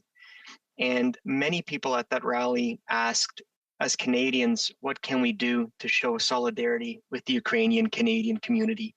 And so that is my question to my honourable colleague. Honorable député de Montarville. Bien, Madame la Présidente, très simplement, je dirais qu'il faut faire plus. On ne doit pas se contenter, même si c'est très impressionnant ce qui a été fait jusqu'à présent, on ne peut pas se contenter de cela parce que le conflit se poursuit. Des gens, des hommes, des femmes, des vieillards, des enfants continuent de perdre la vie. Et nous ne pouvons tolérer cela, Madame la Présidente. Nous ne pouvons tolérer ça. Notre nature humaine même fait en sorte qu'on ne peut tolérer une telle chose. Et on doit déployer tout ce qui peut être déployé pour mettre un terme à ce conflit, Madame la Présidente.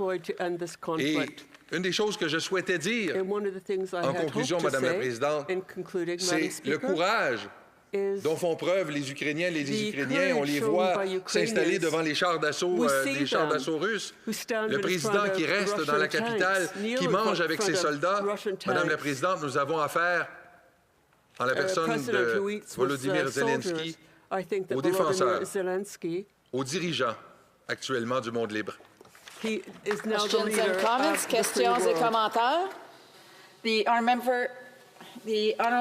L'honorable secrétaire parlementaire pour le président du Conseil du Trésor. Merci beaucoup, Madame la Présidente. Thank you, Madam aussi Speaker. remercier mon I'd collègue also de like to Montarville thank my colleague, the member from Montarville, for his excellent speech and of his show of solidarity. J'avais l'intention de lui offrir du temps pour finir son discours parce que j'ai trouvé que c'était bon, mais tout à la fin, il a ajouté quelques mots. Alors, ma question pour lui, Madame la Présidente, c'est ceci. Madame la Présidente, Madam Speaker, est-ce qu'il voit ça de la même façon que does moi je he le see vois? Que si in the same on way as I laisse la do? Russie If we allow Russia de continuer à imposer, to go on d'envahir un pays, si le invading monde a country, laisse ça if the world allows this, continuer, cela va allows donner it to de continue, mauvais messages this will que, comme send on dit en anglais, might the wrong makes right. message that Et right ça c'est quelque chose might que makes right. moi, en tant que Canadien, And as a moi, je ne Canadian, peux pas tolérer. I cannot En tant que tolerate Québécois, je ne peux pas tolérer. as a Puis Quebecer, I j'aimerais avoir cannot ses tolerate commentaires this, but là-dessus. I'd like to hear what he has to say. Montarville? Merci mon collègue de Gatineau de sa question et surtout de son intention d'avoir voulu me permettre de compléter mon discours. Je suis très touché, chers collègues. Il a parfaitement raison, Madame la Présidente. Il y a des autocrates dans ce monde qui se sont imaginés que l'Occident avait démontré une faiblesse dans la façon dont on a mis un terme à l'opération en Afghanistan. Et je suis convaincu que les autocrates du monde entier ont le regard tourné sur ce qui se passe présentement en Ukraine. La démocratie est sous examen. Elle est testée. La Russie teste la solidarité, la détermination des États démocratiques. Je ne veux pas faire de comparaison inappropriée, Madame la Présidente, mais en Europe, il y a de cela quelques décennies, un autre autocrate a testé la détermination, la volonté des démocraties et il l'a payé de sa vie. Questions et commentaires? L'honorable député de Saint-Jean. Merci, Madame la Présidente. Je remercie mon estimé collègue de Montarville. C'est toujours un plaisir de l'écouter. Il a mentionné dans son discours le fait qu'il a été un peu surpris de la réponse internationale, du fait qu'elle a été très rapide. Et aujourd'hui même, quelque chose de surprenant s'est encore produit. La Suisse est sortie de centaines d'années de sacro-sainte neutralité. Et je me demande s'il partage mon impression à l'effet que ça aussi, ça marque un peu un point tournant dans la façon dont l'Occident est en train de gérer ce conflit-là. Le député de Montarville. Une fois, Madame la Présidente, ma collègue a tout à fait raison. Il y a quelque chose d'un peu spectaculaire que de voir la Suisse, dont la neutralité était une valeur cardinale, dont la neutralité a toujours été une valeur cardinale, s'aligner, prendre position dans un conflit et décider d'imposer les mêmes sanctions que les autres États démocratiques. Parce que tout neutre la Suisse puisse-t-elle être, il s'agit d'une démocratie. Et moi, je suis convaincu que les autorités suisses ont bien compris ce que je viens d'évoquer tout à l'heure, que ce qui se passe présentement est un défi lancé à l'ensemble des démocraties de la planète. Et la Suisse s'est sentie interpellée par ce défi lancé par la Russie. Et la Suisse a donc pris le parti des démocraties en condamnant l'agression russe contre l'Ukraine. Questions and comments? The honourable member for Sherwood Park for Saskatchewan.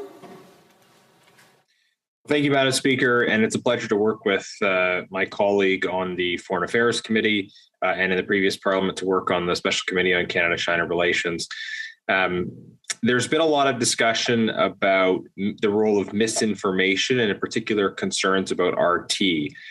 And I think it's important to note that some of the content we heard in the last Parliament is that there are various so-called media outlets that are state-backed coming out of Russia, but also coming out of China that push misinformation, and also sometimes that feature atrocities as part of their programming. That you have instances, for instance, of forced confessions, human rights abuses that are happening in the context of TV production, and yet those are licensed to operate in Canada.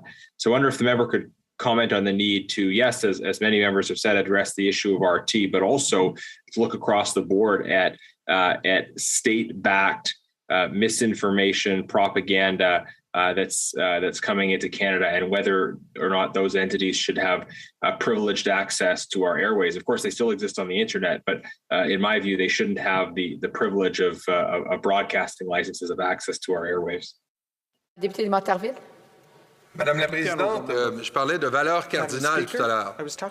Et l'une des valeurs cardinales en démocratie, c'est la liberté d'expression, la liberté de presse.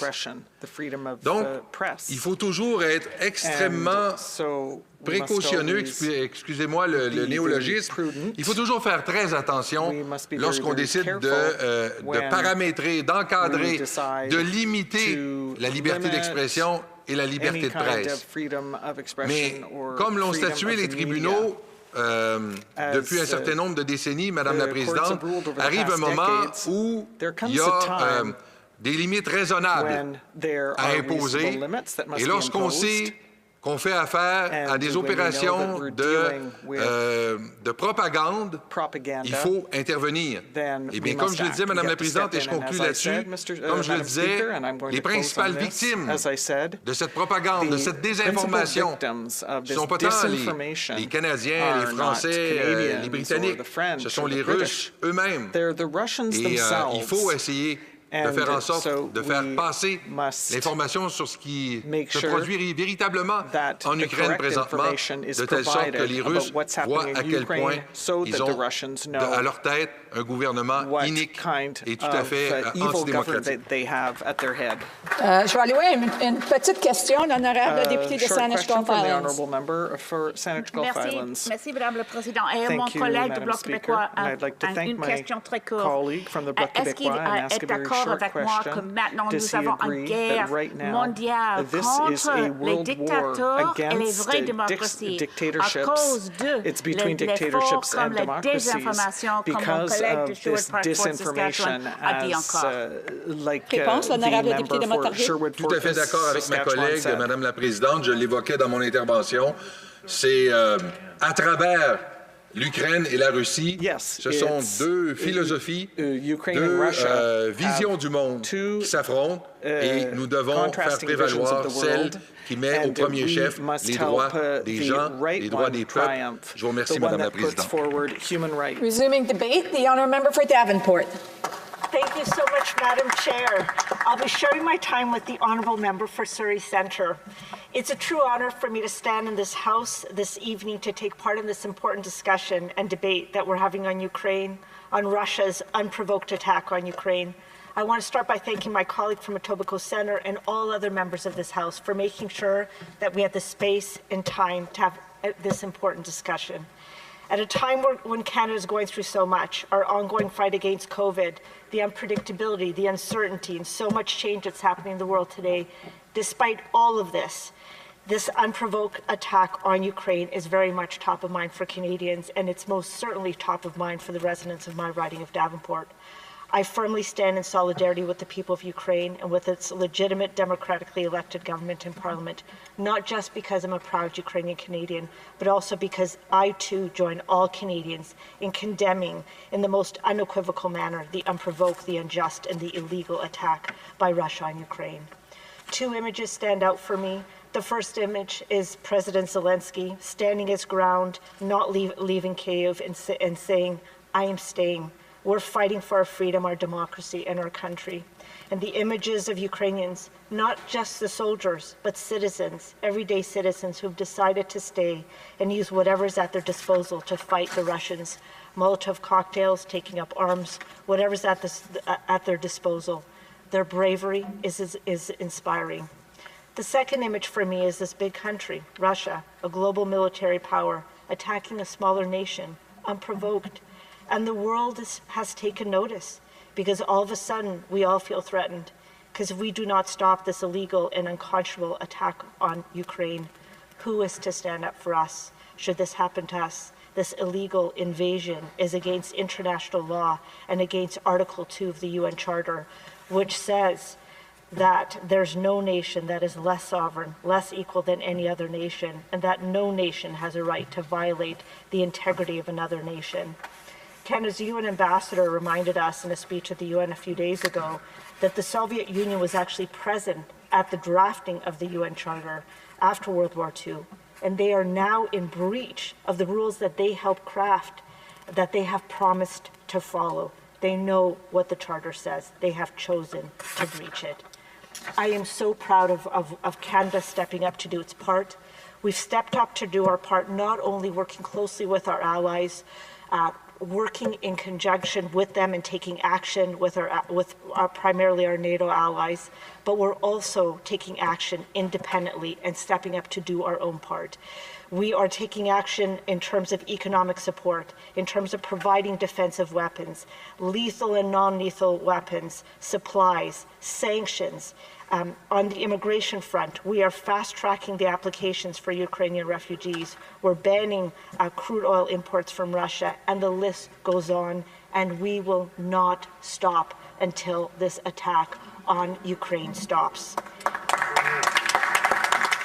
Yesterday, I've attended, Madam Speaker, thousands of rallies in my life, but one of the best ones I attended was yesterday. It was not only well organized, but it was beautiful. We can all say the words, "We are Ukrainian," but yesterday I really felt it, and I really believe that the 30,000 people in the center of Toronto really felt it too. We had leaders from Jamaica stand up on stage and say, "Jamaica is Ukrainian today." We had Hong Kong Chinese stand up and says, "We are Ukrainian today." I saw members from the Portuguese and the Brazilian community there as well, and they were there to show their solidarity. Every single culture, nation we had here in Canada was standing up for Ukrainians yesterday. The event ended with the Ukrainian Canadian Congress telling us to look up. There was a drone that was taking photos above us because they said that the photos were going to be sent back to Ukraine to show all Ukrainians how Canada was there supporting them, thinking of them, praying for them. And I hope they did see our photos and felt our love and support and our hope for a peaceful end soon, because we want them to be victorious. And most of all, we want peace for the Ukrainians, who are part of a world that has seen too much bloodshed for too many years. And I do hope that we find a way to get to a peaceful end. I hope with all my heart that there is a way for Putin to stand down. Our Canadian UN ambassador indicated a few days ago that it's never too late to stop, to dialogue, and to negotiate, that we are prepared to find a way to peace, to prosperity and progress for all peoples living in the region. I'm going to end by quoting Taras Shevchenko. We'll have to do that through questions and comments. I do apologize. Questions and comments. The honourable member for Brandon Sears. Thank you, Madam Chair. I want to congratulate my colleague for her excellent speech, and I'll give her a couple of minutes to finish her speech. Member for Davenport. Oh, thank you, Madam, and I want to thank the honourable member for allowing me to do that. I want to end by quoting Taras Shevchenko. For those that don't know, he's a Ukrainian Kobzar, or the Bard of Ukraine, and he talked a lot about Ukrainian independence. He said, "Love your dear Ukraine, adore her. Love her in fierce times, in the last dread hour of struggle. Fervently beseech God for her. Fight on, and you will prevail. God helps you in your fight. For fame and freedom march with you, and right is on your side." Thank you, Madam Speaker.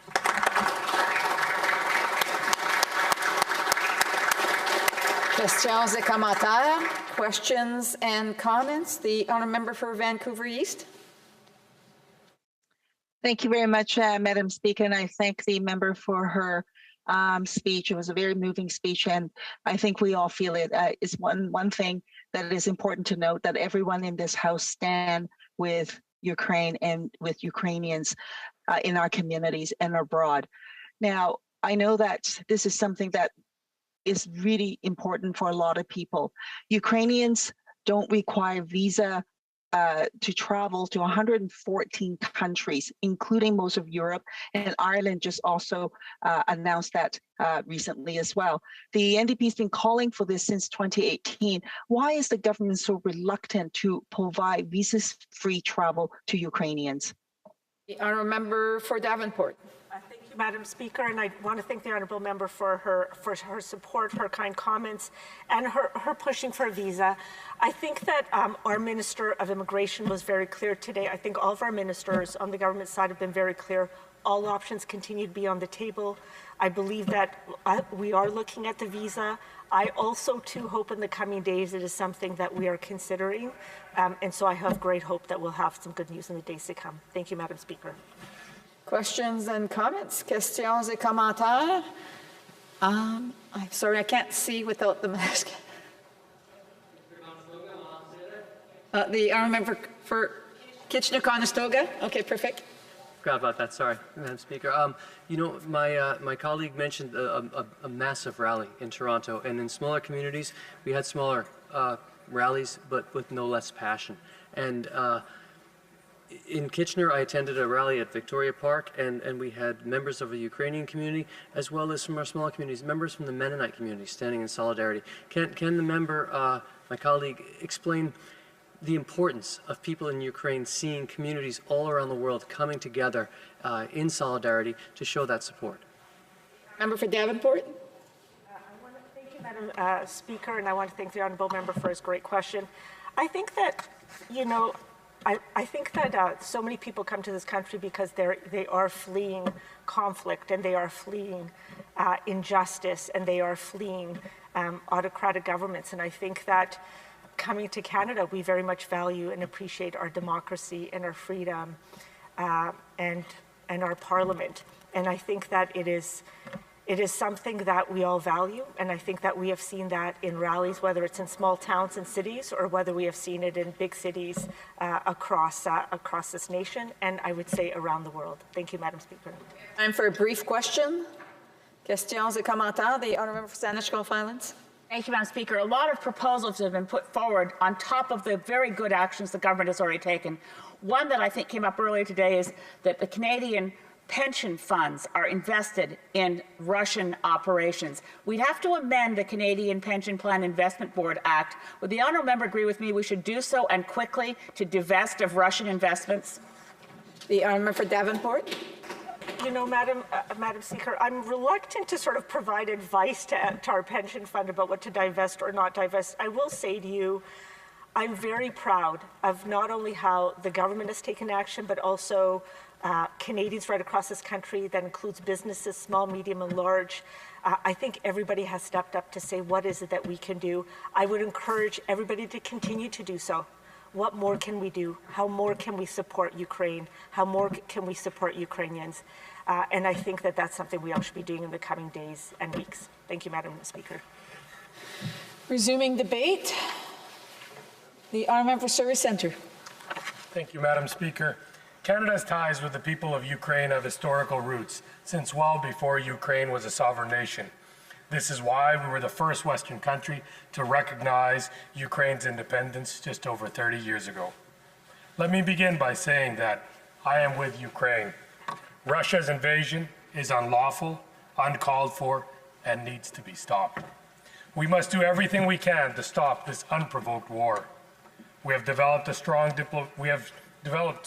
diplomatic relationship, fueled by a passionate and engaged Ukrainian diaspora of over 1.4 million people. The Ukrainian diaspora and other communities across the country are stepping up to support Ukrainians in need. I'm very proud of the Sikh community in Surrey, who are organizing a radiothon and telethon with the Ukrainian-Canadian Congress to raise funds for Ukraine. Efforts like this are happening all over Canada and bringing people together to support those affected in this time of need. Throughout history, we signed the Joint Declaration on Special Partnership between Canada and Ukraine in 1994, which affirmed our countries' shared interests and desire for international cooperation. In 2014, thousands of Ukrainians stood up for a democratic future during the Revolution of Dignity. Canada supported many of the activists, human rights defenders, and civil society organizations that fought tirelessly for a free and democratic future. And we continue to do so today in response to President Putin's aggressive actions. Canada condemns Russia's unprovoked and unjustifiable invasion of Ukraine in the strongest possible terms. We reject President Putin's attempts to rob Ukraine of its history, identity, democracy, and independence. President Putin's actions are a blatant violation of international law, including the UN Charter, and they threaten our shared security. President Putin has no interest in resolving the crisis peacefully. Instead, he is putting millions of innocent lives at risk and causing a humanitarian crisis. In coordination with our allies and partners, Canada has implemented immediate and hard-hitting sanctions that target President Putin himself and Russia's leadership, key individuals in President Putin's inner circle, key Russian banks and financial institutions, as well as export control and sovereign debt restrictions. By hitting at the heart of Russia's financial sector, we're suffocating the Russian regime's ability to fund this war. To support Ukraine's defensive capabilities, Canada recently announced more than $7 million in lethal equipment and support items to the Ukrainian armed forces. This is in addition to the previously announced non-lethal equipment. On February 27th, the government announced that Canada will send an additional $25 million worth of protective equipment to Ukraine to support the Ukrainian armed forces.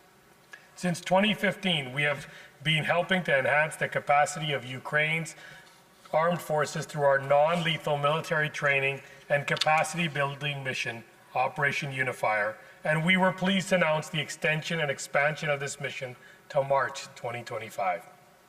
Further, we also backstopped Ukraine's resilience to Russian aggression through offers of financial assistance. This will help support Ukraine's economic stability. We also announced an additional $35 million in development assistance that will help coordinate and scale up support for services for those affected by the conflict, particularly women and marginalized groups. Furthermore, we are continuing to provide over $10 million per year in peace and security programming, including support to Ukraine's defense and broader security sector, advancing the women, peace, and security agenda, and countering disinformation. In order to meet the needs of those affected by the conflict, we responded rapidly by providing an initial $15 million in humanitarian assistance, which has been allocated and dispersed to experienced human rights partners in Ukraine who are ready to respond flexibly to the situation as it evolves. This early response is now being complemented by the launch of a matching fund, and I'm sure my colleague, the Minister of International Development, will speak more on how Canada reaffirms our unwavering commitment to Ukraine's sovereignty and territorial integrity. We will continue to stand with the government and people of Ukraine as we have for the past 3 decades of diplomatic relationships. Thank you. Questions and comments? The honourable member for Charleswood, St. James, Assiniboine, Headingley. Thank you, Madam Speaker. In 2014, after Putin invaded Crimea, Russia was expelled from the G8. Should Canada seek Russia's removal from the G20 and possibly the OSCE? What is the member's view of that? The honourable member for Surrey Centre. Thank you. That's a good question. I think all cards are on the table. As you've seen, our government, this government has put the severe sanctions and any tool in the tool chest that we can to persuade or to dissuade President Putin from his invasion into the Ukraine is on the tables, and I think many other G7 and G20 countries will be looking at that, and as the OSCE as well. Questions and comments? Questions et commentaires? L'honorable député de... c'est-tu Saint-Hyacinthe-Bagotte? C'est bien ça? Rimouski-Neigette-Témiscouata-les-Basques. Merci, Madame la Présidente. Écoutez, je salue mon collègue de Saint-Hyacinthe-Bagotte qui peut-être nous regarde en ce moment. Je veux également féliciter le collègue de Surrey Centre pour son discours. Madame la Présidente, le collègue aujourd'hui a déposé une motion visant à accroître les voies pour l'immigration, pour les résidences, donc les temporaires, ou encore les étudiants internationaux. Présentement, Madame la Présidente, il y a des milliers, voire des millions de gens qui vont devoir s'enfuir du désastre d'une guerre. Quelle est, selon mon collègue, ses propositions sur le fait de retirer les visas concernant les gens qui doivent, bien sûr, évidemment, fuir la guerre? Merci. Thank you to my colleague, and thank you for addressing my private member's bill earlier, and hopefully you'll support that motion. I'm very open. I think if our government can work out the semantics of Ukraine visas, I think this country in times of need has demonstrated that whether it's Syrians, whether it's any community as Miley's in the past, fleeing from Eastern Africa, any people that are in need of refuge and in need of a place to stay when times of need, we're open to that. I'd be very supportive of our government to relax conditions so that Ukrainians that need to flee should be able to leave. Questions and comments? The honourable member for Port Moody Coquitlam. Thank you, Madam Speaker, and I thank the member for the comments around doing everything they can, and certainly the travel visas and release of visas is very important to the community of Port Moody, Coquitlam, and Morin Belcarra. Many families there are very anxious and awaiting the release of that visa qualification. I wanted to talk a little bit about another thing that the people in my community are concerned about, and that is the airing of RT Russia Today on the Canadian broadcast system. And I just wonder if the member agrees that although some of the suppliers are removing that from their airwaves, if the CRTC should take the steps to say that no more RT TV being aired in Canada. The honourable for Surrey Centre. Thank you. I think that's a good question, and actually that issue came up earlier today. Was speaking to some colleagues from the opposite side. I think CRTC is a government can't tell them who to remove, but I think there can be direction, just like many of the publishers or broadcasters have removed them from there. I think a direction can be made and some instructions on what type of propaganda television should not be allowed in Canada, and based on that policy, I'm hoping that CRTC will be able to remove such channels. Time for a brief question. Questions et commentaires? Brief question? No? Oh, the honourable member for, is it the Etobicoke Centre? Thank you, Madam Speaker. And I wanted to thank the member for his remarks and for his advocacy. He mentioned during his remarks that the Sikh community was working with the Ukrainian Canadian Congress and the Canada-Ukraine Foundation to raise money for humanitarian needs. I wonder if he could tell us about the important work that they're doing there to help the Ukrainian people. A brief answer from the member for Surrey Centre. Sure. Thank you to the member from Etobicoke Centre. Yes, I was very happy to hear members of the Sikh community led by Dr. Gulzar Chima, a philanthropist and fundraiser for the community, stepped up and has spoken with several TV stations as well as radio stations to do a cross-Canada telethon and radiothon to raise funds to help those that are in a time like this in need, and to give any financial and support that we can. I'm very proud of the community in Surrey and also across the country who are helping their brothers and sisters in a time of need. Resuming debate, the honourable member for Kildonan St. Paul. Thank you, Madam Speaker. I'll be splitting my time with the member for Charleswood, St. James, Assiniboia, Headingley. So I rise today on a very serious issue, the Russian invasion of Ukraine.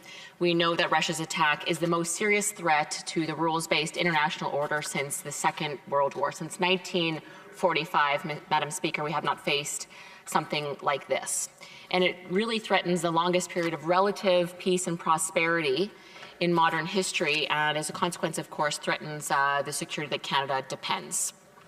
And I think all Canadians have seen in the last number of weeks, or days actually, the horrific footage on the ground from Ukraine. We know that there's 1 million Canadians that share direct routes to Ukraine. They have millions of loved ones and friends and family that are on the ground witnessing these horrors. The casualties are mounting, and it is a growing concern for all Canadians. I too actually share heritage from that area of the world dating back 5 generations, so this hits very close to home. And just a few days ago, actually, I saw an image that just hit me like a ton of bricks. It was a young woman about my age. She's an opposition member of parliament, much like me, in the Ukrainian parliament. And she's a new MP as well. And I saw a photo of her that she posted where she was holding a firearm. And she explained that just a few days ago, in essence, she was a normal legislator, just going about her job, much like me. And then within days, she's learning how to use firearms to defend her nation's security, to defend her people. And so to see someone that I relate to on so many levels showing that kind of courage, you know, it kind of makes you emotional. It hits really close to home. I hope that if I'm ever faced with that kind of horror, that I have half the courage that MP Kira Rudek, that's her name, from Ukraine, and the people of Ukraine have shown in the last couple of days. The resolve they've shown, the determination to protect their country and their sovereignty. It's one of the most incredible things I think I'll ever witness in my time in Parliament. So I applaud them for their bravery and their courage, Madam Speaker. And, you know, actually I'll conclude about Kira with something she said recently. She said, "We will now have a generation of children who will know what war is." If that doesn't hit close to home, Madam Speaker, I don't know what does. And the Conservatives, we very much appreciate the efforts from the Liberal government in recent days. We do wish that they would have equipped Ukraine with military tools far sooner, but we're very happy to see the efforts they're taking now. And we have a number of things that we've proposed that could be taken immediately to support Ukraine, and also things that we need to seriously be talking about in this House and across the country to ensure not only the sovereignty of Ukraine and of Europe, but also Canada here at home. And so in the immediate term, we've called on the government to declare the ambassador to Canada from Russia persona non grata. So it's time to kick him out of Canada, Madam Speaker. And it's time to recall our ambassador from Russia. That's something we can do immediately. That's something we can do today. We've also asked the government to ensure they are banning all Russian propaganda from our airways. And I do believe that this is starting to happen as well. That's great to see, but it needs to happen quicker. And again, it needs to happen now. There's no place for Russian propaganda on Canadian airways. We also need to, you know, with Russia's actions, they have no right to be on international organizations like the G20, for example, or the Organization for Security and Cooperation in Europe. It's time to kick them off that. They don't have no right to be on those international organizations, Madam Speaker. And also to support the Ukrainian people immediately, we can see the government implement a visa-free travel regime so we can bring Ukrainians to safety as soon as possible. I have many constituents in my riding who have family there. We need to bring them to safety. And then the last two things, and I hope to continue some of this in my question and answer period, but we've proposed that the government must take very seriously and bring forward a plan to focus on Arctic sovereignty and security. Remember, we share a very, very long Arctic border with Russia. We are one of the largest land masses in the world, and most of it is the Arctic. Russia has 40 nuclear-powered icebreakers that are equipped with torpedoes. Do you want to know how many Canada has, Madam Speaker? 0. We have 0. There are serious investments that need to be made, and I'll look forward to concluding my remarks in the question period. Thank you, Madam Speaker. Questions and comments? Questions et commentaires? The honourable member for Vancouver East. Thank you very much, Madam Speaker, and I thank you to the member for her speech. One of the issues that I'm very cognizant of is, of course, the variety of measures that the Canadian government needs to put in place to support Ukrainians. And with respect to immigration, the government has announced that some effort is being made. However, we also just learned that the government is not putting additional resources to support that work within IRCC. If we don't put additional resources into it, I fear that the backlog within IRCC in other streams will just escalate, as we have seen. So what is the members' thoughts with respect to the government needing to put additional resources to support immigration measures to support the people of Ukraine? Member for Kildone and St. Paul. Thank the member for the question. We work together in Immigration Committee, and I very much support seeing the government put more resources into ensuring we have a visa-free regime, that we can bring Ukrainians to Canada, be reunited with their family, to be reunited with Canadians, to bring them to safety. That's something we can move forward with immediately. The government has the resources. They can put that in place in the coming days. Another thing that we can do to support Ukraine and all of Europe is to ensure our pipeline capacity takes Canadian gas to Tidewater, so we can offset Europeans' dependence on Russia for gas. They depend 40% of European gas is dependent on Russia right now. So what does that do to countries in Europe that are looking to support Ukraine? Well, they're in a vice grip from Russia because of the energy that they provide those European countries. So we can easily offset that by getting our resources to Tidewater and supporting the security of energy to our European allies, Madam Speaker. Questions and comments? Questions et commentaires? The honourable member for Dundas. Oh, sorry, I'm going to blow it here. The honourable member for Stormont, Dundas, South Glengarry, yes. Not a problem, Madam Speaker. It's a long riding title. I don't blame you. Thank you for recognizing me, to my colleague for her speech. Well done as always. And she was referencing in her previous intervention there, talking about the economic pressures that we can put on Ukraine. We've seen that for the global community the last couple of days, and I believe in the coming days we're going to see even more pressure and more success through that. I'd just like my colleague to take the opportunity to talk about some of the economic measures been done to date, but elaborate further of where Russia for years has used their energy sector as a war machine, funding their war machine. How can we stop that? How can we send a message and set that precedence that we're not going to accept it in the global community? Member for Kildonan and St. Paul. I'd like to thank the member for the question. Thank you very much. Well, one of the things we can do immediately is move to remove Russia from the G20, from other international organizations, that they have no place, having violated the international order. They have no place on those international bodies.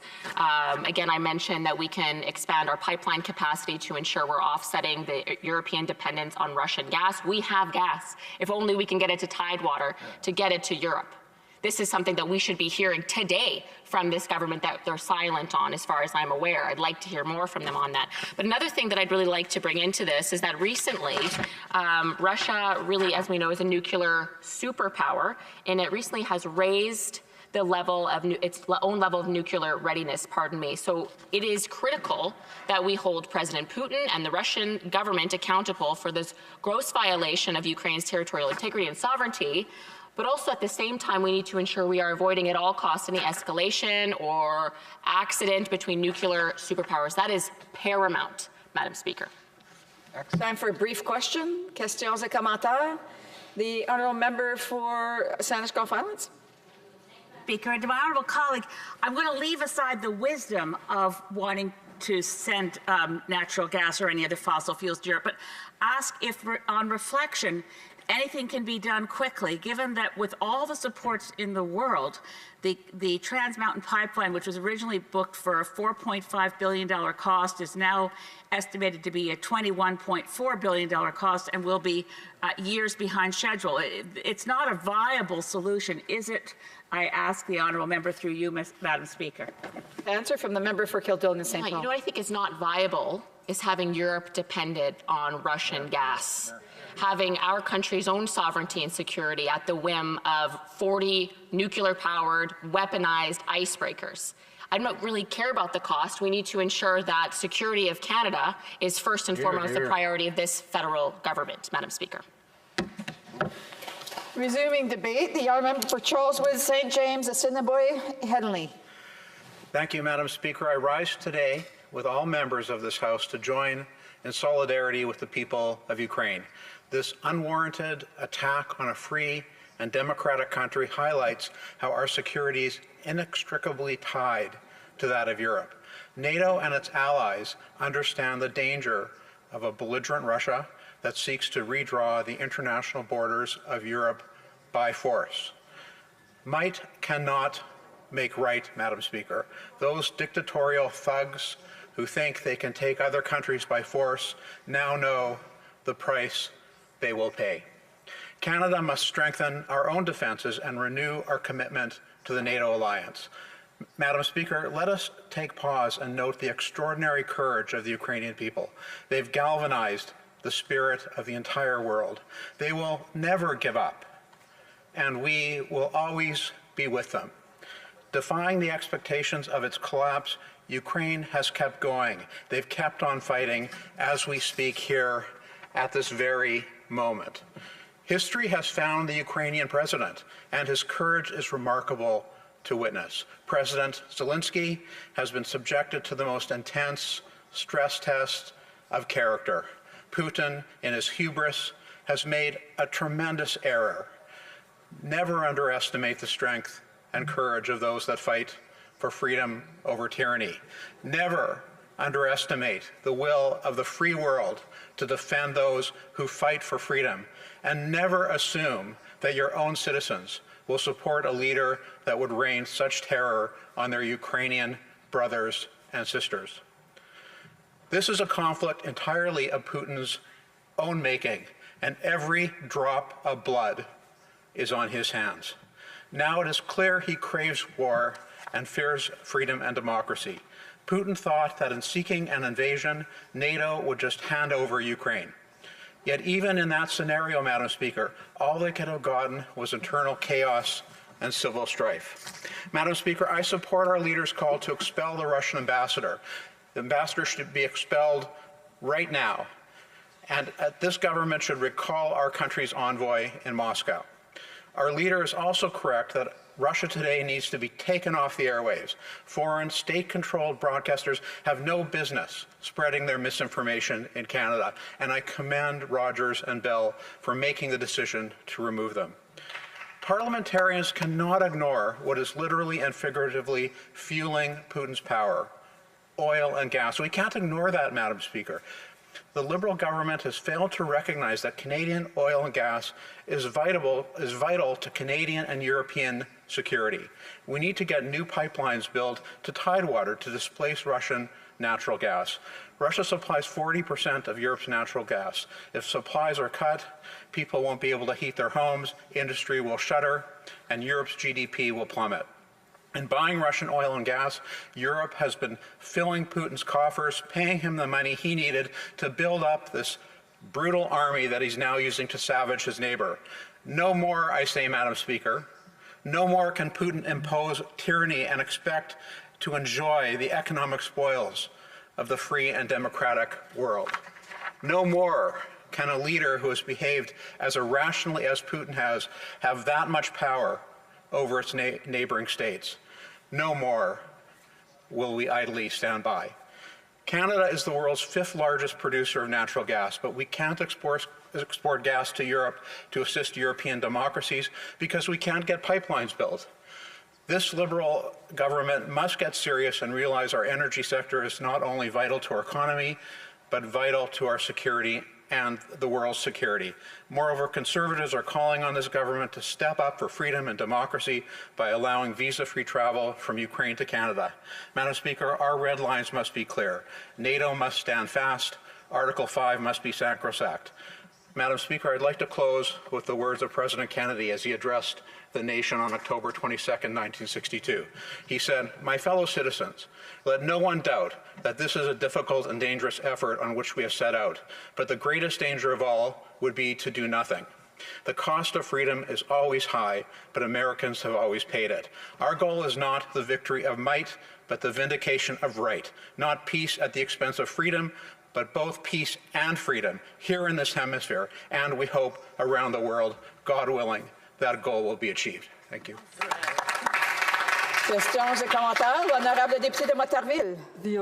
Madame la Présidente, en 1994, l'Ukraine, entre autres, a accepté, dans ce qu'on a appelé le mémorandum de Budapest, de se départir de ses armes nucléaires.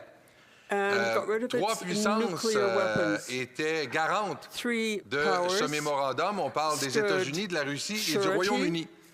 Alors que le Bélarus, entre autres, laisse entendre qu'il pourrait se doter de nouveau de l'arme nucléaire en contravention du mémorandum, mon collègue serait-il d'accord pour dire que la Russie, d'une part, contrevient aux dispositions du mémorandum à travers son action présente et que les États-Unis et le Royaume-Uni ont une responsabilité à l'égard de l'Ukraine en vertu du mémorandum de Budapest qui stipulait qu'il fallait respecter l'indépendance et la souveraineté ukrainienne dans ses frontières, 2, s'abstenir de toute menace ou usage de la force contre l'Ukraine.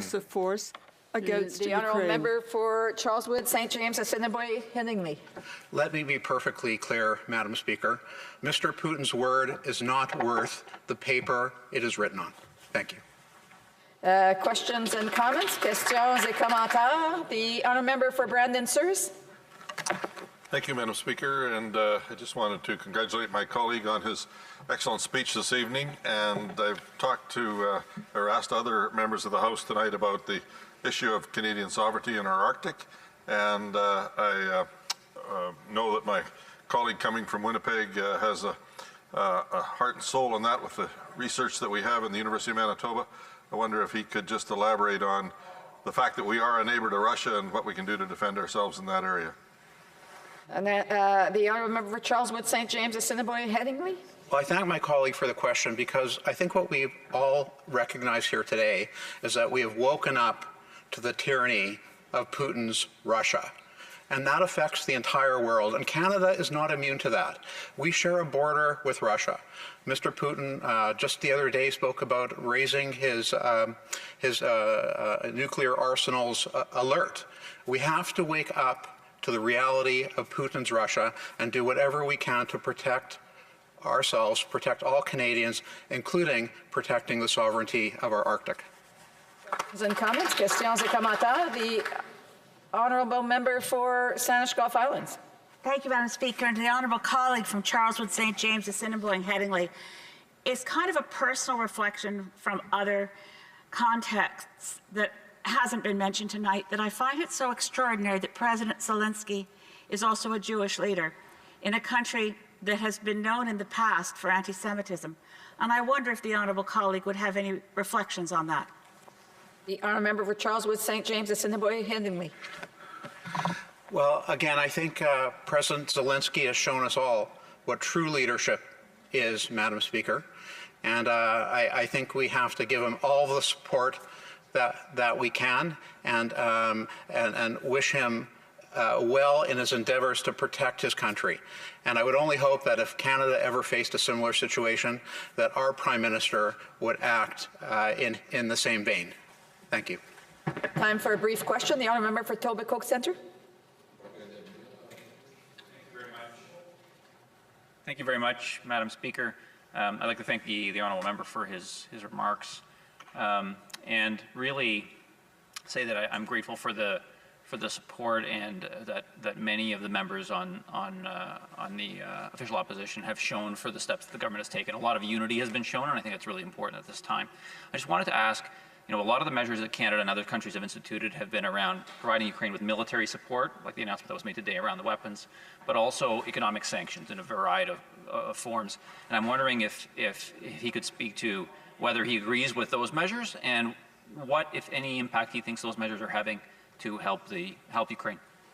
The honourable for Charleswood, St. James, Assiniboia, Headingley. A brief answer, please.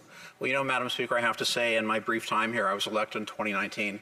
I've never seen the House come together in such a way, and it's really wonderful to see. And I think we work together. I sit on the Foreign Affairs Committee. We've been working together as a team to promote sanctions, Magnitsky sanctions, sanctions under the SEMA legislation, and the whole world has come together to work in lockstep to do the same thing, because we recognize that this is a fight of freedom over tyranny, and it's a line that simply cannot be crossed.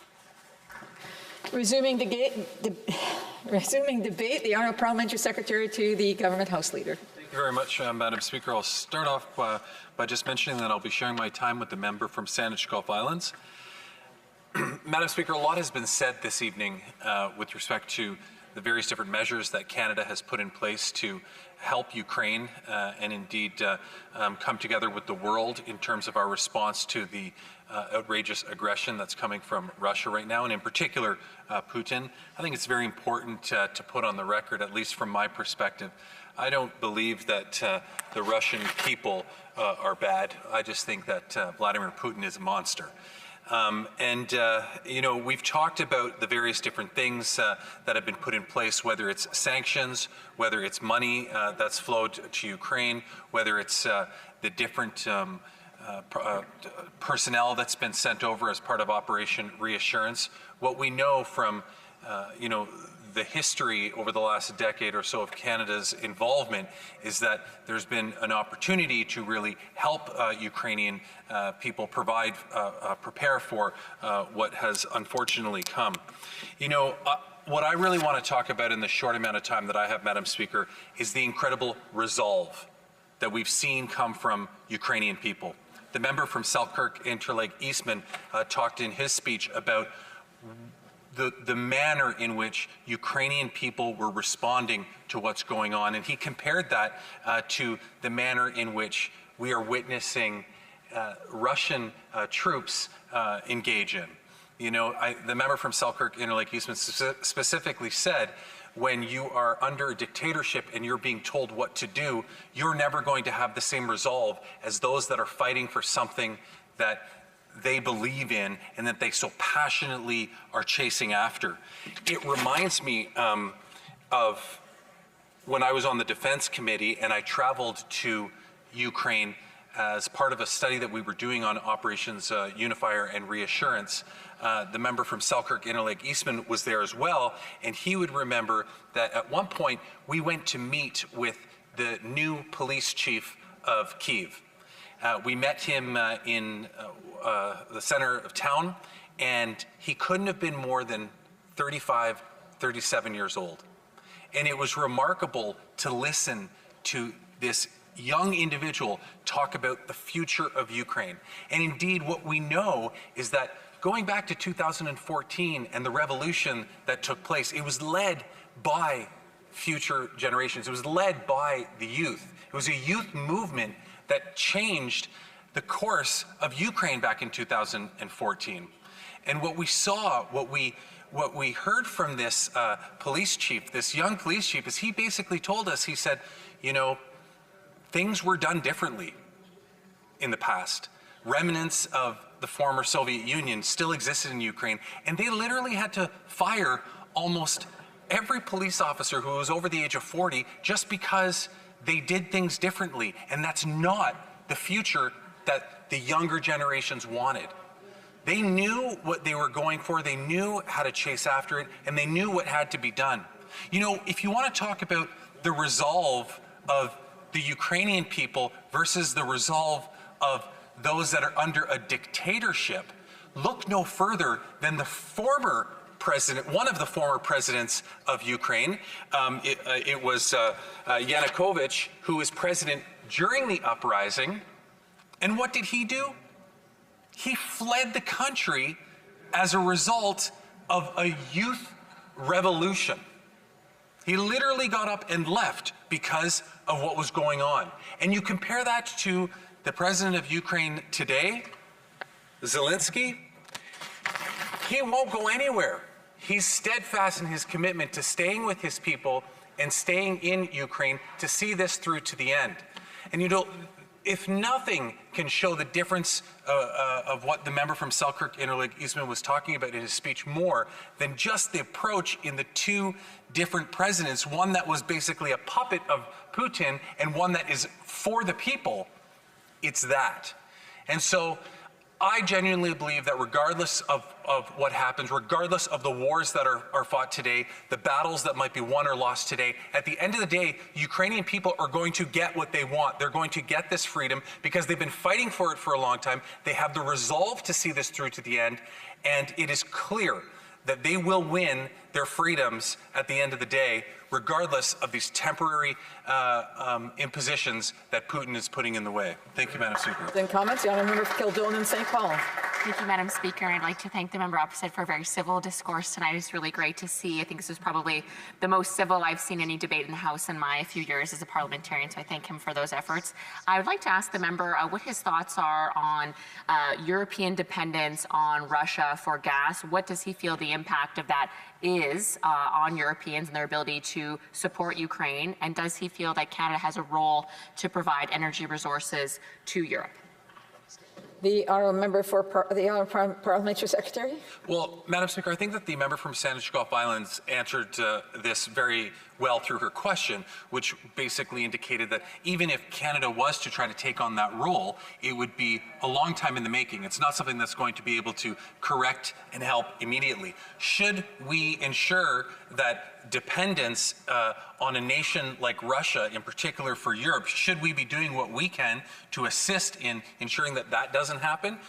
Yeah, absolutely. But we can also do what we're doing now, which is putting in tough sanctions on Russia to make sure that they are crippled, to make sure that Putin is crippled to the point where he is unable to do anything globally.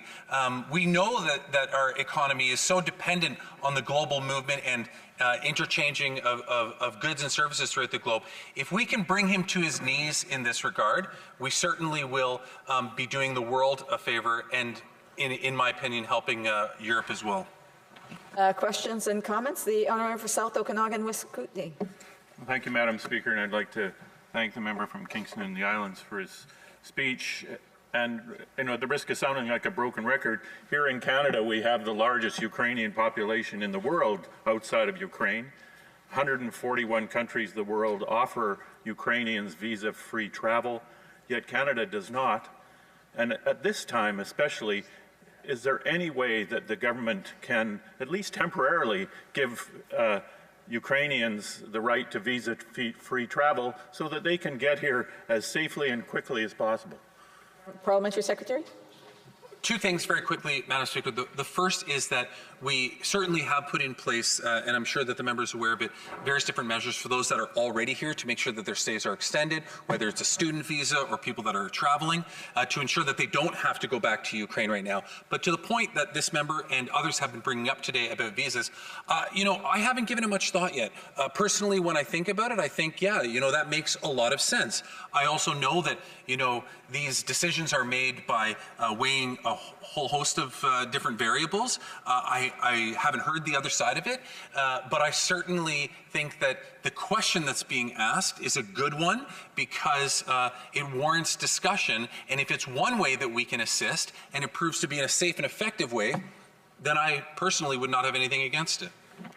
Questions and comments? Questions et commentaires? The honourable for Saanich Gulf Islands. Thank you, Madam Speaker, and I echo the comments of the honourable member for Kildone and St. Paul's. It is certainly a wonderful thing when we can come together and unify around common cause, which is to defend the people of Ukraine against an aggressor that I don't think is a nation of Russia. It increasingly seems to be its leader, who is unconcerned with the fate of his own people as well as the people of Ukraine. I asked the honourable colleague if he has any thoughts on how we can reach out to the people of Russia who are bravely standing up in peace marches to encourage them to fight against Putin. The Parliamentary Secretary. Thank you for that question to the member from Saanich Gulf Islands. And it certainly is encouraging to see people that are standing up and going out and protesting in a country that we know things can happen to those that are very loud and vocal about their opinions, yet they're still doing it. So I think that is even all the more inspirational about it. What can we be doing? I think we can be giving them the tools to make sure that their voices are heard. I think that we can be communicating through the various different technologies that we have today to make sure that the right information is getting forward. When President Zelensky specifically spoke to the Russian people in Russian, I think that was incredible, but we know that's not going to be played on RT, Russia Today. We need to make sure that we're doing our part to get messages like that in front of the Russian people because they are being suppressed, and the manner in which that they're being pushed down is this exact same thing that Putin wants to do to Ukrainians. So whatever we can do to make sure that that gets through, we should be doing. Thank you, Madam Speaker. Resuming debate. The honourable member for Sandwich Gulf Islands. Thank you, Madam Speaker. I rise tonight in this debate of historical importance because the world has changed, and I know that's an overused phrase, but we're not in the same place we were in a week ago, because Vladimir Putin is even threatening the use of nuclear weapons after an illegal, appalling, aggressive assault on a democracy that didn't threaten him. One can look back and say, what should we have done at different points in the history of the relationship with what is the former Soviet Union and the West? When the Soviet Union fell, I remember wishing that we had launched, that we would, in that moment, wishing, where's the Marshall Plan?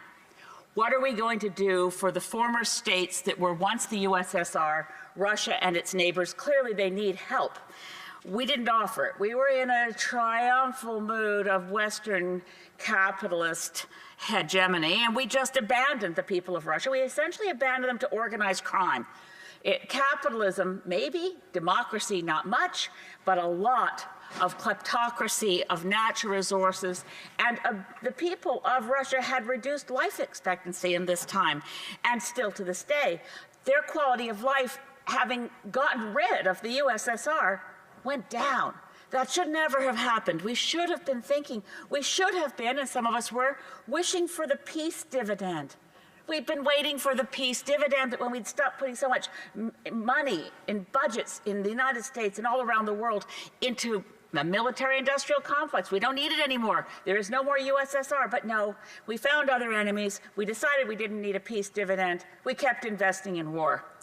And we missed the chance. This is probably the biggest chance we missed, because Mikhail Gorbachev and Ronald Reagan started down the path of nuclear disarmament, global nuclear disarmament. And here we stand as Canada. We have a treaty to abolish nuclear weapons, and Canada isn't even a signatory.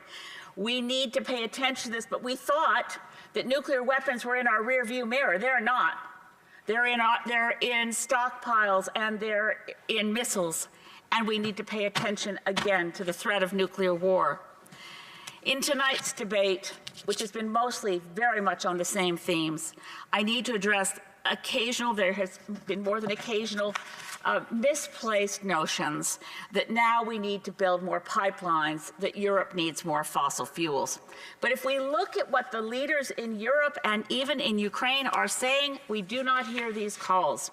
In fact, the Energy Commissioner for the European Union, Kadri Simpson, said this: the crisis in Russia means that we have to, quote, boost renewable energies and energy efficiency as fast as technologically possible. What does Germany say? Well, Germany just axed their biggest carbon project with Russia. Nord Stream 2 pipeline has been canceled. And what does the economy and climate minister, who happens to be Green Party co-leader Robert Habeck, say in Schulz's government? Now is the time to accelerate and shift to renewables. It's being a petrostate and having dictators of petrostates that makes the world less safe. Some of the big oil companies are even saying they have to get out of Russia. Shell and BP have pulled their projects out of Russia, but look at Exxon, it's still in there. Let's ask Exxon in every way we can why it's still invested in Russian oil and gas. And the French company, Total in Energies, still invested in Russia. But the most compelling information about what should we do about fossil fuels in this crisis is to listen to the head of the IPCC Ukraine delegate, the scientist, Dr. Svetlana Krakowska, who said this, quote, human-induced climate change, and she said this while bombs were falling near Kyiv. She said, human-induced climate change and the war on Ukraine have the same roots: fossil fuels and our dependence on them. We will not surrender in Ukraine, and we hope the world will not surrender in building a climate-resilient future, close quotes. I want to thank our Deputy Prime Minister. We are unique in the world that our Deputy Prime Minister happens to be an expert on Russia. She wrote the book, Sale of the Century, about the kleptocracy and organized crime that took over the former USSR. I know that her background, and with the unique honor of being personally banned from Russia by Vladimir Putin equips her well to lead the fight to get the swift financial resources taken away from Russia. My time is up, Madam Speaker. I look forward to questions. Questions or commentaires? The honourable member for South Okanagan, West Kootenay. Well, thank you, Madam Speaker, and I'd like to thank the member for Saanich Gulf Islands for that speech. I knew she was going to be speaking about fossil fuels, but I'm very happy that she brought up nuclear weapons and Canada's inaction in the nuclear ban, treaty ban. But I would just like to give her some more time to talk about, to respond to some of the conservative calls for Canada to export more oil to Europe or gas to Europe, just some of the logistical problems that faces that being even contemplated. Honourable member for Saanich Gulf Islands. Well, thank you, Madam Speaker, and to my honourable colleague from South Okanagan, West Kootenay. If the Ukraine, if Zelensky was saying, Canada, send your oil, I'd have a really hard time saying no. I don't think I could say no to President Zelensky for anything. I am so inspired by him, but that's not what he's saying. It's not what Germany's saying. It's not what the EU is saying. It's what Alberta is saying. And I think taking advantage of a crisis to promote your own product is not a good look. Questions and comments? The honourable member for Stormont, Dundas, South Glengarry. Thank you, Madam Speaker, and thank you to my colleague for her intervention here tonight. And I want to build on the comment from the NDP and talking about that. And I mean, the line is the logistical challenge of Canada providing, for example, natural gas to Europe. But the other reality, the logistical challenge we have and that Europe faces is they are reliant on Russian energy at this point. So I think part of the opportunity is when we look at the perspective we have as Canadians of the attention to I think from a human rights perspective, from a global perspective, as what we're seeing here, our record on the environment, our record in the international community stands much better than Russia. So I just like the member from Saanich Gulf Islands to talk about the logistical reality of where Russia kind of has Europe caught in a bind when it comes to natural gas. Can Canada not play a better role? Thank you. Saanich Gulf Islands. Some of the commentary that I've been looking up today of the German discussion about what to do now that they're cutting off Russian natural gas is discussions about the fact that natural gas that comes from fracking has the same carbon footprint as coal. So they're actually discussing whether in the short term they should use a bit of coal to bridge till they get to renewables, which was the only reason they were going to use natural gas. Obviously, the propaganda around natural gas has been very effective because I know a lot of people honestly think it's a low carbon fuel. But when you look at the whole upstream fracking and massive releases of methane, it's a climate killer. L'honorable député Saint-Jean. Merci, Madame la Présidente. C'est toujours plaisant quand on est en Chambre de voir les différentes positions des partis quand il y a des enjeux un petit peu plus clivants. Puis une des choses qu'on a discuté ce soir, c'est qu'est-ce qu'on fait avec les diplomates qui sont ici, les diplomates russes, est-ce qu'on les expulse ou pas? Et je suis d'accord avec le fait qu'ils ont contribué à la désinformation. Encore aujourd'hui, on mentionnait que les manifestations qui étaient extrêmement pacifiques mettaient en danger la vie des diplomates. Donc je serais curieuse d'avoir la position de la députée de Saanich Gulf Islands sur les from Saanich Gulf Islands on the Russian diplomats. Merci à ma chère collègue. Je pense que c'est une bonne idée. Le gouvernement dit que toutes les choses sont sur la table. Mais je pense que peut-être il y a les liens de communication. Ça, c'est la seule chose que je pense que peut-être il y a une raison pour laquelle on doit protéger les diplomates de la Russie ici. Peut-être ils sont sympathiques avec la cause de l'Ukraine. Sinon, envoyer tout le monde chez Definitely. Send them back. Brief question, the Honourable Parliamentary Secretary, the Government House Leader. Thank you, Madam Speaker. Given the discussion of what's been going on about oil and Canadian oil and gas and this member's comments about it, I'm wondering if she can give us or give me her perspective on what she thinks is more realistic. That a pipeline that is supposedly now 4 times as much as it was before is going to be built and provide this sustainable carbon-based fuel to Europe, or if there's going to be a transition towards more renewables and electrification. What's more realistic of happening? Member for Saanich Gulf Islands, a brief answer. There's what's realistic and what's necessary. The Intergovernmental Panel on Climate Change report just today reinforces that we don't have a choice. If humanity wants to survive within a climate that sustains our lives and human civilization, we don't have a choice. We get off fossil fuels as quickly as possible. And for the governments of Europe, they seem to see that this is an opportunity to move faster towards renewables, not to back up into the fossil era. Resuming debate, the honourable member for Edmonton-Griesbach. Thank you very much, Madam Speaker. And tonight, I rise in this place, only months after my arrival in this House, to discuss a matter of utmost importance and true urgency. Albeit I wish this day would never have come. But we all must rise to this occasion. A moment in our history, a moment for unity, and a moment for all of us to stand with Ukraine at this time, in their hour of most need. Prior to moving to Edmonton, I grew up in a small Métis community in Alberta called Fishing Lake.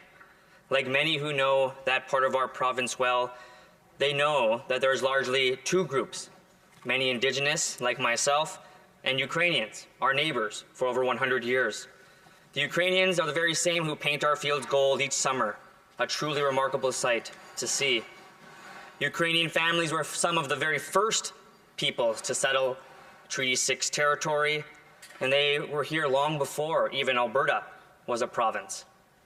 A true example of the spirit and intent of treaty. Many of these friendships still endure today.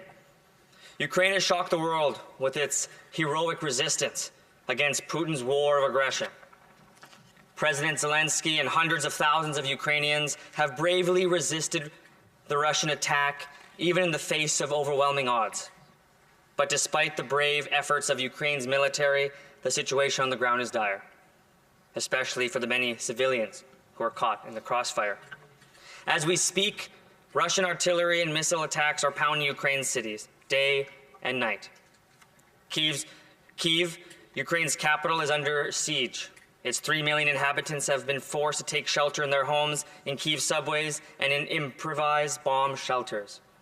According to the UN Secretary General, there are credible amounts of residential buildings, other civilian infrastructure, and non-military targets sustaining heavy damage under Russian attack. As he emphasized in his speech today, quote, "This escalating violence is resulting in civilian deaths, including children." The people of Ukraine are no stranger to Russian imperialism. Putin's invasion is the latest in a long line of aggressive and illegal attacks on on Ukraine's sovereignty. The escalating tactics that the Russian military are employing against Ukraine's military and civilians alike are in keeping with a long line of atrocities. As Amnesty International Secretary General recently put it, quote, "The history of Russia's military interventions, be it in Ukraine or Syria, or its military campaign at home in Chechnya, is tainted with blatant disregard for international humanitarian law. The Russian military repeatedly flouted the laws of war by failing to protect civilians and even attacking them directly. Russian forces have launched indiscriminate attacks, used banned weapons, and sometimes deliberately targeted civilians and civilian objects, a war crime. While Russia's government and military, and above all its president, deserve our complete condemnation, it is vital that we recognize the Russian people are far from united in this war. Many of them are showing incredible bravery by standing up to Putin and saying no to war. Tens of thousands of ordinary Russians have stood up against this brutal war in the streets of cities across Russia, from St. Petersburg to Vladivostok. Night after night, they have flooded into city squares to call on the government to withdraw their troops from Ukraine and leave its people in peace. These brave protesters have put their freedom and their physical safety on the line to say no to war and no to Putin. The growing number of Russians who are bravely protesting against this authoritarian government understand a fundamental truth about this invasion. This is Putin's war. To stop it, we must act aggressively with sanctions not only against Vladimir Putin himself, but also the wealthy class of oligarchs that support his rule over Russia. I strongly agree with the member from Burnaby South and experts like Bill Browder that the only way to truly deter them is by seizing the wealth they've hoarded from Russian people and stashed abroad in tax havens and luxury real estate. Canada must immediately expand our sanctions to target the assets of Russians ultra-wealthy and act decisively to ban their financial transactions here in Canada and across the globe. We must ensure that Putin's inner circle are not able to hoard their wealth in luxury real estates in Canadian places like Vancouver and Toronto. Even after the invasion of Ukraine, many oligarchs with well-documented ties to Putin's regime are not the subject of Magnitsky sanctions. This must change, and it must change now. But Canada can't stop there.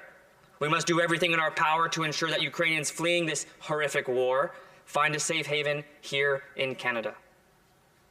Even before Putin's invasion, Ukraine was already facing a truly massive refugee crisis. According to the Ministry of Social Policy of Ukraine, approximately 1.5 million people were internally displaced after fleeing the conflict in Donbass and from Russian-occupied Crimea. Now, thanks to Russia's invasion, there are millions more refugees who are fleeing Russian airstrikes, missile attacks, and military columns. They need our help, and they need it now. As the proud home to the largest Ukrainian diaspora in the world, Canadians, including my constituents in Edmonton, Griesba, are ready to step up. But the reality is the federal government can do much more as well. Despite years of calls from the Ukrainian community and the NDP, Ukrainians still do not have visa-free access to Canada. This must change. Ensuring that Ukrainians have visa-free access to Canada is truly the bare minimum. But IRCC's response today at the Foreign Affairs Committee on the visa requirements was not encouraging. When asked about the Ukrainian visa requirements, the Director General of Immigration Program Guidance at IRCC said, and I quote, "We're going to continue to look for ways as the situation evolves to make that facilitated, but the Ukrainian visa requirement is not currently under review." This is not acceptable. The Liberal government needs to immediately remove the Ukrainian visa requirement. While Putin was amassing troops in Belarus and on borders of Ukraine, my colleague and member for Edmonton Strathcona and I wrote to the Minister of Immigration urging him to take action to prioritize family reunification and to ensure that Ukrainians are not caught in the years-long IRCC backlog. IRCC has been broken for years, now more than ever. We need a massive investment in human resources and personnel to process the many people who are fleeing wars and seeking safe haven in Canada. While we must act decisively to ensure that Ukrainians find refuge in Canada in the coming days and weeks, we must not also turn our backs on those who have already been fleeing from wars in other regions. In particular, I'm thinking of the people of Afghanistan. This House should not forget that the fall of Kabul took place just over 6 months ago. Afghan people who fled the Taliban are extremely vulnerable, and Canada must make sure that we have the resources to help everyone who is fleeing conflict. I want to thank my honorable colleagues from all parties in this House. What I've witnessed this evening has been truly a pleasure to see. When the world needs Canada, this House is united in doing what is right. Although there is much work ahead, I remain hopeful that our unity here will ensure Ukraine's freedom, sovereignty, and security. Lastly, it is in the spirit and hope of unity I want to share with this House what I had experienced just 3 days ago. I stood at the Alberta legislature with Ukrainians from across Alberta. I had friends there, Ukrainian friends like Marnie from my community, who are in pain, but whose strength has shown through these truly dark times. I heard the Ukrainians' national anthem. It touched my heart, and I was moved by the many who joined in the beautiful harmony. The song of a people united and strong, as we all must be here in the coming weeks. Upon us, fellow kin, fate shall smile once more. Thank you, Madam Speaker. Questions and comments? Questions et commentaires? The honourable member for Vancouver East. Thank you very much, Madam Speaker, and I want to thank my colleague, the member from Edmonton, Giesbrecht, for his speech. A very thoughtful speech, a very measured speech, and a very passionate speech. Like him, in my riding of Vancouver East, the Association of United Ukrainian Canadians, the Vancouver's branch, also stands with the people of Ukraine and have been calling for peaceful resolution. Their heart bleeds for the fact that their family and friends are in this horrible situation. Now, Canadians, the Canadian government has taken action with our allies. I'm wondering whether or not the member thinks that the day will come when there would be peaceful resolution and for this violence to end. Our member for Edmonton Griesbach. Thank you very much to my honourable colleague for that question. And I do believe that peace is more of a process in many ways than it is a goal. We must continuously protect and safeguard the principles that make our society truly free and democratic. We have to ensure that we can protect those who are most vulnerable and ensure that our country and our society is protected and safeguarded against true evil tyrants and oligarchs like the ones we're seeing with Putin and his gang of thugs. We have a lot more work to do. And in terms of the work that has to happen at immigration, refugees, and Canadian citizenship, I know that this member from Vancouver East and myself will work hard as we can to ensure that those fleeing conflict get to safety. Thank you very much, Madam Speaker. Questions and comments? The honourable member for Selkirk, Interlake, Eastman. Well, thank you, Madam Chair, and I just want to thank all the members today who have participated in tonight's conversation. That wasn't much of a debate because we're all standing in unity here with Ukraine and with one another in the face of the terrible atrocities that are being committed by Vladimir Putin in Ukraine. And I do appreciate the member from Edmonton Griesbach on pushing the issue of making travel from Ukraine to Canada visa-free. It's the same thing the European Union has done. And we know the European Union is taking in massive amounts of Ukrainians who are fleeing. They don't have to apply for refugee status to enter into the European Union. So we need to, first and foremost, establish our own visa-free travel to Canada for everyone that needs to get out of harm's way in Ukraine. And secondly, is we need to support the European Union nations who are currently housing and feeding those Ukrainians who have gotten to safety and left behind their loved ones. So I was wondering if the member would like to elaborate on that. What type of humanitarian efforts are going to be underway to support those in the European Union who are dealing with the frontline trauma coming across the border from Ukraine? Our member for Edmonton Griesbach. I want to thank my honourable colleague for that question, and I truly want to thank all members of this House for what I found to be a truly uniting discussion in a time that our country truly needs to see leadership. We have many, many people across this globe that look to Canada as a leader, not just in peace and security, but also in our ability to provide support to others. The humanitarian crisis that's happening and unfolding in Ukraine and across Europe right now is truly tragic. We need an entirety of the globe's approach to ensure that that level of human suffering does not get worse. It's up to each and every one of us here and truly our colleagues across the world in all free and democratic societies to safeguard that and to make sure we provide that support, that we don't simply measure our actions by words, but we measure them truly by the people we support. And I'm confident with what I've heard tonight from this House that we will truly achieve that. I want to thank that honourable member again for his steadfast commitment to Ukraine and the people of Ukraine. Thank you very much, Madam Speaker. L'honorable député Saint-Jean. Merci, Madame la Présidente. Je remercie mon collègue pour son discours. Comme je l'ai mentionné un peu plus tôt à la députée de Saanich Gulf Island, c'est intéressant d'avoir les points de vue de tout le monde sur les parties qui sont peut-être un petit peu différentes parce qu'effectivement, il y a un très grand consensus ce soir. Donc, dans le but, moi aussi, de me faire une tête, je l'admets, on aime ça discuter pour arriver à forger nos positions. J'aimerais l'entendre sur la possibilité comme sanction à l'égard de la Russie de finalement de retourner chez eux les diplomates russes. On expelling Russian diplomats. I want to thank my honourable colleague for that very important question. We have to really seriously consider the role that diplomacy can play and whether or not Russia is truly a country that can or is willing to negotiate.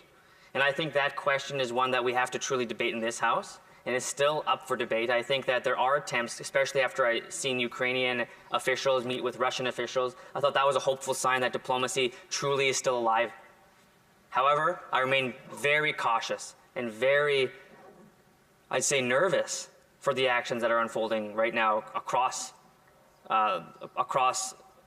Europe, in particular with security in Ukraine. And I think that as tensions continue to rise, diplomacy will become less and less of an option. And when that route is very clear that it's no longer an option, we must expel the ambassador. But to this point, I do believe there are still opportunities to ensure that we have a discussion and that Russia has a moment to still prove to us that they can, in fact, be reasoned with.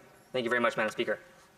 Questions et commentaires. L'honorable secrétaire parlementaire du Premier ministre ainsi que de la présidente du Conseil du Trésor. Merci beaucoup, Madame la Présidente. Puis j'aimerais remercier mon collègue d'Edmonton Griesbach de son discours et puis aussi son sentiment. Comme j'ai posé la question à mon collègue de Montarville, je suis certain qu'il n'est pas...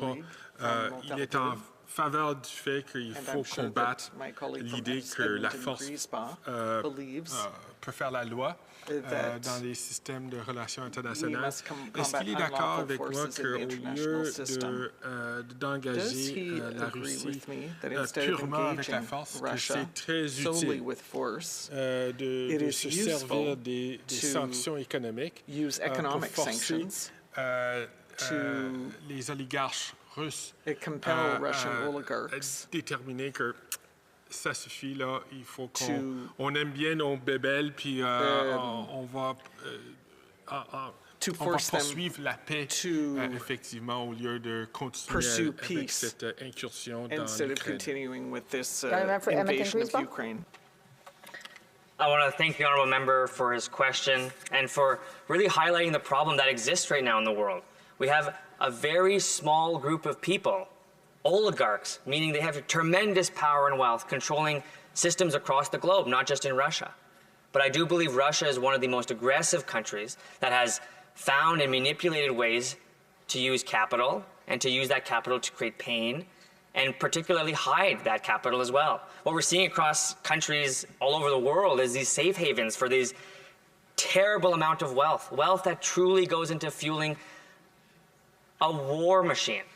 That's what's happening right now, is a select few very wealthy people are using their means to create harm, to murder innocent lives, and to create division across what was historically, in the last at least 75 years, peaceful Europe.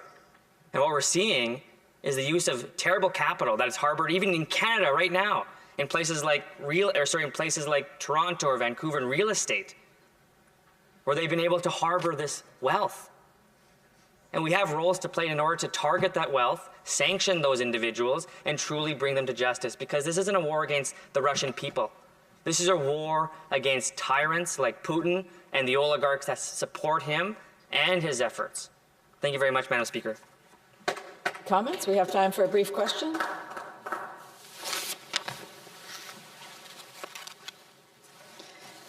It being 11:52, pursuant to the order adopted earlier today, the committee will rise. En conséquence, la Chambre demeure ajournée jusqu'à demain à 10 heures, conformément à l'article 24.1 du règlement.